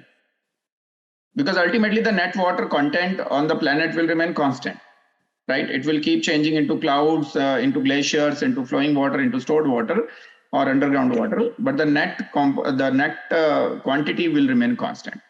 So somewhere earlier the sea levels were lower, so we can bring it back to those like 200 years back or 300 years back level. Well, you're capturing some of the water and recharging groundwater is, of course, a viable thing to do. But in doing that, you have to study how much you are withdrawing the volume and how much you are depriving, if any, downstream, because some people may be depending upon that water. So there's a big balance. And then especially in India, where people are so densely populated, when you take away water from one area, the other people, politically, they will start to move, say, you cannot do that, we don't get water here. Like that sort of thing will happen. It will create commotion, number one. And sometimes it could be good, but to explain to people that it is good for everybody, it is quite a big affair. I would think it's quite a big affair. But I'll tell you that one principal of the school in Agra came to me 15 years ago. And he said, Dattaji, can you make one system for me? I want to capture the Jamuna flood water. It comes up 20 feet high. And I want to inject it down below. And when the drought comes, I want to pump it back up and do irrigation in the cut. I said, yes. I said, it's a great idea. I will do some calculations and do some geology study. I did for him. He was a great man. I think he passed away, but in Agra. He was very, very, very good guy. Everybody knows him. So I studied the geology and I said that they have to, inject it to the equator level, which was about 60 feet below ground, where it would hold, and it will not run away from to different places. And then they could, bring it back up. But thing is, all those debris and things that comes with it, they have to have special arrangements to screen those and then do those things. And I did a little sketch for him and everything. But I don't think it went anywhere. But he was a good man. He came to US once, and he called me.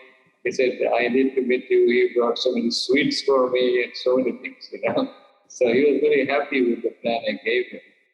And I think this sort of things are good. It's not very undoable, but you have to have a control. Like this gentleman had control over the people area. He could make it. Okay. So you have to capture people like that. But it has to be done in a small way first, with a test run. You cannot just do in a major way, like plan for 20 places and start. It may have because you have to do all the calculations, You have to calculate where the water goes, how much it goes, all those things. And all. Right. So definitely discuss this in detail in a dedicated session.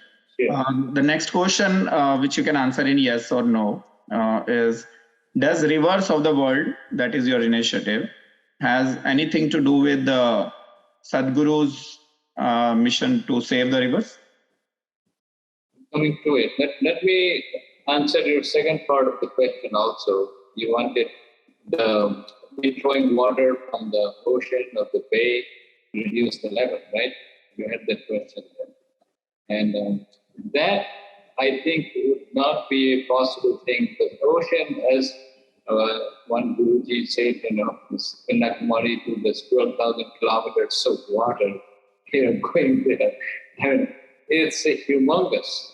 And it's like 2/3 is water, 1/3 is land, right? That's how it is. So it's a huge volume. You cannot even imagine the volume of water. So that plan, if it's a cove, if it's the Gulf of Mexico, even that is big. But if it's a small bay, Lake Chilika or something like that in Orissa, something maybe you can do something. But not in a big way. We'll discuss that in detail, because my mind is somewhere stuck over there, because I feel that humanity has to pay a cost. Yes. The cost of, because I come from an industry, HR industry, where there was a story that there is always a cost of training for people development, but there is always a cost for not getting trained as well.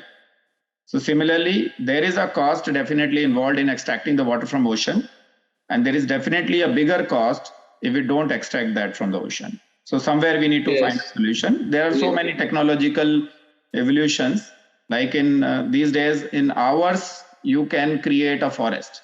At least the seeds can be sown within hours. So similarly, the AI and other drone technology and several, like it's a amalgamation of several technologies which have to come together, not just the traditional desalination plant.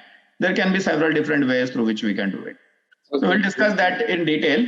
And in the interest of time, I think we have to go for... Next question, I can tell you the answer to. Yeah, last question, and then we'll move on to our next speaker. The Sadhguru's point there, I have seen, once one of my colleagues in the US, he told me, Subijoy, this gentleman is coming to New York, you want to go and meet him? And I was tied up, and I said, sorry, I cannot go that day. I was tied up with something. So, something important, pre-arranged, so I did not discount that. So I think in principle it's similar, but similar in a different way. Sadhguru is more like, taking a lot of people, planting trees and trying in that kind of fashion, But ours, Rivers of the World, is Dr. Bill Roper, Matt Perry, biologists and engineers and scientists, Tanya Sark, all those people who are approaching restoration or protection of rivers by different methods, different scientific approaches. And then we also do have a few people who are interacting with groups, different groups, like river keepers. We work with them. So there are similarities, but our approach is quite different. You know? Great. So thanks a lot, Subijoy ji. We want to hear more from you. So once again, I invite you also for PYP Talks, a 2 to 3 hour show, wherein we will invite you as one speaker and have several questions. And that video will be useful for all our audience. Thanks a lot, Subijoy ji. Thank you. Sure. Thank you. Thank you. So with this, I would like to invite my colleague, Mr. Amit Agarwal, to invite our next speaker of the day. Thank you very much. And good evening, everyone, once again. Now it's my privilege for all of us at PYP to introduce a visionary whose words and actions have left a mark on the realms of spirituality and personal growth, Shri Subesingh ji.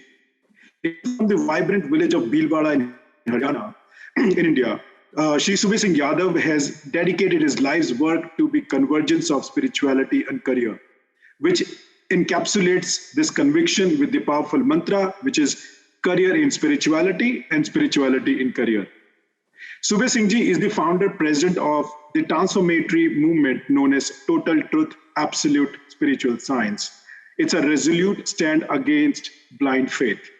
His dedication extends further as he assumes the role of director for the influential One Earth Alliance Foundation, amplifying his commitment to a harmonious world, free from the shackles of caste, creed, color, clan, and race. A luminary in this field, he proudly holds membership in the esteemed World Hindu Foundation, forging partnerships with organizations such as UNESCO to promote unity and understanding. Additionally, he serves as a life member of the World Human Rights Protection Commission, actively advocating the rights and well-being of every individual. Subesingh ji's endeavors span far and wide, encompassing a diverse range of roles. As the Prachar Pramukh of the Bharatiya Kisan Sangh and a member of the Nambardar Association Haryana, he exercises his influence to positively impact the lives of farmers and rural communities. His expertise also extends to the realm of journalism as an advisor to Amar Ekta News, further solidifying his commitment to empowering the truth. Subesingh ji is also the founder of Adarsh Parivar and holds the esteemed position of president in the Sanatan Satya Prachar Samiti. Furthermore, his role as the National Secretary General of the Hindu Force speaks volume about his dedication to preserving and propagating the essence of Hinduism. His literary contributions are equally profound, with a collection of books including Hindu Dharma Ek Satya Path, Uttam Se Sarvottam Ki Aur, Amrit Kranti, and Ashcharyajanak Satya. Each of these works is a testament to his wisdom and commitment to guiding individuals towards a better tomorrow. So, ladies and gentlemen, please welcome our next speaker, Mr. Subesingh Yadav ji, with a big round of applause. Welcome. Over to you, sir. स्वागत है सुबेद जी आपका।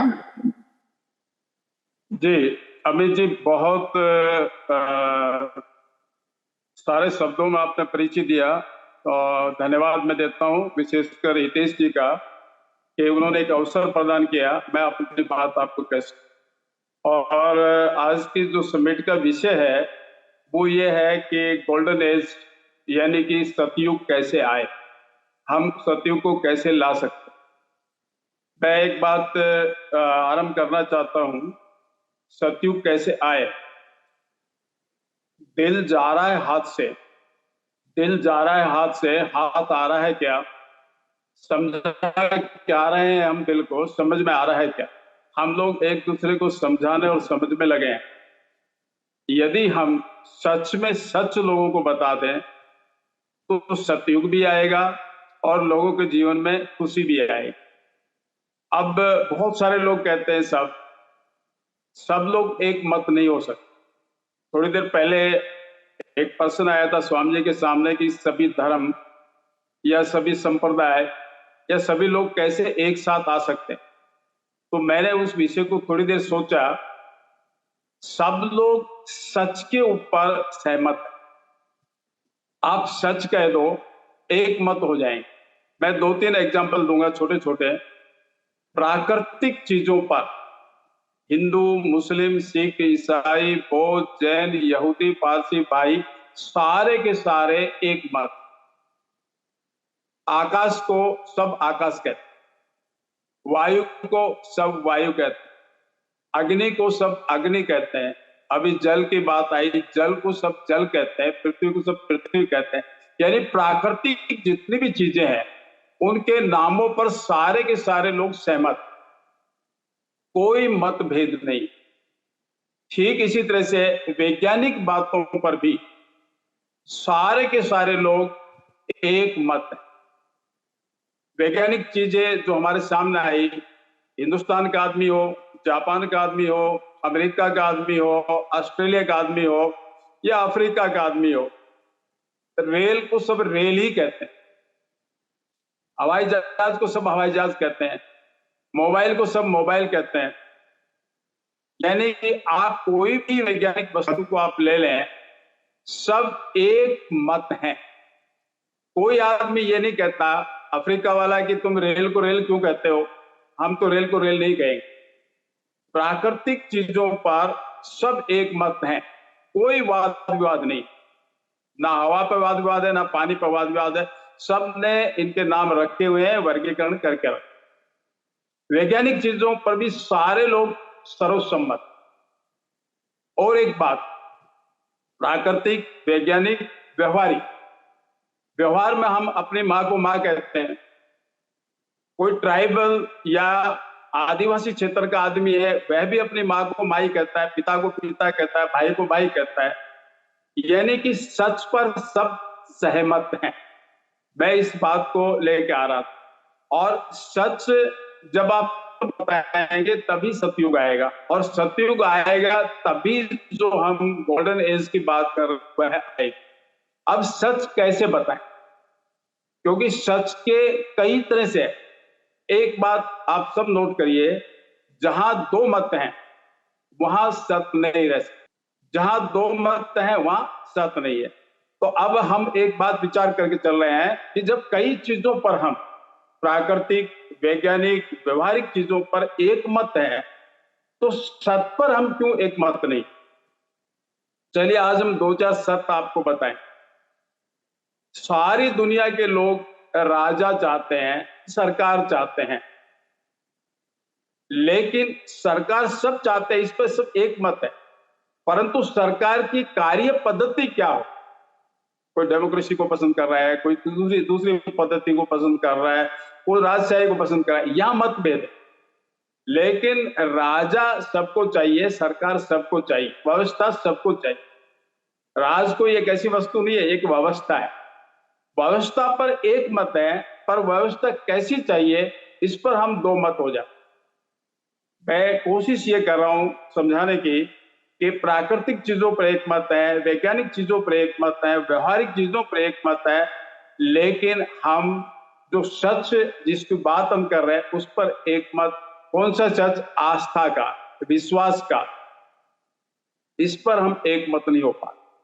और एक मत में भिन्नताएं कहाँ का है? 4-5 पॉइंट पर विभिन्नताएं, बाकी कई विभिन्नताएं उनमें भी नहीं। पुनर्जन्म को लेकर के कुछ लोगों के मन में विभिन्नताएं हैं, अलग अलग विचार हैं। मृत्यु के बाद मोक्ष को लेकर भी कई लोगों के मन में अलग अलग विचार हैं। मैं आज कोशिश करूंगा कि इन छोटी छोटी बातों को एक मत कैसे हो सकते हैं, और मुझे पूरा विश्वास है जब मैं अपनी बात खत्म करूंगा तब आप मेरी कुछ बातों पर एक मत, यदि हम सत्य कह देंगे तो एक मत हो जाए। सबसे पहले हम एक आदमी का मूल्यांकन कर ले। लोगों को सच बता दो, भाई आपकी वैल्यू क्या है। एक आदमी था और वो आदमी का एक दोस्त बीमार हो गया, और वो बीमार को देखने के लिए गया और पूछा, भाई तबीयत कैसी है? तो ये बीमार व्यक्ति बहुत निराश हो चुका था, हताश था। उसको बोला, महाराज मेरा समय आ गया, मुझे इस संसार को छोड़ के जाना पड़ेगा। मैं आपको वैल्यूज बता रहा हूं जिस पर हम एक मत हो सकते। तो उसने कहा कि भाई ऐसी क्या बात है? कोई समय, आपने कोई घंटा, कोई मिनट निश्चित कर रखी जाने की? बोले नहीं, ऐसा कुछ नहीं है, पर जाना है। अब इसने जो व्यक्ति जो इससे मिलने गया था, इसने कहा भाई तूने अपनी जिंदगी पर कोई काम समय पर नहीं किया, कोई भी काम समय पर नहीं किया, हमेशा लेट लतीफ। मीटिंग में बुलाते थे हम सुबह 8 बजे, आप आते थे 12 बजे तक। कहने का अर्थ ये, जिंदगी पर लेट लतीफ रहे तो आप संसार से भी आप देरी से जाइए। वो बोला मेरे बस की बात। तो वो खुश करने के लिए आया था, लेकिन वो और निराश हो गया, बीमार आ। उसने बात को बदल दी। और बात को क्या बदला कि उसने कहा ये भार भाई जो नई होंडा सिटी पड़ी है किसकी है? तो उसने कहा महाराज आप ही की है। ये बंगला महाराज ये भी आप ही का है। और ये बाहर मैंने सुना आपकी 2-3 फैक्ट्री है, बोले महाराज ये भी आपकी है। मेडिकल स्टोर महाराज ये भी आप ही का है। अब इसने फिर कह दिया कि जब ये सब मेरे हैं, अब बाहर में कह देते आप ही का है। इसने कहा जब सब मेरे हैं तो तू यहाँ क्या कर रहा है, बाहर निकल। अब यहां समझने की बात है, ये फिर निराश हो। फिर इसने इसको प्रोत्साहन दिया। प्रोत्साहन क्या दिया कि भाई तूने ये कार, ये कोठी, ये बंगला और ये मेडिकल स्टोर, ये इंडस्ट्रीज किस चीज के बदले में लिया? बोले महाराज हो गया। कैसे हो गया? उसने कहा भाई मैं जब 30 वर्ष का था तब इस शहर में आया था, मेरे पास कुछ नहीं था, और आज मैं 80 वर्ष का हूं, यानी कि 50 साल की मेहनत का ये परिणाम। अब इस महाराज ने ये कहा कि भाई तूने जो चीज 50 साल में खरीदी है, वह सारी चीजें तू एक आदमी को, एक अच्छे सर्जन को दे दे, अच्छे डॉक्टर को दे दे, और वो देने के बदले में तू 5 साल ले ले। बोले ये कैसे हो सकता है? उसने कहा मैं ये बाइक पे आया हूं और मेरी बाइक की कीमत 1.5 लाख रुपया है। यदि मैं इसको 40,000 में यहां देना चाहूं तो कोई भी आदमी ले लेगा, आप भी ले लेंगे, मैं भी ले लूंगा, क्योंकि 1.5 लाख की चीज 40,000 में मिल रही है। तो बोला हाँ महाराज बात तो ठीक है। जब आपने 50 साल में जो चीजें इकट्ठी की है, वो 50 साल की प्रॉपर्टी देके आप कम से कम 5 साल 3 साल कुछ तो लें। बोले महाराज इस संभव नहीं। वहां समझाने की कोशिश ये की गई कि भाई ये 3 लोग अगर हमारे हों, हमारे पिताजी के स्टोर में दम हो, और यदि हमें मृत्यु के बाद में 3 श्वास लेने की जरूरत पड़ जाए, तो हम एक लोग किसी को दें, उसके बदले में 1 श्वास ले, दूसरा लोग दे, एक वो श्वास ले, यानी तीसरा दे, यानी 3 लोग भी अगर हम दे देते हैं, हमारे अपने हो, तो हमें 1 श्वास मिलने वाला नहीं।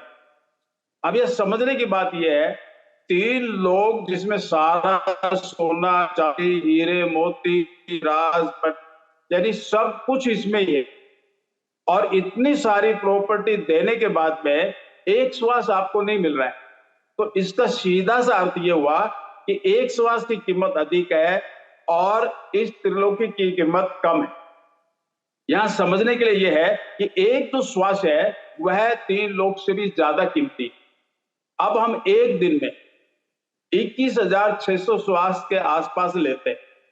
21,600 श्वास का अगर हम मूल्य निकालें तो 21,600 इंटू 21,000 त्रिलोकी इक्वल टू 1 डे, यानी एक दिन उसका मूल्यांकन निकालें तो वह इतना आएगा कि हम चुका नहीं सकते, समझ नहीं सकते।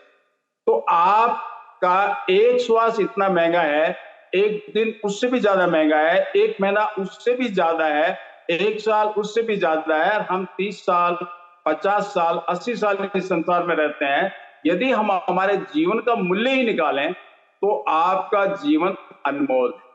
लोगों को सच बता दे, आप बहुत अनमोल हैं। एक बात, आप इतने अनमोल हैं, जिंदगी जो है वो सालों में नहीं बनती। कोई नहीं कहता है ये आदमी 80 साल 6 महीने 3 दिन 2 घंटे 15 सेकंड जिया। सब लोग कहते हैं कि इसके समय पूरा हो गया, यानी श्वास पूरे हो। यानी जिंदगी जो बनती है वो एक श्वास आता है और फिर जाता है, एक श्वास आता है फिर जाता है, तो जिंदगी आगे बढ़ती है। मिनट घंटे सेकंड इत्यादि में हमारी जिंदगी आगे नहीं बढ़ती। एक श्वास, तो जिंदगी का सबसे छोटा हिस्सा एक श्वास इतना महंगा है। और तो पूरी जिंदगी 30 साल 50 साल 80 साल का मूल्य निकालने के बाद अगर हम जिंदगी का मूल्य निकालें तो जिंदगी इतनी अनमोल है, इतनी अनमोल है। और एक बात इसी में जोड़ते हुए, कोई आदमी मर्सिडीज से आए और जब वो आके उतरे हम सोचे क्या वैभव है, क्या बड़ा आदमी है, या कोई हवाई जहाज से उतरे तो हम उसको बड़ा आदमी समझते। कहने का यह तात्पर्य है कि आपके पास मर्सिडीज है, मर्सिडीज के पास आप नहीं। ठीक इसको समझे, आपके पास मर्सिडीज है, मर्सिडीज के पास आप नहीं है। उसी तरह से जिंदगी आपके पास है जो इतनी अनमोल है, वह आपके पास है, आप जिंदगी के पास नहीं। जब जिंदगी आपके पास है, वह इतनी मूल्यवान है, तो आप कितने मूल्यवान होंगे जो आप हैं। हमारे अवतारी पुरुष हितेश भाई चंदेल जी, कई बार संवाद हम करते हैं, आपके पास जो जिंदगी है वह इतनी अनमोल है, तो आप कितने अनमोल होंगे। आगे हम देखते हैं, जब आप इतने अनमोल हैं और जिस संसार में आपको भेजा है, जिसकी बात हम कर रहे हैं, कैसे इसको ठीक करें, कैसे उसको अच्छा बनाए, यानी कि इस संसार का एक कण भी हम नहीं बना सकते। इधर उधर कर सकते, बना नहीं सकते। तो इतना महंगा या इतना अनमोल, इतना मूल्यवान ये संसार, जिसका एक कण भी अगर सारे आदमी लग जाएं और सारी जिंदगी लगे रहें तो नहीं बना पाए। तो इतने अनमोल संसार में आपको अनमोल जिंदगी देकर के जिसने भी भेजा है, उसकी क्या इच्छा रही हो। पहली बात, लोगों को हम ये सच बताएं कि आप अनमोल हैं, आप एक अनमोल संसार में हैं, और जिसने भेजा उसका जो इरादा है वह बहुत ही उम्दा और श्रेष्ठ है। अब उसका जो इरादा है या जो उसकी मंशा है वो उम्दा और श्रेष्ठ है, वो क्या है। जैसे ही हम सच बताएंगे लोगों को, लोग तुरंत एक मत हो। अब मैं अगली एक और बात कहता हूं, हम कैसे समझे चीजों को कि ये सही है, ये गलत है, ये सही है, गलत। हमारे पास दो तरीके। एक तो हमारे पास परंपरा से चीजें आती, परंपरा में हम अच्छे से जानते हैं, हमारे पास जितने भी शास्त्र है, जितने भी धर्म है, जितने भी संप्रदाय हैं, वो परंपरा से हमारे पास आए। परंपरा में एक समस्या है, क्योंकि देश काल परिस्थितियों के अनुसार राज बदलने के ऊपर, राज का निकलने के ऊपर कई लोग बड़े महत्वाकांक्षी होते हैं, उनमें अपनी बात डाल देते और कुछ निकाल लेते हैं। आप सब लोग जानते हैं शास्त्रों में मिलावट होती है, निकाल दिया जाता है, डाल दिया जाता है। तो परंपरा में जो चीजें आई है उनको भी हमें परखना है, ये सही है कि गलत है। कैसे परखेंगे? दूसरा हमारे पास तरीका है आवश्यकता अनुसार। विज्ञान की भाषा में हम बोलते हैं आवश्यकता आविष्कार की जननी। हमारी क्या आवश्यकता है? मैं एक बात कहता हूं, ना मैं हिंदू हूं, ना मैं मुस्लिम हूं, ना मैं सिख हूं, ना मैं ईसाई, बौद्ध, जैन, यहूदी, पारसी, भाई, आस्तिक, नास्तिक, कुछ भी नहीं। मैं एक आदमी, किसी भी संप्रदाय का नहीं हूं, एक आदमी। जब मैं एक आदमी हूं तो मेरी पहली जरूरत है इस 6 फीट के शरीर को ठीक रखने के लिए।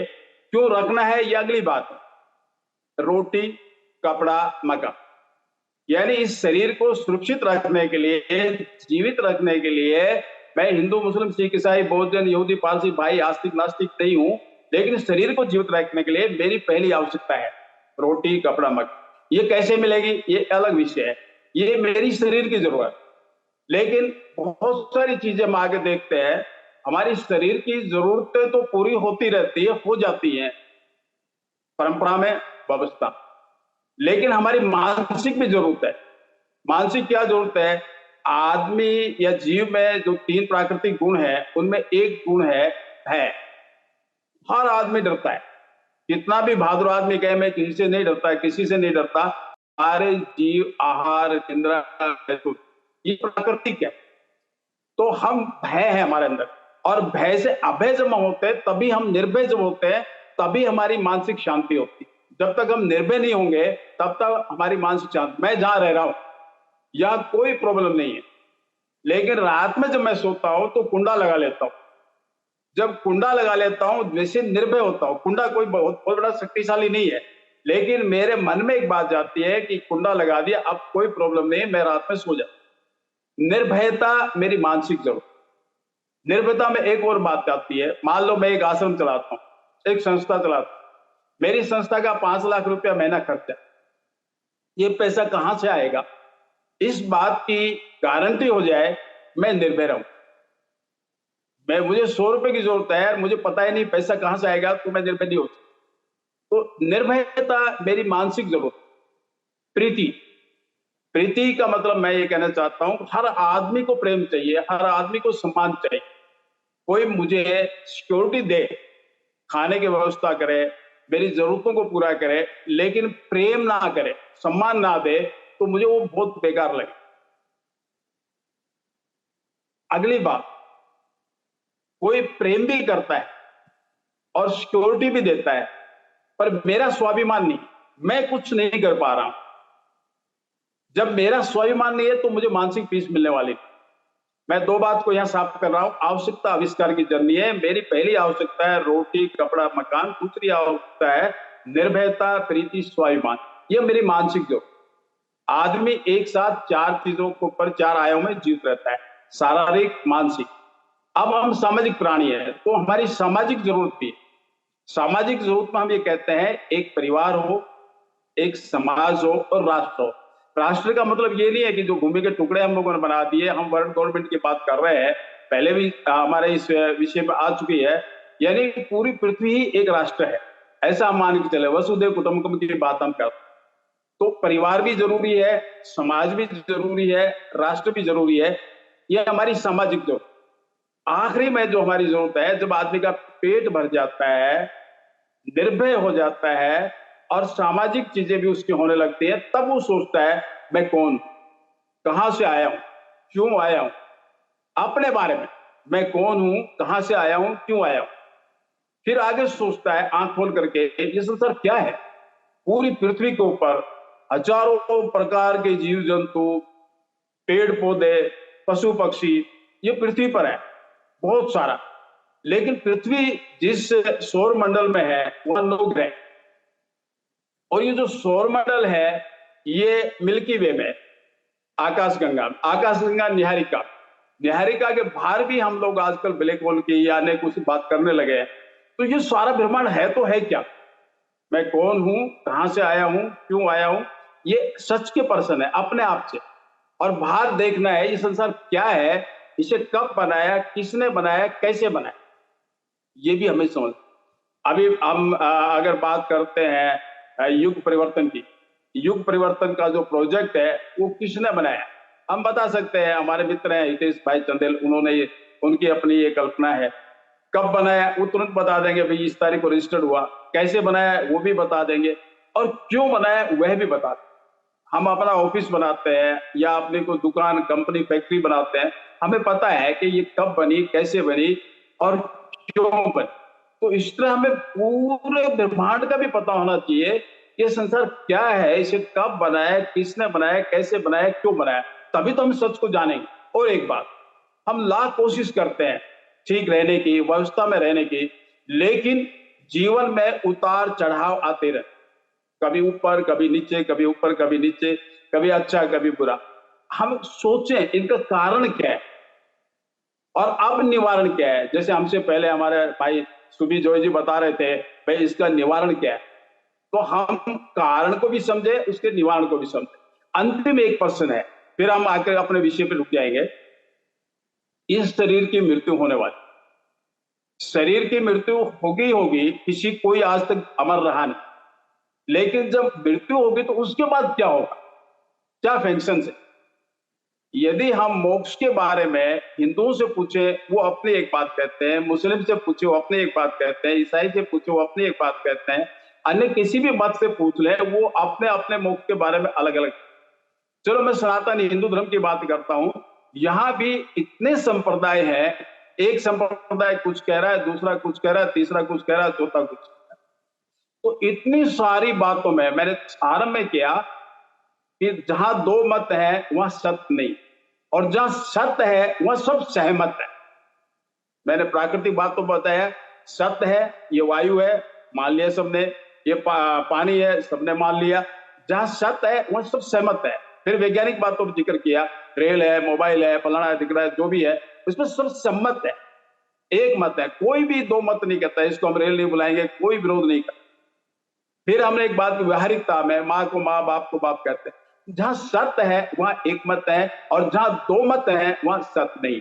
तो अब मोक्ष की बात को लेकर कहते हैं, मोक्ष में क्या है, अलग अलग लोग हैं, अलग अलग ढंग से अपनी बात कहते, अलग अलग लोग अलग अलग ढंग से अपनी बात कहते हैं, तो उसमें सच क्या हो सकता। अब मैं फिर आवश्यकता पे वापिस आता हूं।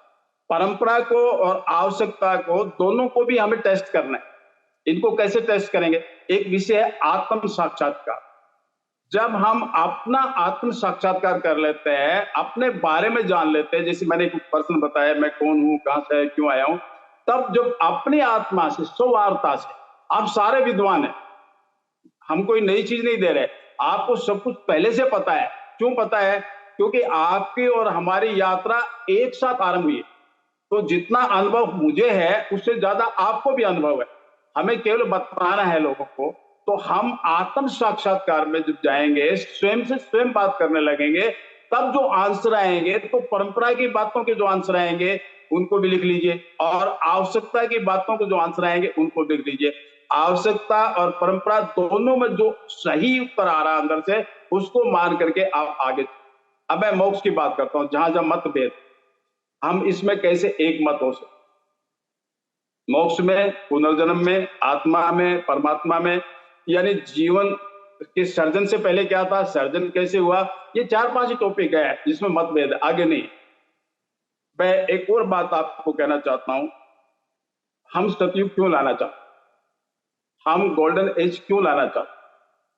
हमारी कल्पना है कि गोल्डन एज आएगी या सतयुग आएगा तो सबका जीवन आनंदमय हो जाए, सब खुशी होंगे, सब एक दूसरे को प्रोत्साहन देंगे, एक दूसरे को सहयोग देंगे। इसलिए तो हम गोल्डन एज के लिए लगे। यह गोल्डन एज कब आ सकता है, कैसे आ सकता है? जब हम लोगों को सच बताएं। अब सच में क्या है, आपकी अंतरात्मा जो है, मैं आप सब लोग आनंद चाहते, सबको खुशी चाहिए, सबको आनंद चाहिए।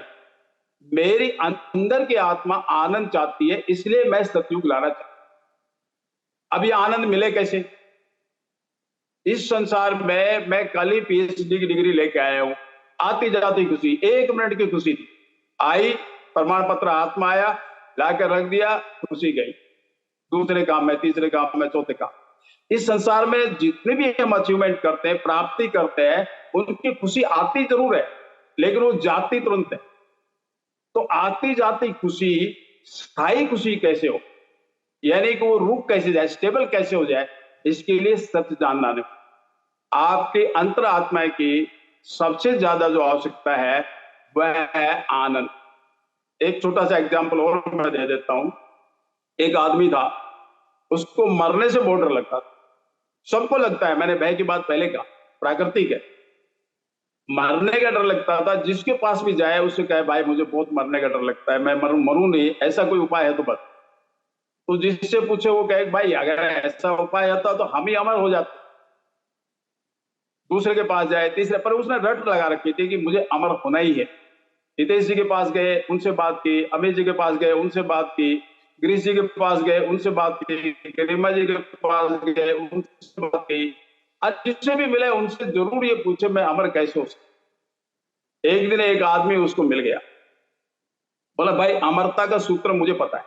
तो बोला भाई कृपा करके बता दी। मैं अमरता का सूत्र जानता हूं, पर मैं संकल्प में कमजोर हूं।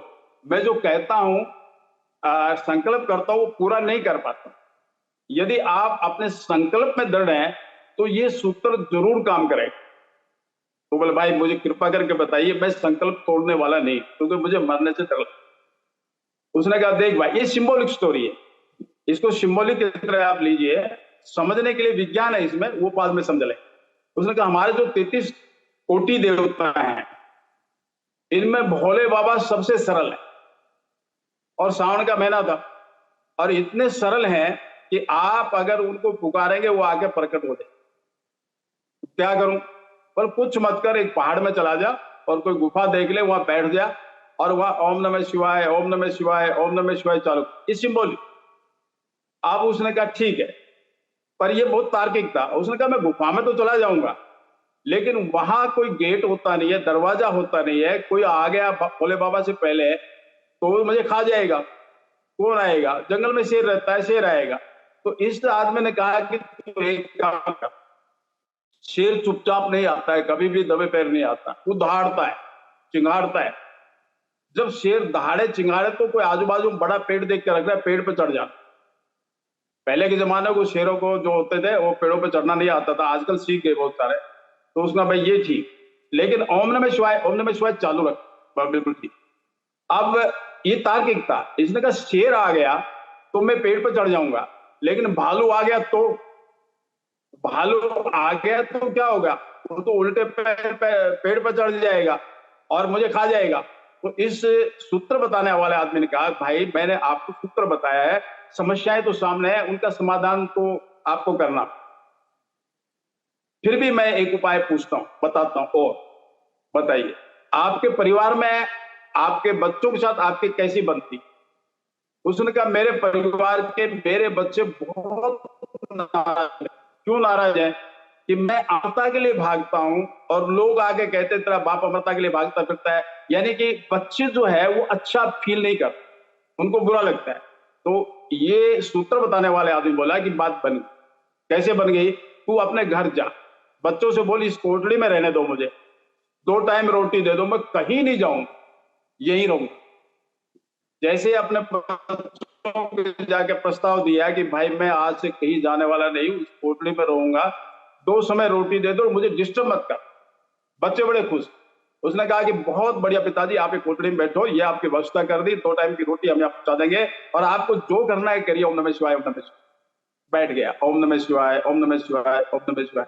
समय के अंतराल के साथ भोले बाबा प्रकट हो। जैसे ही समय के अंतराल के साथ भोले बाबा प्रकट हुए तो भोले बाबा भी भोले हैं, उन्होंने कहा कि बच्चा क्या चाहिए? तो इसने तुरंत कहा बाबा मुझे मरने से लगता है डर, मुझे अमरता का दे दो वर। भोले बाबा ने तुरंत हाथ ऊपर किया और कह दिया तथास्तु। अब तू बोलने वाला था, तू बोलने से पहले भोले बाबा के दिमाग में आया कि ये पोर्टफोलियो मेरा नहीं है, ये तो विष्णु भगवान का है, मैं तो गड़बड़ कर रहा हूं, मेरा अधिकार नहीं है, मैं इसको दे रहा हूं। लेकिन उसने कहा ठीक है, मैं विष्णु भगवान से मैनेज कर लूंगा, सिंबॉलिक स्टोरी है, मैं भगवान से मैनेज कर लूंगा, और पर एक शर्त है। शर्त क्या है? शर्त यह है कि इस कोठड़ी के बाहर मत जा, यदि तू इस कोठड़ी के बाहर गया तो मर जाएगा। इस भगत ने कहा भोले बाबा मुझे कोठड़ी में कोई प्रॉब्लम नहीं है, बच्चे 2 टाइम रोटी देते हैं, मैं आराम से आपका नाम लेता हूं, मैं इस कोठड़ी में ही रहूंगा, बस मुझे अमर कर। भोले बाबा ने तथास्तु कहे। तू कहते के साथ भोले बाबा अंतर्ध्यान। अब भोले बाबा अंतर्ध्यान हो गए और इस भगत ने क्या सोचा, बाबा तो गए, कोई है नहीं, अब किसी की मनोकामना पूरी हो, वो घर में चुप बैठेगा नहीं। इसने दरवाजे की तरफ कदम बढ़ाया, एक कदम बाहर रखा, रखने ही वाला था, तभी आकाशवाणी होगी बच्चा बाहर गया तो मर जाएगा, बाहर गया तो मर जाएगा। यानी कि जैसे ही समाधान हुआ उसके तुरंत 1 सेकंड बाद में दूसरी समस्या का आगमन हो। हमारे जीवन में एक घटना घटी, दिवाली के दिन हम मर्सिडीज कार ले आए। मर्सिडीज गाड़ी लाने का मतलब यह था, पार्किंग थी नहीं हमारे पास, गेट के बाहर खड़ी कर। अब हम दिवाली पूजा करने आरंभ कर रहे हैं, बच्चे कोई उसका लोगो छेड़ रहा है, कोई लाइट छेड़ रहा है, कोई कुछ कर रहा है, कोई कुछ कर रहा है। तो हमारी जो पूजा थी वो तुरंत खंडित का मतलब यह है कि एक समस्या उत्पन्न हो गई। 1 सेकंड पहले मर्सिडीज खड़ी की है और पूजा करने के लिए बैठे हैं, उसी वक्त समस्या हो गई कि गाड़ी के पास कोई एक आदमी खड़ा। यानी संसार का एक नियम है, समस्या का समाधान होते ही दूसरी कोई ना कोई आगमन हो जाता है समस्या। अब इस भोले बाबा ने इसको जो वरदान दे दिया कि तू इस कोठरी में रहे, तू कभी मरेगा नहीं। अब ये बड़ा परेशान, करूं तो करूं क्या, करूं तो करूं क्या, और मैं जब तक सूरज है, पृथ्वी है, या जब तक दुनिया है, मैं जीवित रहूं और इस कोठरी में पड़ा रहूं तो मेरा जीने का क्या लाभ। अब इसने कहा कि मेरा जीने का क्या लाभ, तो उपाय निकाला। अभी जो प्रयोग किया ओम नमः शिवाय, अब मैं दोबारा से प्रयोग करता हूं, भोले बाबा को बुलाता हूं, उसी से उपाय पूछता हूं। अब फिर लग गया ओम नमः शिवाय, ओम नमः शिवाय, ओम नमः शिवाय। भोले बाबा फिर प्रकट हो गए। बाजू में एक चेयर पड़ी थी, कुर्सी पड़ी थी, उसमें बैठ गए। क्यों बैठ गए? ये भगत बहुत विचित्र है, मुझे कहीं ना कहीं फंसा देगा, बड़ी मुश्किल से मैंने वहां जाकर के मैनेज किया है। तो यह बैठ गया। बैठने के बाद बोले बच्चा अब क्या चाहिए? इस भगत ने कहा बाबा जब तक सूरज है, चांद है, पृथ्वी है, जब तक सृष्टि तब तक मैं जीऊंगा। बोला हाँ बेटा बिल्कुल जिएगा। बाबा मैं इस कोठरी में पड़ा रहूं तो मेरा जीने। बच्चा तूने अमरता का वरदान मांगा था, मैंने अमरता का वरदान दे दिया। अब समस्या क्या है वो बता। समस्या ये है कि मैं यहाँ गुलाम हो गया, परतंत्र हो गया। मुझे आजादी चाहिए, स्वतंत्रता चाहिए। अब भोले बाबा ने कहा कि भाई स्वर्ग का तो मुझे मालूम है, लेकिन आपकी पृथ्वी की स्वतंत्रता की परिभाषा क्या? तो ये कहीं काम करता था, सुबह 3-4 बजे नौकरी पे जाता था, नींद आती थी, आधे दिन में खुलता था। बड़ा दुख होता था कि क्या काम मिला है, दिन में 8-10 बजे जाता, 5-6 बजे वापस आता तो कितना अच्छा था। तो इसने कहा बाबा मेरी स्वतंत्रता की परिभाषा यह है कि मैं काम तो करूं लेकिन अपनी मर्जी से करूं। तो भोले बाबा कहने लगा भाई मैं तो ठीक से समझा नहीं और अच्छे से परिभाषित। तो ये किसी फैक्ट्री में काम करता था, उसको सुपरवाइजर आता था, तो ये कोई प्रोडक्ट जो था इसका गड़बड़ हो जाती तो सुपरवाइजर इसको डांटता था। इसने कहा भोले बाबा मैं मेरी मर्जी से काम करूं और मेरे काम में कोई नुक्ताचीनी ना निकाल। हम सब लोग जानते हैं और सब लोगों के जीवन में ऐसा ही है। मान लो मैडम कुछ सफाई कर रही है और मैं वहां खड़ा हूं और मैंने मैडम कहा मैडम पीछे कुछ रह गया, बोले तू अपना काम कर। यानी कि हम किसी के काम में थोड़ी सी भी नुक्ताचीनी निकाल दे, चाहे घर के मैडम ही हो या कोई भी भाई हो बहन हो, तुरंत आपको कहेगा भाई तू अपना। तो उसने कहा भोले बाबा ने कि भाई ने कहा कि भाई तेरी स्वतंत्रता की जो परिभाषा है वो जो सामने आदमी बैठा है उस जैसी है। सामने कौन था? एक गंदे नाले पर बगैर कपड़े पहने हुए एक आदमी बैठा था और वो गंदे नाले में पत्थर फेंक रहा था। भोले बाबा ने कहा देख ये आदमी कपड़े पहने या ना पहने इसकी मर्जी, अब ये गंदे नाले में पत्थर फेंक रहा है, इसको कोई रोक टोक नहीं रहा, ऐसी स्वतंत्रता चाहिए। तो उसने कहा नहीं, क्योंकि ये तो पागल है, इसकी कोई सुनता नहीं। मैं बाहर जाऊं तो कोई मेरी सुने भी, मेरी कोई सुने। तो भोले बाबा ने कहा इसका मतलब तू मांग क्या रहा है ये पहले डिसाइड कर। अमरता, स्वतंत्रता। तीसरी बात कही कि अगर कोई सुने उसको तो अधिकार कहते हैं, यानी आपको अधिकार भी चाहिए। बोले भोले बाबा ये अधिकार है तो ये भी चाहिए। तो बोले ठीक है मैं तुझे अमरता दे दी, जब तक सूरज चांद पृथ्वी रही तब तक दिएंगे। स्वतंत्रता पूरी दुनिया में घूम फिर कोई रोकने वाला नहीं। अधिकार भी दे दिए, भूगोल में भी दे दिए, राजनीति में भी दे दिए और लोगों के बीच में भी दे दिए। जो तू चाहेगा वो हो जाएगा, ठीक है। पर यह एक शर्त है। ये भगत ने कुछ पूछा कि बाबा यहाँ क्या शर्त है? यहाँ एक शर्त है, तू डल्लप के डबल गद्दे पर एसी रूम में सोएगा, नींद नहीं आएगी। कोई भी दुनिया का स्वादिष्ट भोजन करेगा तो टेस्ट नहीं आएगा। भगत भड़क गया, बाबा जब तक सूरज चांद पृथ्वी रहे तब तक मैं जीऊं, स्वतंत्र रहूं, अधिकार मेरे पास, मुझे ही नींद ना आए, मुझे टेस्ट ना आए, तो मेरे ये किस काम की? आप लोगों से भी यही प्रश्न है, आपको अमरता मिल जाए, स्वतंत्रता मिल जाए, अधिकार मिल जाए और आपको आनंद ना आए तो ये आपके किस काम की? यानी कि आप कोई आदमी के मरने के बाद मोक्ष मिलेगा, जब जीवन ही नहीं है तो मोक्ष का क्या करें? मैं ये परिभाषा कर रहा हूं, मोक्ष के अंदर 4 चीजें। अमरता, आप हमेशा रहेंगे। स्वतंत्रता, आपकी कोई रोक टोक नहीं। फिर अधिकार सारे और आनंद। अगर ये अमरता, स्वतंत्रता, अधिकार और आनंद आपको चारों मिल जाए फिर आपको क्या चाहिए? अब मैं इसको एक मत होने की बात कहता हूं। अब मैं ये कहने की कोशिश कर रहा हूं कि अगर ये चारों आपको मिल जाए, अमरता, स्वतंत्रता, अधिकार और आनंद, फिर आपको क्या चाहिए? सही मायने में अगर हम सच लोगों को बताते हैं तो उनके जीवन में अपने आप सतयुग आ जाएगा। मैं सतयुग की बात कर रहा हूं। तो हमारा उद्देश्य है लोगों के बीच में यहां सतयुग आए, गोल्डन एज आए। गोल्डन एज और सतयुग लाने का हितेश भाई एक ही रास्ता है कि लोगों को सच बता दो, लोगों को सच कह दो। जैसे ही आप लोगों को सच कहेंगे लोग एक मत हो जाएंगे और जब तक लोग दो मत हैं वहां सत नहीं है। बहुत बहुत धन्यवाद, आप लोगों ने मुझे समय दिया। और कोई विशेष प्रश्न है तो आप बहुत बहुत धन्यवाद सुबे सिंह जी। और बिल्कुल आप सही कह रहे हैं, सतयुग, सचयुग, गोल्डन एज ये तभी आ सकता है जब लोग को सत्य पता लग जाए। और सत्य बहुत सहज भी होता है, इतना कॉम्प्लिकेटेड नहीं होता। और सच को याद रखने की भी जरूरत नहीं पड़ती। आप अगर किसी से बात सच कह रहे हैं तो हर बार वही बात आएगी सामने। झूठ में हमें याद रखना पड़ता है कि कब किससे क्या कहा था। तो बहुत बहुत धन्यवाद सुबे जी। हमारा एक फोरम है सेल्फ रियलाइज्ड मेंटर्स नेटवर्क, तो उसको भी हम दोबारा से एक्टिवेट करेंगे। उसके 3-4 उसमें प्लेटफॉर्म्स हैं, जैसे एक विजडम बुक सर्कल है, उसमें एक डिस्कशन फोरम है, तो उसमें हम आपको इनवाइट करेंगे और इन सारी बात नहीं, हम जरूर आएंगे। उस समय तक हम आपकी पृष्ठभूमि भी लगवा लेंगे। Okay, so with this, let us now invite our 18th and the last speaker of this 3-day summit to the dais, and he will be sharing a very good insight related to creating some society-based governance model. So may I request my colleague to invite Sanjeev Sharma ji on the stage. Yeah, thank you, Hitesh. It is indeed a pleasure for me to introduce our sixth speaker of the day and the last speaker of this 3-day, 18 speakers Project YugParivartan Global Summit 2023, Mr. Sanjeev Sharma ji. Mr. Sanjeev Sharma is born in Himachal Pradesh and brought up in Punjab state of India. He holds a MA degree in economics from Punjab University, Chandigarh, and a MA in English, and MSc in applied psychology.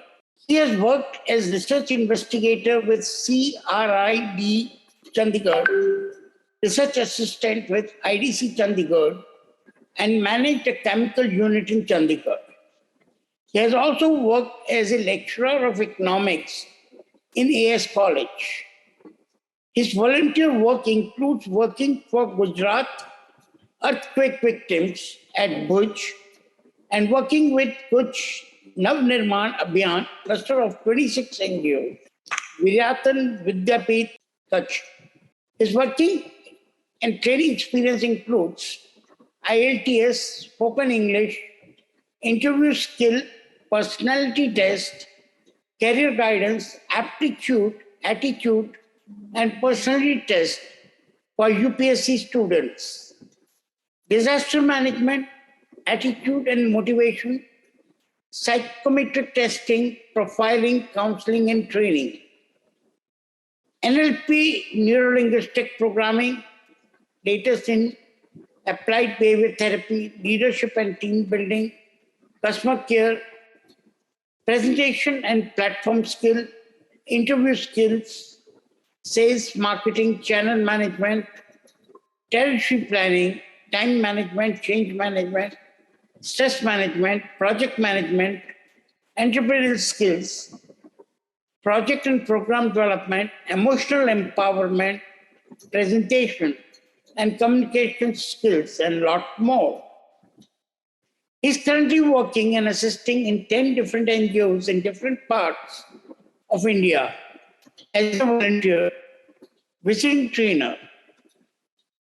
He's working as a resource person with NGO, schools, management institutes like GNIMT, RIMT, Sambhav, Ashirwad, Gurmat, Gyan, Mission College, Ashirwad Shiksha, Bharat Vikas Sangam, Ekalvaya Foundation, Parenting for Peace, Unnat Bharat Sangh, World Peace Foundation, Jeevan Vidya, Muni International School, etc. So ladies and gentlemen, let us put our hands together to welcome our 18th and last speaker of the summit and get empowered by the vision shared by Shri Sanjeev Sharma ji from Gujarat, India. Thank you. Welcome, Sanjeev Sharma ji. Welcome. First of all, thank you very much, Project YugParivartan, for giving me this great opportunity to share my view on the global golden age. It is a very, very difficult situation being the last speaker, because I think all has already been said, shared, envisioned and inspired by such an august gathering of speakers, visionaries, leaders, gurus, okay, and social workers. So what is left for me, I try not to be repetitive and try to be very crisp. So our today's context is golden age. Why? How? Kinke liye? And who will create it? And most important, what I can do now to create a golden age. Let me share my view about a golden age, because golden age is such a big topic that it includes everything and everything. There is nothing we can leave out of it. So I just want to create my context. So for me, we live in existence. We live in one world. We all share one world, one universe. And this one universe is a coexistential universe. Existence is coexistence. In existence, we have an empty space, which is full. ब्रह्मांड है, चारों तरफ फैला हुआ है, और इस ब्रह्मांड में सबसे पहले जो प्रादुर्भाव हुआ, व्यक्त हुआ, उसे हमने कहा ऊर्जा, zero waste energy, all and everything, और काली. And Kali, when it was in Sthitipurna Avastha, when it started moving, it become manifest as a particle, as a project, as an object. So the first of all, the first manifestation according to science is 20 or 200 odd elementary particles. And those particles start rotating and converging with each other. And they start building bigger and bigger building block of existence. We normally known as electron, proton, and neutron. And when they come together, they manifest as 118 atoms. And those atoms, when they start mixing and combining with each other in different ratios and proportions, they manifest as different molecules and chemicals. And then those chemicals, different chemicals, mix with water, they first time manifest as first life form we call prana, because breathing started, a cell started. And those cells start combining and recombining in different orders and permutation and combination. And different life forms start manifesting and abounding in the earth. So we call biological jivas. The first form was reptiles, and over thousands and thousands and millions of years, after so many extinctions, mammals appear on the earth. And out of thousands of mammalian species, finally, human being arrived on the scene. So human being, out of this endless creativity, we are the most superior and the finest creation or manifestation of existence. But human evolution has continued, has completed with biological, but psychologically, this evolution is still on. So for thousands of years, we have been living in jungle. From jungle, we have come out to village. From village, we have formed cities. And from cities, we have formed empire. And from empire, right now, we are first time emerging and thinking about a global, universal, one human government or society. So if I have to put forward my vision of golden age, I have to think, is it a golden vision for an individual or a family or a society or a nation or the world? I think now we have come to the stage that it is the global age which has finally arrived on this earth. So so we can see the existence is coexistence. We live, all form of life exist together. If we are in a situation that if one point of life is disturbed, we are living like a tree. From a seed, in continuity, come trunk, roots. And root, when they continue, they emerge as a trunk. And roots, seeds, roots, and trunk together manifest as branches. Seeds, roots, trunk, branches together in continuity manifest as leaves. And in continuity, all these together manifest as fruits or flowers. And finally, all these, starting from seed, roots, trunk, branches, flowers, and fruits, finally again give away to seeds, and seeds expand to the rest of the humanity. So the life continues. So even if one stage of this continuity is broken, the process of life breaks. So my vision of existence, my vision of golden age will be a vision of coexistence, of animate or inanimate. It will be existence and manifestation at all level, in all dimension, in all beauty, in all uniqueness. That is the vision we are looking for. Then why we are at this stage?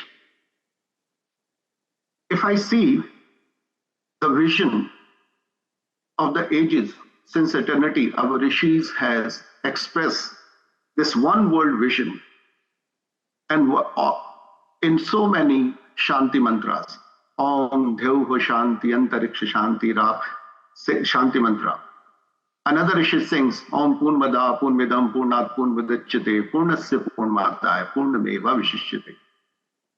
And when we sit together collectively, we all have been singing since eternity Om Sahanam Bhavatu, Sahano Bhunaktu, Sahavirvyam Karvavai. And when we are seeking a guidance from the Lord, from the one principle of existence, we are seeking Asdo Ma Sadgamya, Tamsor Ma Jyotirgamya, Mrityor Ma Mritam Gamya.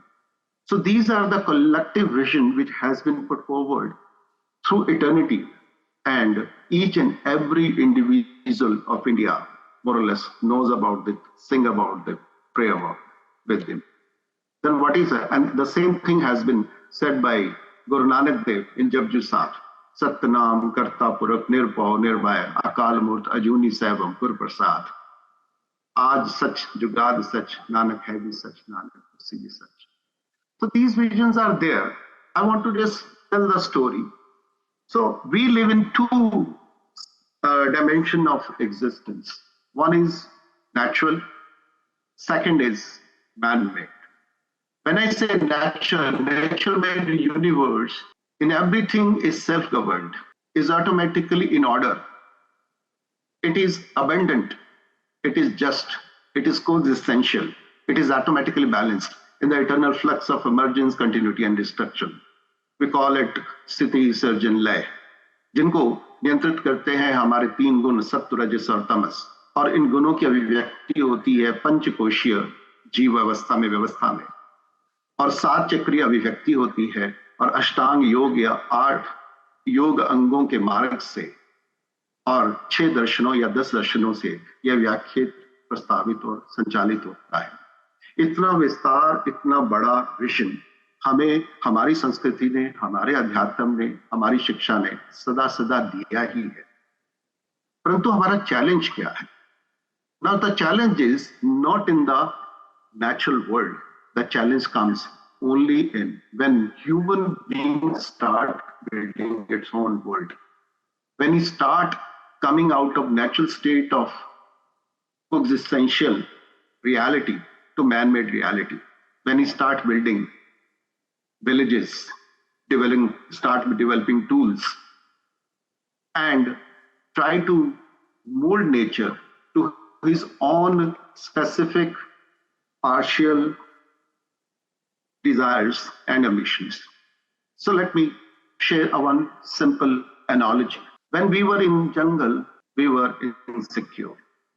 We were human being. As a human being, we are the weakest animal among all animals. We don't have eyesight of a hawk. We don't have speed of a tiger, power of a tiger, or a strength of an elephant, or a smelling sense of a dog. So we have to rely upon, develop new tools of survival. So the first tool of survival we develop, we pick up a stone and start throwing that stone. That stone become a useful tool to us. With that stone, we hit the tree and get the fruit. We hit the animal, we protect ourselves. But soon that same tool which was useful, it become a weapon. And the second tool human being developed was fire. और fire से इंसान ने भोजन के लिए लकड़ी भी जलाई, भोजन के लिए सब्जी भी उनको मीट भी मांस भी पका के खाया, परंतु उसके साथ साथ उसने जंगल भी काटे, उसने जानवर भी काटे, उसने इंसान भी काटे. और धीरे धीरे इंसान डेवलप होता होता जब उसने मेटल वेपन डेवलप किए तो उसने एज ए टूल भी उसका इस्तेमाल किया, खेती भी की, परंतु साथ साथ में उसने जंगल भी काटे, तलवारों से, भालों से उसने जंगल भी काटे, उसने जानवर भी काटे और उसने इंसान भी काटे. इसी लय में जैसे जैसे इंसान विकसित होता आया है इस धरती पे, तो इंसान ने अपनी बुद्धि से, अपने विचार से, अपनी कल्पना से, अपने पुरुषार्थ से जो भी डेवलप किया है वो साथ साथ में यूटिलिटी भी है, फैसिलिटी भी है और वेपन भी है. और आज पिछले 2000 सालों से हम साइंस एंड टेक्नोलॉजी के उस स्टेज पे आ गए हैं कि हमने गन्स डेवलप किए, टैंक्स डेवलप किए, मिसाइल डेवलप किए, एटम बम डेवलप किए. तो हमारे जो हथियार हैं, हमारी जो समझ है, हमारी जो फैसिलिटीज है, ये सब कुछ एक साथ विस्तृत हो रही है. और कोरोना के बाद our weapon, our facility, our science has gone deeper to cellular level, to RNA level, to DNA level, to nanoparticle level. Now we can manipulate the most and the most powerful force of nature. So we can modify weathers also. Our multiple speaker has expressed the weather modifications anomalies also. So the question is, we have developed facilities and we have also developed weapons. We do not have problem from facilities, but we have a problem of weapon. So let me share a small story and summarize my submission today. The story is, once the nuclear armor ship was heading toward destination, and suddenly operator called the captain of the ship, "Sir, there is a boat in 90 degrees. The armor ship just called that boat and asked, "You are in our direction, so move 30 degrees. The other boat operator replied back, "You are in my direction, straight 90 degrees. Please move 30 degrees. The captain became angry. "You don't know who is speaking?" The other person replied, "You don't know who is speaking." Now, the captain of nuclear armored ship, out of ego, out of power, he said, "This is captain of nuclear armor ship speaking. Move 30 degrees. If you do not move 30 degrees, I will blast you." The other person said, "This is operator of lighthouse speaking. If you do not move 30 degrees, it doesn't matter how powerful you are, how much weapon you have, how much speed you have, how much you can cause, you will be blasted automatically." My dear friend, now in the 20th century, we have reached a state that nature is out of so many anomalies, weather modifications, pollution, water issues, food issues. We are at this state that all our weapons can destroy us. Our utility, facility, science, technology, weapons, globalization, industrial revolution 4, human being 2.0, Internet of Things, all these technologies can save us or bring us to the 6th man-made human extinction. So at this point of time, it is very, very important to go back, sit together, reflect deep, and find why we are here, individually and collectively, and what we need to do together. So there are the multiple speakers has said what we should do with our dharmik log, नेताओं का क्या करें और हमारे businessmen का क्या.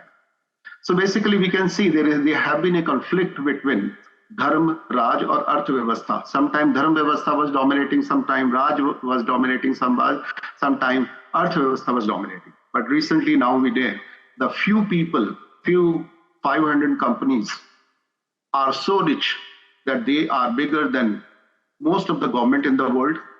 And so they are controlling the political system and they are also controlling the spiritual system. So this is the conflict, but where we are, how to solve this conflict, how to bring dharma, raj and earth into balance. If we do not come, so the weapons are already there, control is already there, conflicts are already there, right?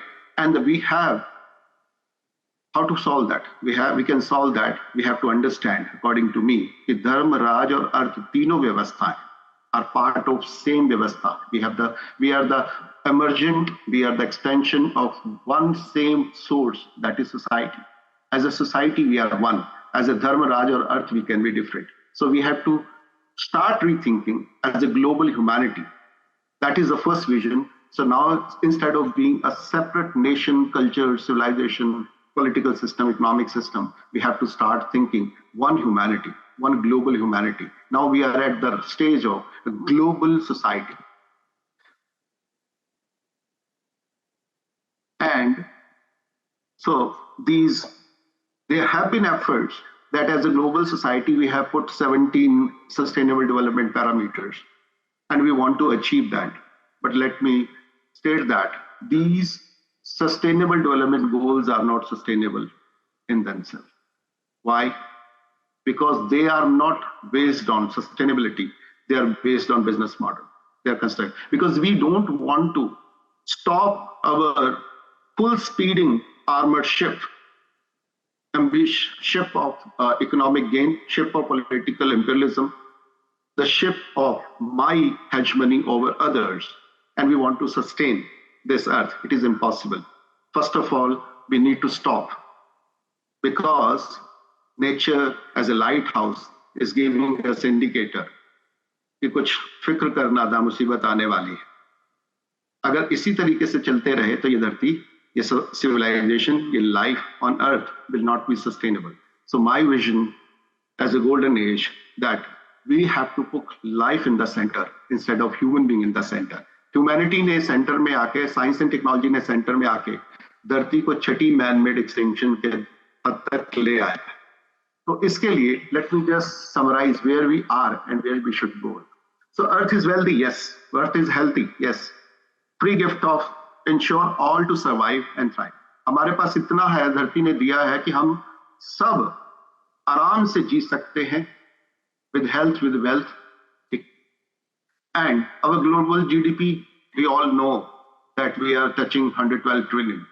But हमारा जो total debt है वो 300 trillion को cross कर गया है. कि जितनी हमारी वेल्थ है उससे 3 गुना हम ज्यादा डेप्ट में फंसे हुए हैं. हमारे पास 500 ट्रिलियन की वेल्थ है, परंतु हमने 1000 ट्रिलियन से ज्यादा का क्रेडिट और डेरिवेटिव मनी भी क्रिएट कर लिया है. So we have in first time in human history we have infinite supply of money. With that हम सबके लिए रोजगार, शिक्षा, स्वास्थ्य, न्याय, रोजगार, पर्यावरण प्रोवाइड कर सकते हैं. तो हमारी पॉपुलेशन 800 बिलियन टच कर गए, विच इज द हाईएस्ट. और अगर हम ये पूरी की पूरी जो वेल्थ हमने क्रिएट कर ली है, अगर बांट दे तो हर एक के हिस्से में $1300 आराम से आते हैं पर मंथ. और पर कैपिटा वेल्थ अगर देखें तो $27,100 इससे हर आदमी के हिस्से में आता है. धरती इस समय जितना उत्पादन करती है, फूड का उत्पादन करती है, वो 1.5 गुना पॉपुलेशन को सस्टेन करने के लिए ऑलरेडी इनफ है. हमने जितने बिल्डिंग्स बना रखे हैं वो हमारी जरूरत से 30% ऑलरेडी ज्यादा है. धरती पे जितना कपड़ा हमको चाहिए उससे 100 गुना ज्यादा कपड़ा ऑलरेडी उपलब्ध है. So we have enough transportation and we have already access और enough means of communication to connect everyone in every way. So with this condition, what is the issue? The issue is this wealth is concentrated in selected few. We are living in the most unequal world. Our situation is like this, that we are best for few and worse for most. That is the reality we are in. So हमारे पास science है, technology है, food है, shelter है, but it is not available to 90% of the population. ये जो disparity है, ये across the globe भी है. You can see in this shape. ये within the nation भी है, और within the village भी है, within the state भी है. At all level, we 90% versus 10% population का जो conflict है, which is not allowing us to live in harmony within self, within family, within society, and with nature. So the global warming is created by human warming. So human warming is created by inequality, lack of opportunity, lack of power.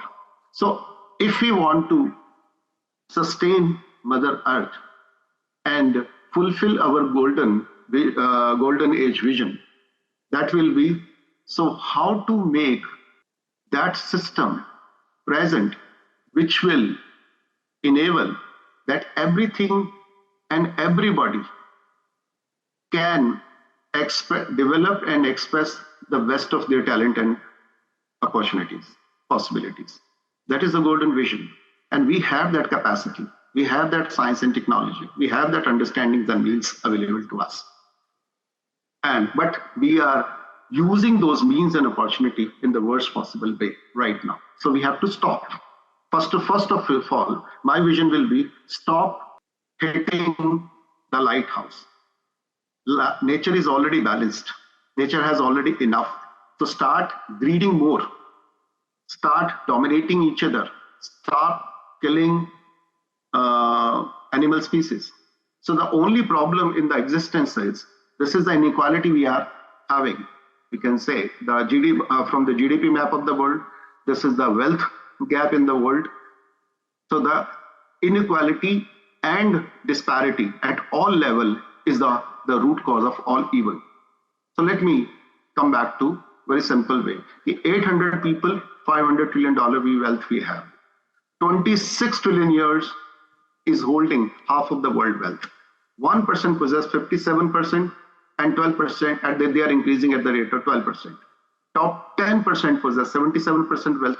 Bottom 50s are living on 1% GDP, and bottom 90 are living just on the 4% GDP. That is 22 or 28 rupees per day in India. So we are living in a very unequal, very unharmonious, very, very different man-made world. So our natural world and man-made world are in complete contradiction, complete disharmony. So we are worried about economically, we are worrying about non-performing asset. But the biggest asset of existence, the most creative and the most evolved source manifestation of Earth is human being. And this is the biggest non-performing asset. उनके लिए ना भोजन है, ना पानी है, ना opportunity है, ना शिक्षा है, ना स्वास्थ्य है. उसको हम कैसे उपलब्ध करवाएं? ये हमारा चैलेंज है. इस चैलेंज को देखने के लिए बहुत जरूरी है कि आदमी को सुख से जीने के लिए ये 12 डायमेंशंस में काम करना पड़ता. मानव में संस्थाएं हैं, उनमें काम करना पड़ता. जिसमें हेल्थ है, इंफ्रास्ट्रक्चर है, जस्टिस है, मीडिया है, रिलेशनशिप है, साइंस है, स्पिरिचुअलिटी है, आर्ट है, economics, education, environment and governance. ये हमारी मैन मेड जरूरतें हैं, जिनके मैन मेड इंस्टीट्यूशंस एंड जरूरतें हैं, जिनको हमें करना है. और ये सारे के सारे जो रिसोर्सेज हैं अभी कंसंट्रेट हो गए हैं 1% लोगों, 1% से भी कम लोगों की, और वो यूज कर रहे हैं इनफाइनेट अमाउंट ऑफ अनकंडीशनल जल, जंगल, जमीन, जानवर और जंगल का दोहन कर रहे हैं, जिसके कारण we are losing 25,000 species per annum.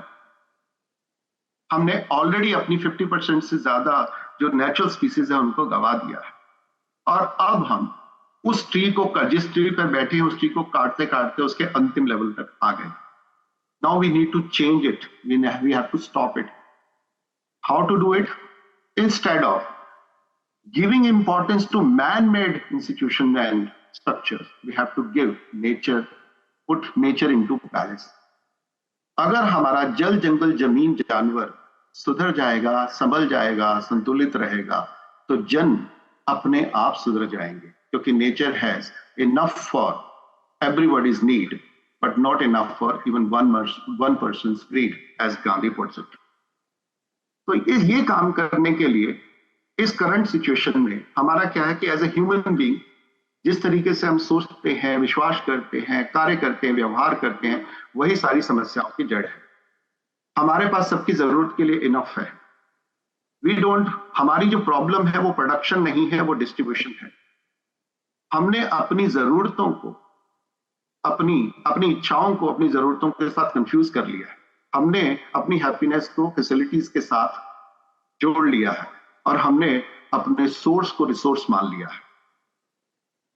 इस स्थिति के लिए किया. So that is why we are marred with conflict between artha, dharma और राज. और हमने सोसाइटी को बिल्कुल, सामाजिकता को, कलेक्टिविटी को हमने बिल्कुल डंप कर दिया है. सो हमारी जो सबसे बड़ी प्रॉब्लम है कि हमने अपनी सारी की सारी चीजों को वेपनाइज कर लिया है, सेंट्रलाइजेशन किया है, मोनेटाइजेशन किया है, डिजिटलाइजेशन किया है, मैकेनाइजेशन किया है. और that is why because of these humanity is at the risk of extinction. तो हमारे जो all gains of science, technology, democracy, prosperity और लिबर्टी है, वो कुछ लोगों तक ही सीमित रह गए. हम न्यू वर्ल्ड ऑर्डर की तरफ देख रहे हैं जिसमें ना कुछ नया है, ना वर्ल्डली है, ना ऑर्डरली है. It is a continuity of imperialism with a new name, new garb, new strategies and new slogans. We need a new human world order. We need a natural world order, which is already collected, which is already in harmony. We have to just understand it and adopt ourselves according to it. That is a requirement. So basically, socially, economically, globally, environmentally, we are at a certain state. If we do not stop the wheel right now, the natural human world order, everything. तो इसके लिए हमारे लिए जरूरत है पहला vision कि हर एक जीव के लिए आहार, विहार, सुरक्षा, संवर्धन और संभावना हमें सत्य में क्रिएट करना पड़ेगा, उनको उपलब्ध करवाना पड़ेगा. Because poverty anywhere in the world is a danger for world peace at all level. उसके लिए हमें सबसे पहले डी वेपनाइज करना पड़ेगा, अपने आप को डिसेंट्रलाइज करना पड़ेगा, डिमोनेटाइज करना पड़ेगा, डी डिजिटलाइज करना पड़ेगा और डी मैकेनाइज करना पड़ेगा ह्यूमैनिटी को. ताकि ये करने से हमारी एजुकेशन, हेल्थ, जस्टिस, धर्म और एनवायरमेंट, ये जो 5 मुख्य जरूरतें हैं ह्यूमैनिटी को जीने के लिए, उनको हम पूरा कर पाएंगे. इसके लिए सभी 12 सेक्टर पे हमें एक साथ काम करने की जरूरत है. टाइम कम है इसलिए मैं इसको शॉर्ट आउट कर रहा हूं. I am coming to the last part of my submission and proposal. What we need to do. हमें शहर से बाहर निकल के अब गांव की ओर जाने की जरूरत है. बिकॉज शहर हमारे उत्पादन का नहीं, हमारे कंजम्पशन और डिस्ट्रीब्यूशन का सेंटर है. तो धरती पे सबसे पहले हमें डीफिकेशन की जरूरत है. डीफिकेशन से पहले हमारी जो एजुकेशन है, हेल्थ है, जस्टिस है, रिलीजन है, एनवायरमेंट एंड नेचर है, प्रोडक्शन और डिस्ट्रीब्यूशन, एक्सचेंज मार्केट, इन सबको demonetise, decentralise, deglobalise, deweaponise, deanthropise यानी आदमी तक उसको सीमित न रखे और डी अर्बनाइज करने की जरूरत है. तो लेट मी अंडरस्टैंड, मतलब put it all together with 3 questions. Number 1 कि अगर पूरी दुनिया के जितने भी रूरल पॉपुलेशन है उसको अगर हम देखें तो एवरेज एक गांव में 4000 लोग रहते हैं. 4000 people live in average village. और दुनिया का चाहे कितना भी पिछड़ा विलेज हो, वो अपनी नीड से 10 गुना तो पैदा कर रही है already. Nature has given them abundance. ठीक है. एनिमल हस्बेंड्री की बात करें, एग्रीकल्चर की बात करें या फॉरेस्ट फार्मिंग, तो अगर हर गांव में 10 गुना उनकी नीड से ज्यादा उत्पादन हो रहा है, तो फार्मर की सुसाइड क्यों, माइग्रेशन क्यों, क्राइसिस क्यों, हंगर क्यों, कंफ्लिक्ट क्यों, डिफॉरेस्टेशन क्यों, लॉस ऑफ स्पीसीज क्यों, पोल्यूशन क्यों और पॉवर्टी क्यों? अगर इसी क्वेश्चंस को फिर से हम अपने अंदर झांक के देखें कि एक गांव को अगर एजुकेट करना हो पूरा का पूरा 1200 बच्चों को एजुकेट करना हो, तो कितने टीचर्स की जरूरत है? मैक्सिमम 10 एक गांव को पूर्णतः स्वस्थ रखने के लिए कितने डॉक्टर्स की जरूरत है या वैद्य की जरूरत है? मैक्सिमम 2 और 3। कितने पूरे गांव को न्याय देने के लिए कितने पंचों की जरूरत है हमारी सनातन परंपरा के अनुसार? 1 या 2। कितने गुरु, कितने मास्टर, कितने प्लेस ऑफ वर्शिप और मेडिटेशन की जरूरत है? 1 2 से काफी है। एक जिनालय, एक धर्मालय, एक पूजालय हमारे लिए काफी है। और हमारे गांव में जो जल, जंगल, जमीन और जानवर पहले से ही उपलब्ध है आदमी की समस्त जरूरतों को पूरा करने के लिए, और कितना चाहिए? First of all, with the urban life, we have cut ourselves from the nature. We have built a pipeline civilization. क्योंकि हमारा जो ऊर्जा है वो कहीं और से आ रही है, हमारा जल कहीं और से आ रहा है, हमारी गैस कहीं और से आ रही है, हमारी फ्यूल कहीं और से आ रहा है, हमारा ट्रांसपोर्टेशन कहीं और से आ रहा है, हमारी दवाइयां कहीं और से आ रही है। और वो इतने कॉम्प्लेक्स ग्लोबल पाइपलाइन स्ट्रक्चर में है, वो इतना कॉम्प्लेक्स है, वो कंट्रोल तो कर सकता है कि अगर सोसाइटी को कंट्रोल करना है तो आप पाइपलाइन को कंट्रोल करिए, और अगर सोसाइटी को डिस्ट्रॉय करना है तो इस पाइपलाइन को डिस्ट्रॉय कर। तो हमें, परंतु हमारा जो सारे कार्य नेचर की गोद में रहते वो अपने आप में सेल्फ सफिशिएंट है, स्वावलंबी है और नेचुरल है, उनमें कोई पोल्यूशन की जरूरत नहीं है। तो अब हमें जरूरत है कि हम गांव में से शिक्षा, स्वास्थ्य, न्याय, पर्यावरण, धर्म से पैसे को बाहर ले लें, सेंट्रलाइजेशन को बाहर निकाल दें, डिजिटलाइजेशन को, मैकेनाइजेशन को बाहर निकाल दें, तो हर गांव अपनी सारी जरूरतें विद इन नो टाइम पूरा करने में सक्षम है। उसके लिए कितने फंड की जरूरत है? नन। उनके लिए कितने कंट्रोल की जरूरत है? We need to decontrol it, give the control back to village. हमें कितने मैनेजर्स या पॉलिटिशियंस की जरूरत है? We don't. Every village is self sufficient, self governed. हमें उनको कैसे बैलेंस करना है? जस्ट बाहर से जो अननेसेसरी कर रहे हैं उनको ले लीजिए, they will be in balance themselves. उनको कितना प्रोटेक्शन की जरूरत है? Every village is a well protected. Just हम विलेज ग्लोबल पाइपलाइन को बाहर खींच ले, और इसके लिए हमें कितना पैसे, मनी, टाइम चाहिए? आई थिंक अगर हम ग्लोबल एज, जिसमें हर एक व्यक्ति के लिए शिक्षा, स्वास्थ्य, न्याय, पर्यावरण, धर्म और जीवन के सारे अवसर उपलब्ध करवाना चाहते हैं, और बिना कन्फ्लिक्ट के, बिना एनवायरनमेंट को पोल्यूट किए, बिना स्पीसीज को खराब किए, बिना आने वाली जनरेशन के लिए किसी तरह के खतरा या अभाव पैदा करने के लिए, तो हमें ये लास्ट 10 स्टेप्स की जरूरत है। That is my submission, final submission. कि जीवन जागृति, मुक्ति हर मानव का लक्ष्य और अधिकार है। प्रकृति, परिवार, समाज व्यवस्था मानव लक्ष्य की पूर्ति में के लिए सहायक है। इसके लिए हम collective humanity as a global village की तरह सोचे। We need to think globally, yes, but we have to live and act locally. जीने दो और जियो। जल, जंगल, जानवर, जमीन को संभाल लो, उसको सुरक्षित रखो, जन अपने आप संभल जाएगा। हर जीव के लिए आहार, विहार, सुरक्षा सुनिश्चित और संभावना सुनिश्चित करना हमारा पहला एक्शन प्लान। हमें जो सारे के सारे रिसोर्सेज को प्लान करना है वो ग्लोबल टू लोकल नहीं, हमें लोकल टू ग्लोबल जाना होगा। इसलिए सबसे पहले परिवार, परिवार के बाद मोहल्ला, मोहल्ले के बाद गांव, गांव से बाद जिला, जिला के बाद देश और देश के बाद दुनिया। और अगर हमें गांव के अंदर आए, परिवार में आए, तो हर बुजुर्ग की सेवा, हर रोगी का इलाज, भूखे को अन्न, रोग, अभाव, अन्याय का इलाज करुणा से किया जा सकता है, जैसा हमने सदियों से भारत में किया है। हमें सरकार नहीं, व्यापार नहीं, सबसे पहले समाज को रखना होगा, क्योंकि सरकार और व्यापार समाज के अंग हैं।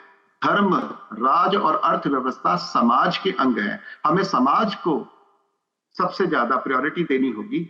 हर क्राइसिस को सॉल्व करने की जो क्षमता है वो राज्य व्यवस्था की, धर्म व्यवस्था की, अर्थव्यवस्था की बहुत सीमित है, परंतु समाज की व्यवस्था असीम है। तो हमें समाज को सर्वोप्रियता देनी पड़ेगी, महत्ता देना पड़ेगा। तो हमारा जो दुनिया में उत्पादन की कोई प्रॉब्लम नहीं है, क्योंकि हर गांव अपनी जरूरत से 10 गुना उत्पादन कर ही सकता है। तो उत्पादन का जो लक्ष्य है वो वितरण होगा। पहले परिवार के लिए, फिर मोहल्ले के लिए, फिर गांव के लिए, फिर जिले के लिए, फिर राज्य के लिए, फिर दुनिया के लिए। इस तरह से हम पूरे दुनिया को, ठीक है, सुख शांति संतोष आनंद समाधान समृद्धि न्याय और संतुलन के साथ चला सकते हैं। इसके लिए जरूरी है कि व्यापार मुक्त शिक्षा, स्वास्थ्य, न्याय के समान अवसर हर गांव में पैदा करें। उसके लिए सेंट्रलाइजेशन, ग्लोबलाइजेशन, नेशनलाइजेशन की कोई जरूरत नहीं है। इनके ऊपर फंड करने की जरूरत नहीं है, इसके लिए योजनाएं बनाने की जरूरत नहीं है। इनकी जिम्मेदारी, इसकी जरूरत गांव की है और गांव इनको पूरा करने के लिए, हर गांव इनको पूरा करने के लिए सक्षम है। तो गांव की गोद में शहर हो, गांव उत्पादन का और केंद्र हो, शहर अधिक उत्पादन के लिए वितरण और वितरण का केंद्र हो। प्रकृति मानव के संतुलन और समाधान हेतु हमारे पास इनफ विज्ञान है। मानव में संतुलन और समाधान हेतु हमें विवेक की जरूरत है, जो हमारे शिक्षा का करिकुलम होना चाहिए। इसलिए शासन मुक्त प्रशासन, अन्याय मुक्त समाज, भाव मुक्त परिवार और अज्ञान मुक्त व्यक्ति, ये हमारा ग्लोबल एज को लाने का विजन रहेगा। इसलिए अंतिम बात है, हर एक व्यक्ति के लिए अपने भीतर हमें जानना पड़ेगा, जैसे सुबेसिंह जी ने कहा है कि हर एक व्यक्ति को जानना कि मैं कौन हूं, मेरी जरूरत क्या है, मेरी इच्छा और अपेक्षा क्या है और प्रकृति में मेरा स्थान क्या है। क्योंकि जैसा हम स्वयं की तरफ लौटेंगे, आत्मअध्ययन करेंगे, हमें आत्म समाधान मिलेगा, वही हमारी स्थिरता पैदा करेगा। तो स्थिर व्यक्ति से स्थिर परिवार, स्थिर परिवार से स्थिर समाज और स्थिर दुनिया का जो सपना है वो संभव है, परंतु हमें उसको चक्कर को उल्टा करना पड़ेगा। हमें सबको सभान सचेत और सतर्क रहकर अपने आप को व्यक्त करना पड़ेगा और सबको एक दूसरे के साथ जुड़ना पड़ेगा। जैसे हितेश जी ने प्रोजेक्ट युग परिवर्तन के साथ भारत और दुनिया की सभी जो सृजन बौद्धिक शक्तियां हैं उनको जोड़ना शुरू किया है। ये बहुत, इस प्रयास के लिए मैं उनको बहुत बहुत साधुवाद देता हूं। तो दूसरी बात है, अपने पैसे को अपने गांव में रखें, अपने गांव बैंक को गांव में ही रखें और गांव के बैंक को गांव के द्वारा ही नियंत्रित करें। राइट, हो क्या रहा है कि जो गांव संतुलित है उसको बाहर वाला आदमी आके संतुलित कर रहा है। बाहर की टेक्नोलॉजी, बाहर की लाइफस्टाइल, बाहर के एम्बिशन असंतुलित कर रहे हैं। अगर गांव को गांव के लिए छोड़ दिया जाएगा, वो अपने आप संतुलित रहेंगे। अपने गांव में निवेश करें, गांव में उत्पादन और वितरण को विकसित करें, गांव में प्रशासन, स्वास्थ्य, शिक्षा, न्याय को पारदर्शी रखें, लोभ मुक्त रखें, व्यापार मुक्त रखने का प्रयास करें। प्रत्येक गांव में 2 साल का अन्न, क्योंकि वितरण के साथ साथ जो स्टोरेज है, it's a big problem. Now the bigger power of the world has stored the maximum resources of humanity. So we need to decentralize those stocking of the resources, power, energy and technology.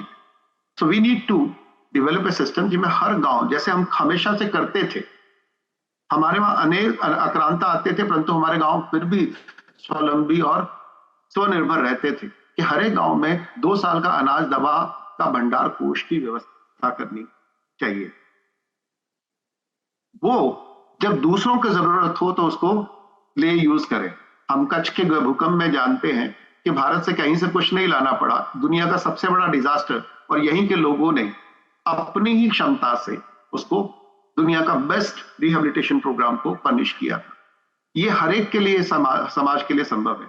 अभी भी जो train का जो disaster हुआ है उसमें भी 90% जो रिहेबिलिटेशन रेस्क्यू वर्क है वहां की लोकल सोसाइटी ने किया है, क्योंकि हमारे किसी शहर के पास 3 दिन से कोई भी क्राइसिस को हैंडल करने के 3 दिन से ज्यादा की कैपेसिटी नहीं है, 3 दिन से ज्यादा का अनाज नहीं है, 3 दिन से ज्यादा की दवाएं नहीं है, 3 दिन से ज्यादा का वाटर नहीं है, 3 दिन से ज्यादा का ट्रांसपोर्टेशन नहीं। तो वी नीड टू डिसेंट्रलाइज। तो गांव के हर एक नागरिक को रोजगार, शिक्षा, स्वास्थ्य और न्याय व्यापार मुक्त तरीके से हम सुनिश्चित कर सकते हैं।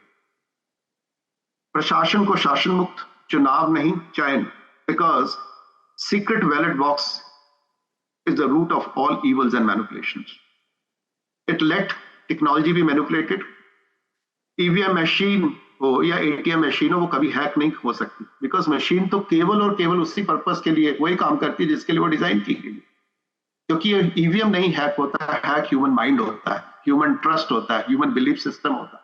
सो they are not design to hack machines, they are design to hack human being. तो ह्यूमन बीइंग को हैक करने के लिए हमें जो पारदर्शिता है, ट्रांसपेरेंसी है, एट ऑल लेवल जरूरत है। इसलिए हमें गांव में चुनाव नहीं चाहिए, क्योंकि चुनाव से केवल कॉन्फ्लिक्ट, असंतोष, अविश्वास पैदा होता है। वहां गांव में अपने नेता का, अपने परिवार का, अपने सगे का, अपने हितैषी का, अपने नेता का जो चयन है वो मुक्त ओपन व्यवस्था से होना चाहिए। ये चयन की व्यवस्था है, ना कि चुनाव की व्यवस्था। तो सतर्कता, स्वच्छता, स्वास्थ्य, सुरक्षा, समानता, सेवा, सम्मान, समर्पण, सत्य और सरलता, ये मूल्य हमारे सनातन मूल्य हैं। इन मूल्यों की तरफ हमें फिर से मुड़ना पड़ेगा। अपने परिवार, मोहल्ले, गांव की जिम्मेवारी हमें खुद संभालनी पड़ेगी। गांव से सरकार निर्धारित होगी, सरकार से गांव निर्धारित नहीं होगा। जमीन, जानवर, जन, जलवायु को विष मुक्त करने का प्रसार करें, इसकी जिम्मेवारी हर एक गांव को दे दें। और हर गांव within no time, within 1 year, corona में हमने देखा कि जब हम अपनी सीमा में सिमट गए तो नदियां स्वच्छ होने लगी, पक्षी खुद उड़ने लगे, लॉ स्पीसीज भी बाहर आने लगी, पर्यावरण शांत होने लगा। इसलिए ज्यादा नहीं करने की जरूरत है। जो हम गलत कर रहे हैं, जो हम अधूरा कर रहे हैं, जो हम इनकम्प्लीट कर रहे हैं, उसको हम करना बंद करना पड़ेगा। और प्रकृति से सीख के हमारी सनातन मूल्यों ने, हमारी सनातन संस्कृति ने जिन प्रोविजंस को मार्गदर्शन हमको दिया है, उसकी तरफ की जरूरत है।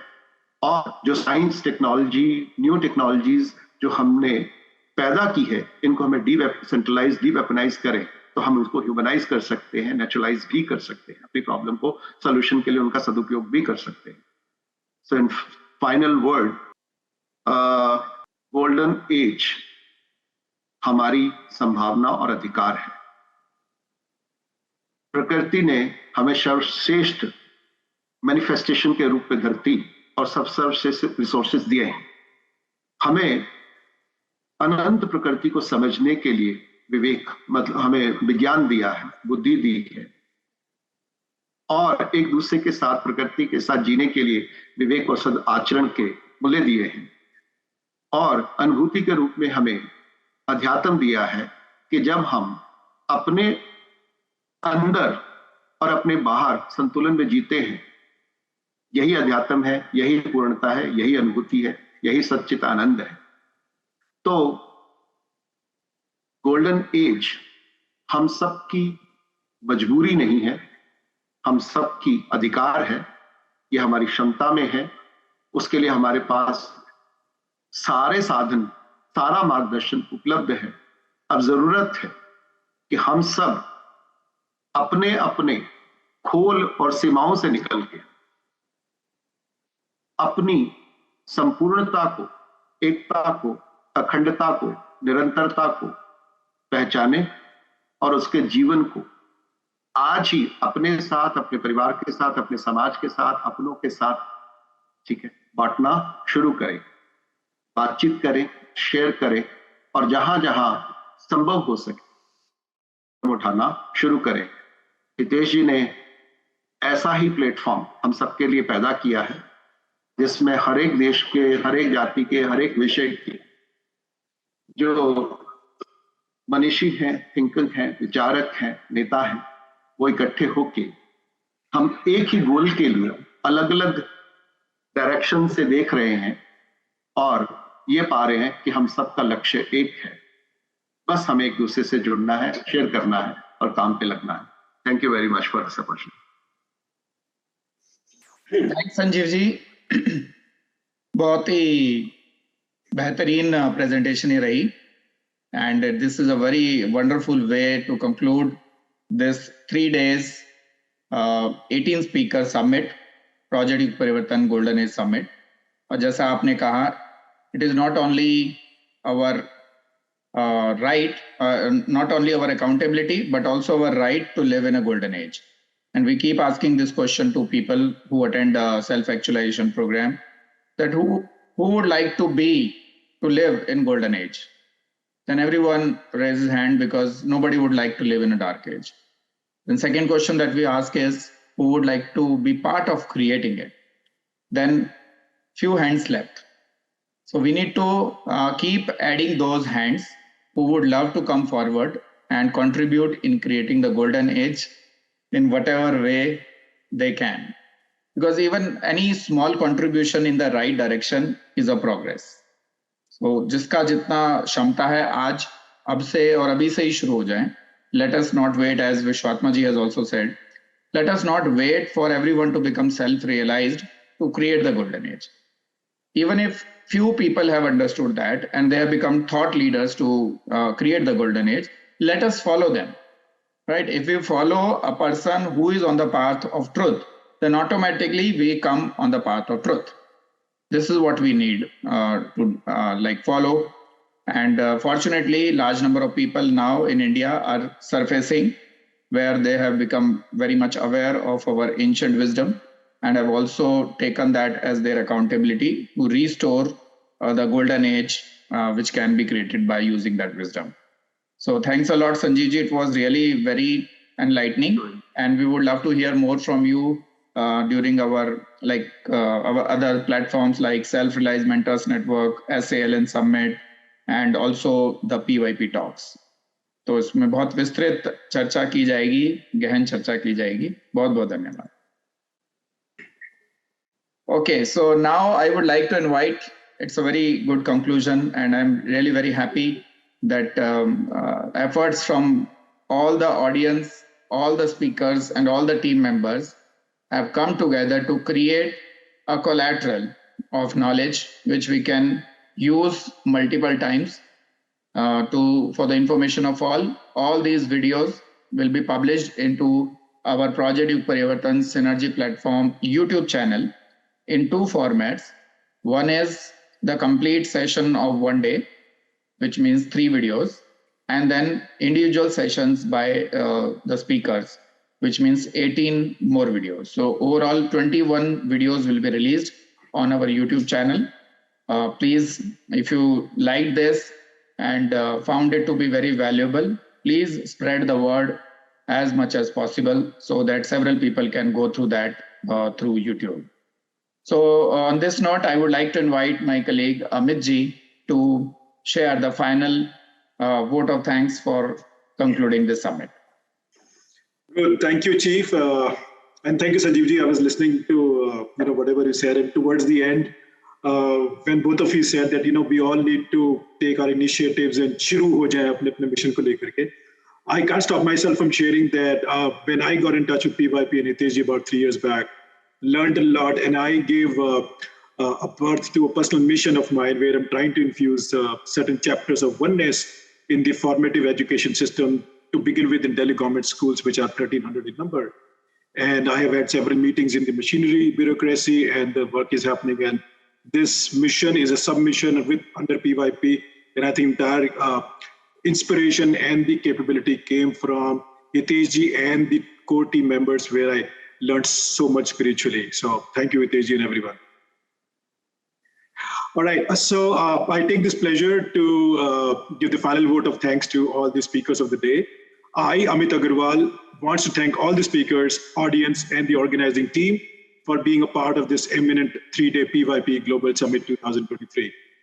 With the presence of each one of you, we have successfully concluded it and are gearing up for our further course of action to work on bringing the golden age. I feel pleasure and gratitude for today's speakers who have enlightened us with their in-depth wisdom on their visions and thoughts that will stay with us forever. Pastor Wille Paul, it was incredible and illuminating to explore different aspects of spirituality, the golden age, and Genesis through the lens of Christianity. I want to express my gratitude to Pastor Wille Paul for broadening our knowledge and expanding our horizons. Today's interactive session with you was a delightful departure from our usual format. Thanking Vishwatma Bharat Gandhi ji, we express our gratitude to him for sharing his insights on the development of an exceptional ecosystem. You have highlighted today that shared in detail that necessity of establishing a worldwide governance framework. The challenge at the global level cannot be efficiently addressed solely by individual country governments. Swami Snehanand ji, your profound knowledge and wisdom are truly invaluable. It was a delightful experience to receive a glimpse of your vast reservoir of wisdom acquired over many decades. We deeply appreciate the dedication and effort you put into crafting your presentation and generously sharing with us. Thank you, Swamiji, for your contributions. We express immense gratitude to Dr. Subijoy Dutta for providing valuable technical data on global warming, which has significantly deepened our understanding of seriousness of the situation and offered potential solutions. Your body of work has inspired all of us to tackle the climate emergency with no further delays. Subesingh ji, you are a true visionary and leader. You presented insights on Atmagyan, inner wisdom, ignorance, ego, and impurities were presented in such simple way that we all understood to have a lasting impact. Your eloquent words serve as a beautiful reminder of the fact that Satyug has to be internal and then external will happen as a result. Thank you for being a part of the summit. And thank you, Sanjeev ji, for aptly describing your vision of Golden Age as coexistence station in all dimensions. You rightly said that all religions and sects have been laid there. We just need to understand and implement it. We have highlighted that it's us humans who have created the tools as facilities, utilities, and also weapon. And through visual diagrams and frameworks, you have shared a way to reach the Golden Age. Thank you, everyone. Over to Hitesh ji. Thanks, Amit ji, for the wonderful vote of thanks. And I would like to add more to it. All the thanks to the entire organizing team, all the anchors, introducers, people who have worked behind the scenes, who have created these wonderful graphics for which I have got several compliments from several people within PYP and outside, and all the speakers who have generously accepted our invitation. We got very less time to plan for this event. I was on a continuous tour to India since last several months. So for preparing the entire summit, we did all of that into the last week before we started the summit. So that's really something which shows that when there is a will, where there is a will, there is a way. So I would love to see several more influencers, thought leaders come to the platform of Project YugParivartan Synergy platform and share their views about the utopian world, so that more and more people can get this confidence that making a golden age ecosystem is possible, is needed, and is our own accountability. So on this note, I would like to invite all team members to open their cameras. And if all audience can also open their cameras, that would be great. I have given you permission. Please open your cameras if you can, so that we can have a group picture of the entire group. Yes, everyone, please open your cameras. सभी लोगों से अनुरोध है कि अपना camera खोल लें. फिर मैं एक प्रिंट स्क्रीन लेके पूरा ग्रुप पिक्चर ले लेता हूं. Okay, no more people opening their camera. Okay, great. 4, 5, 8, 11 people are there. So I'm taking a picture. So please be in your best form. 1, 2, and 3. I hope the click has come. Let me just check. Okay, good. So one more. 1, 2, and 3. Thank you very much. Thanks for joining us on this Project YugParivartan Global Summit 2023. With this, we conclude this session formally. We will share the videos on our YouTube channel as fast as we can. Namaskar sabhi ko, Shubh Ratri, good night.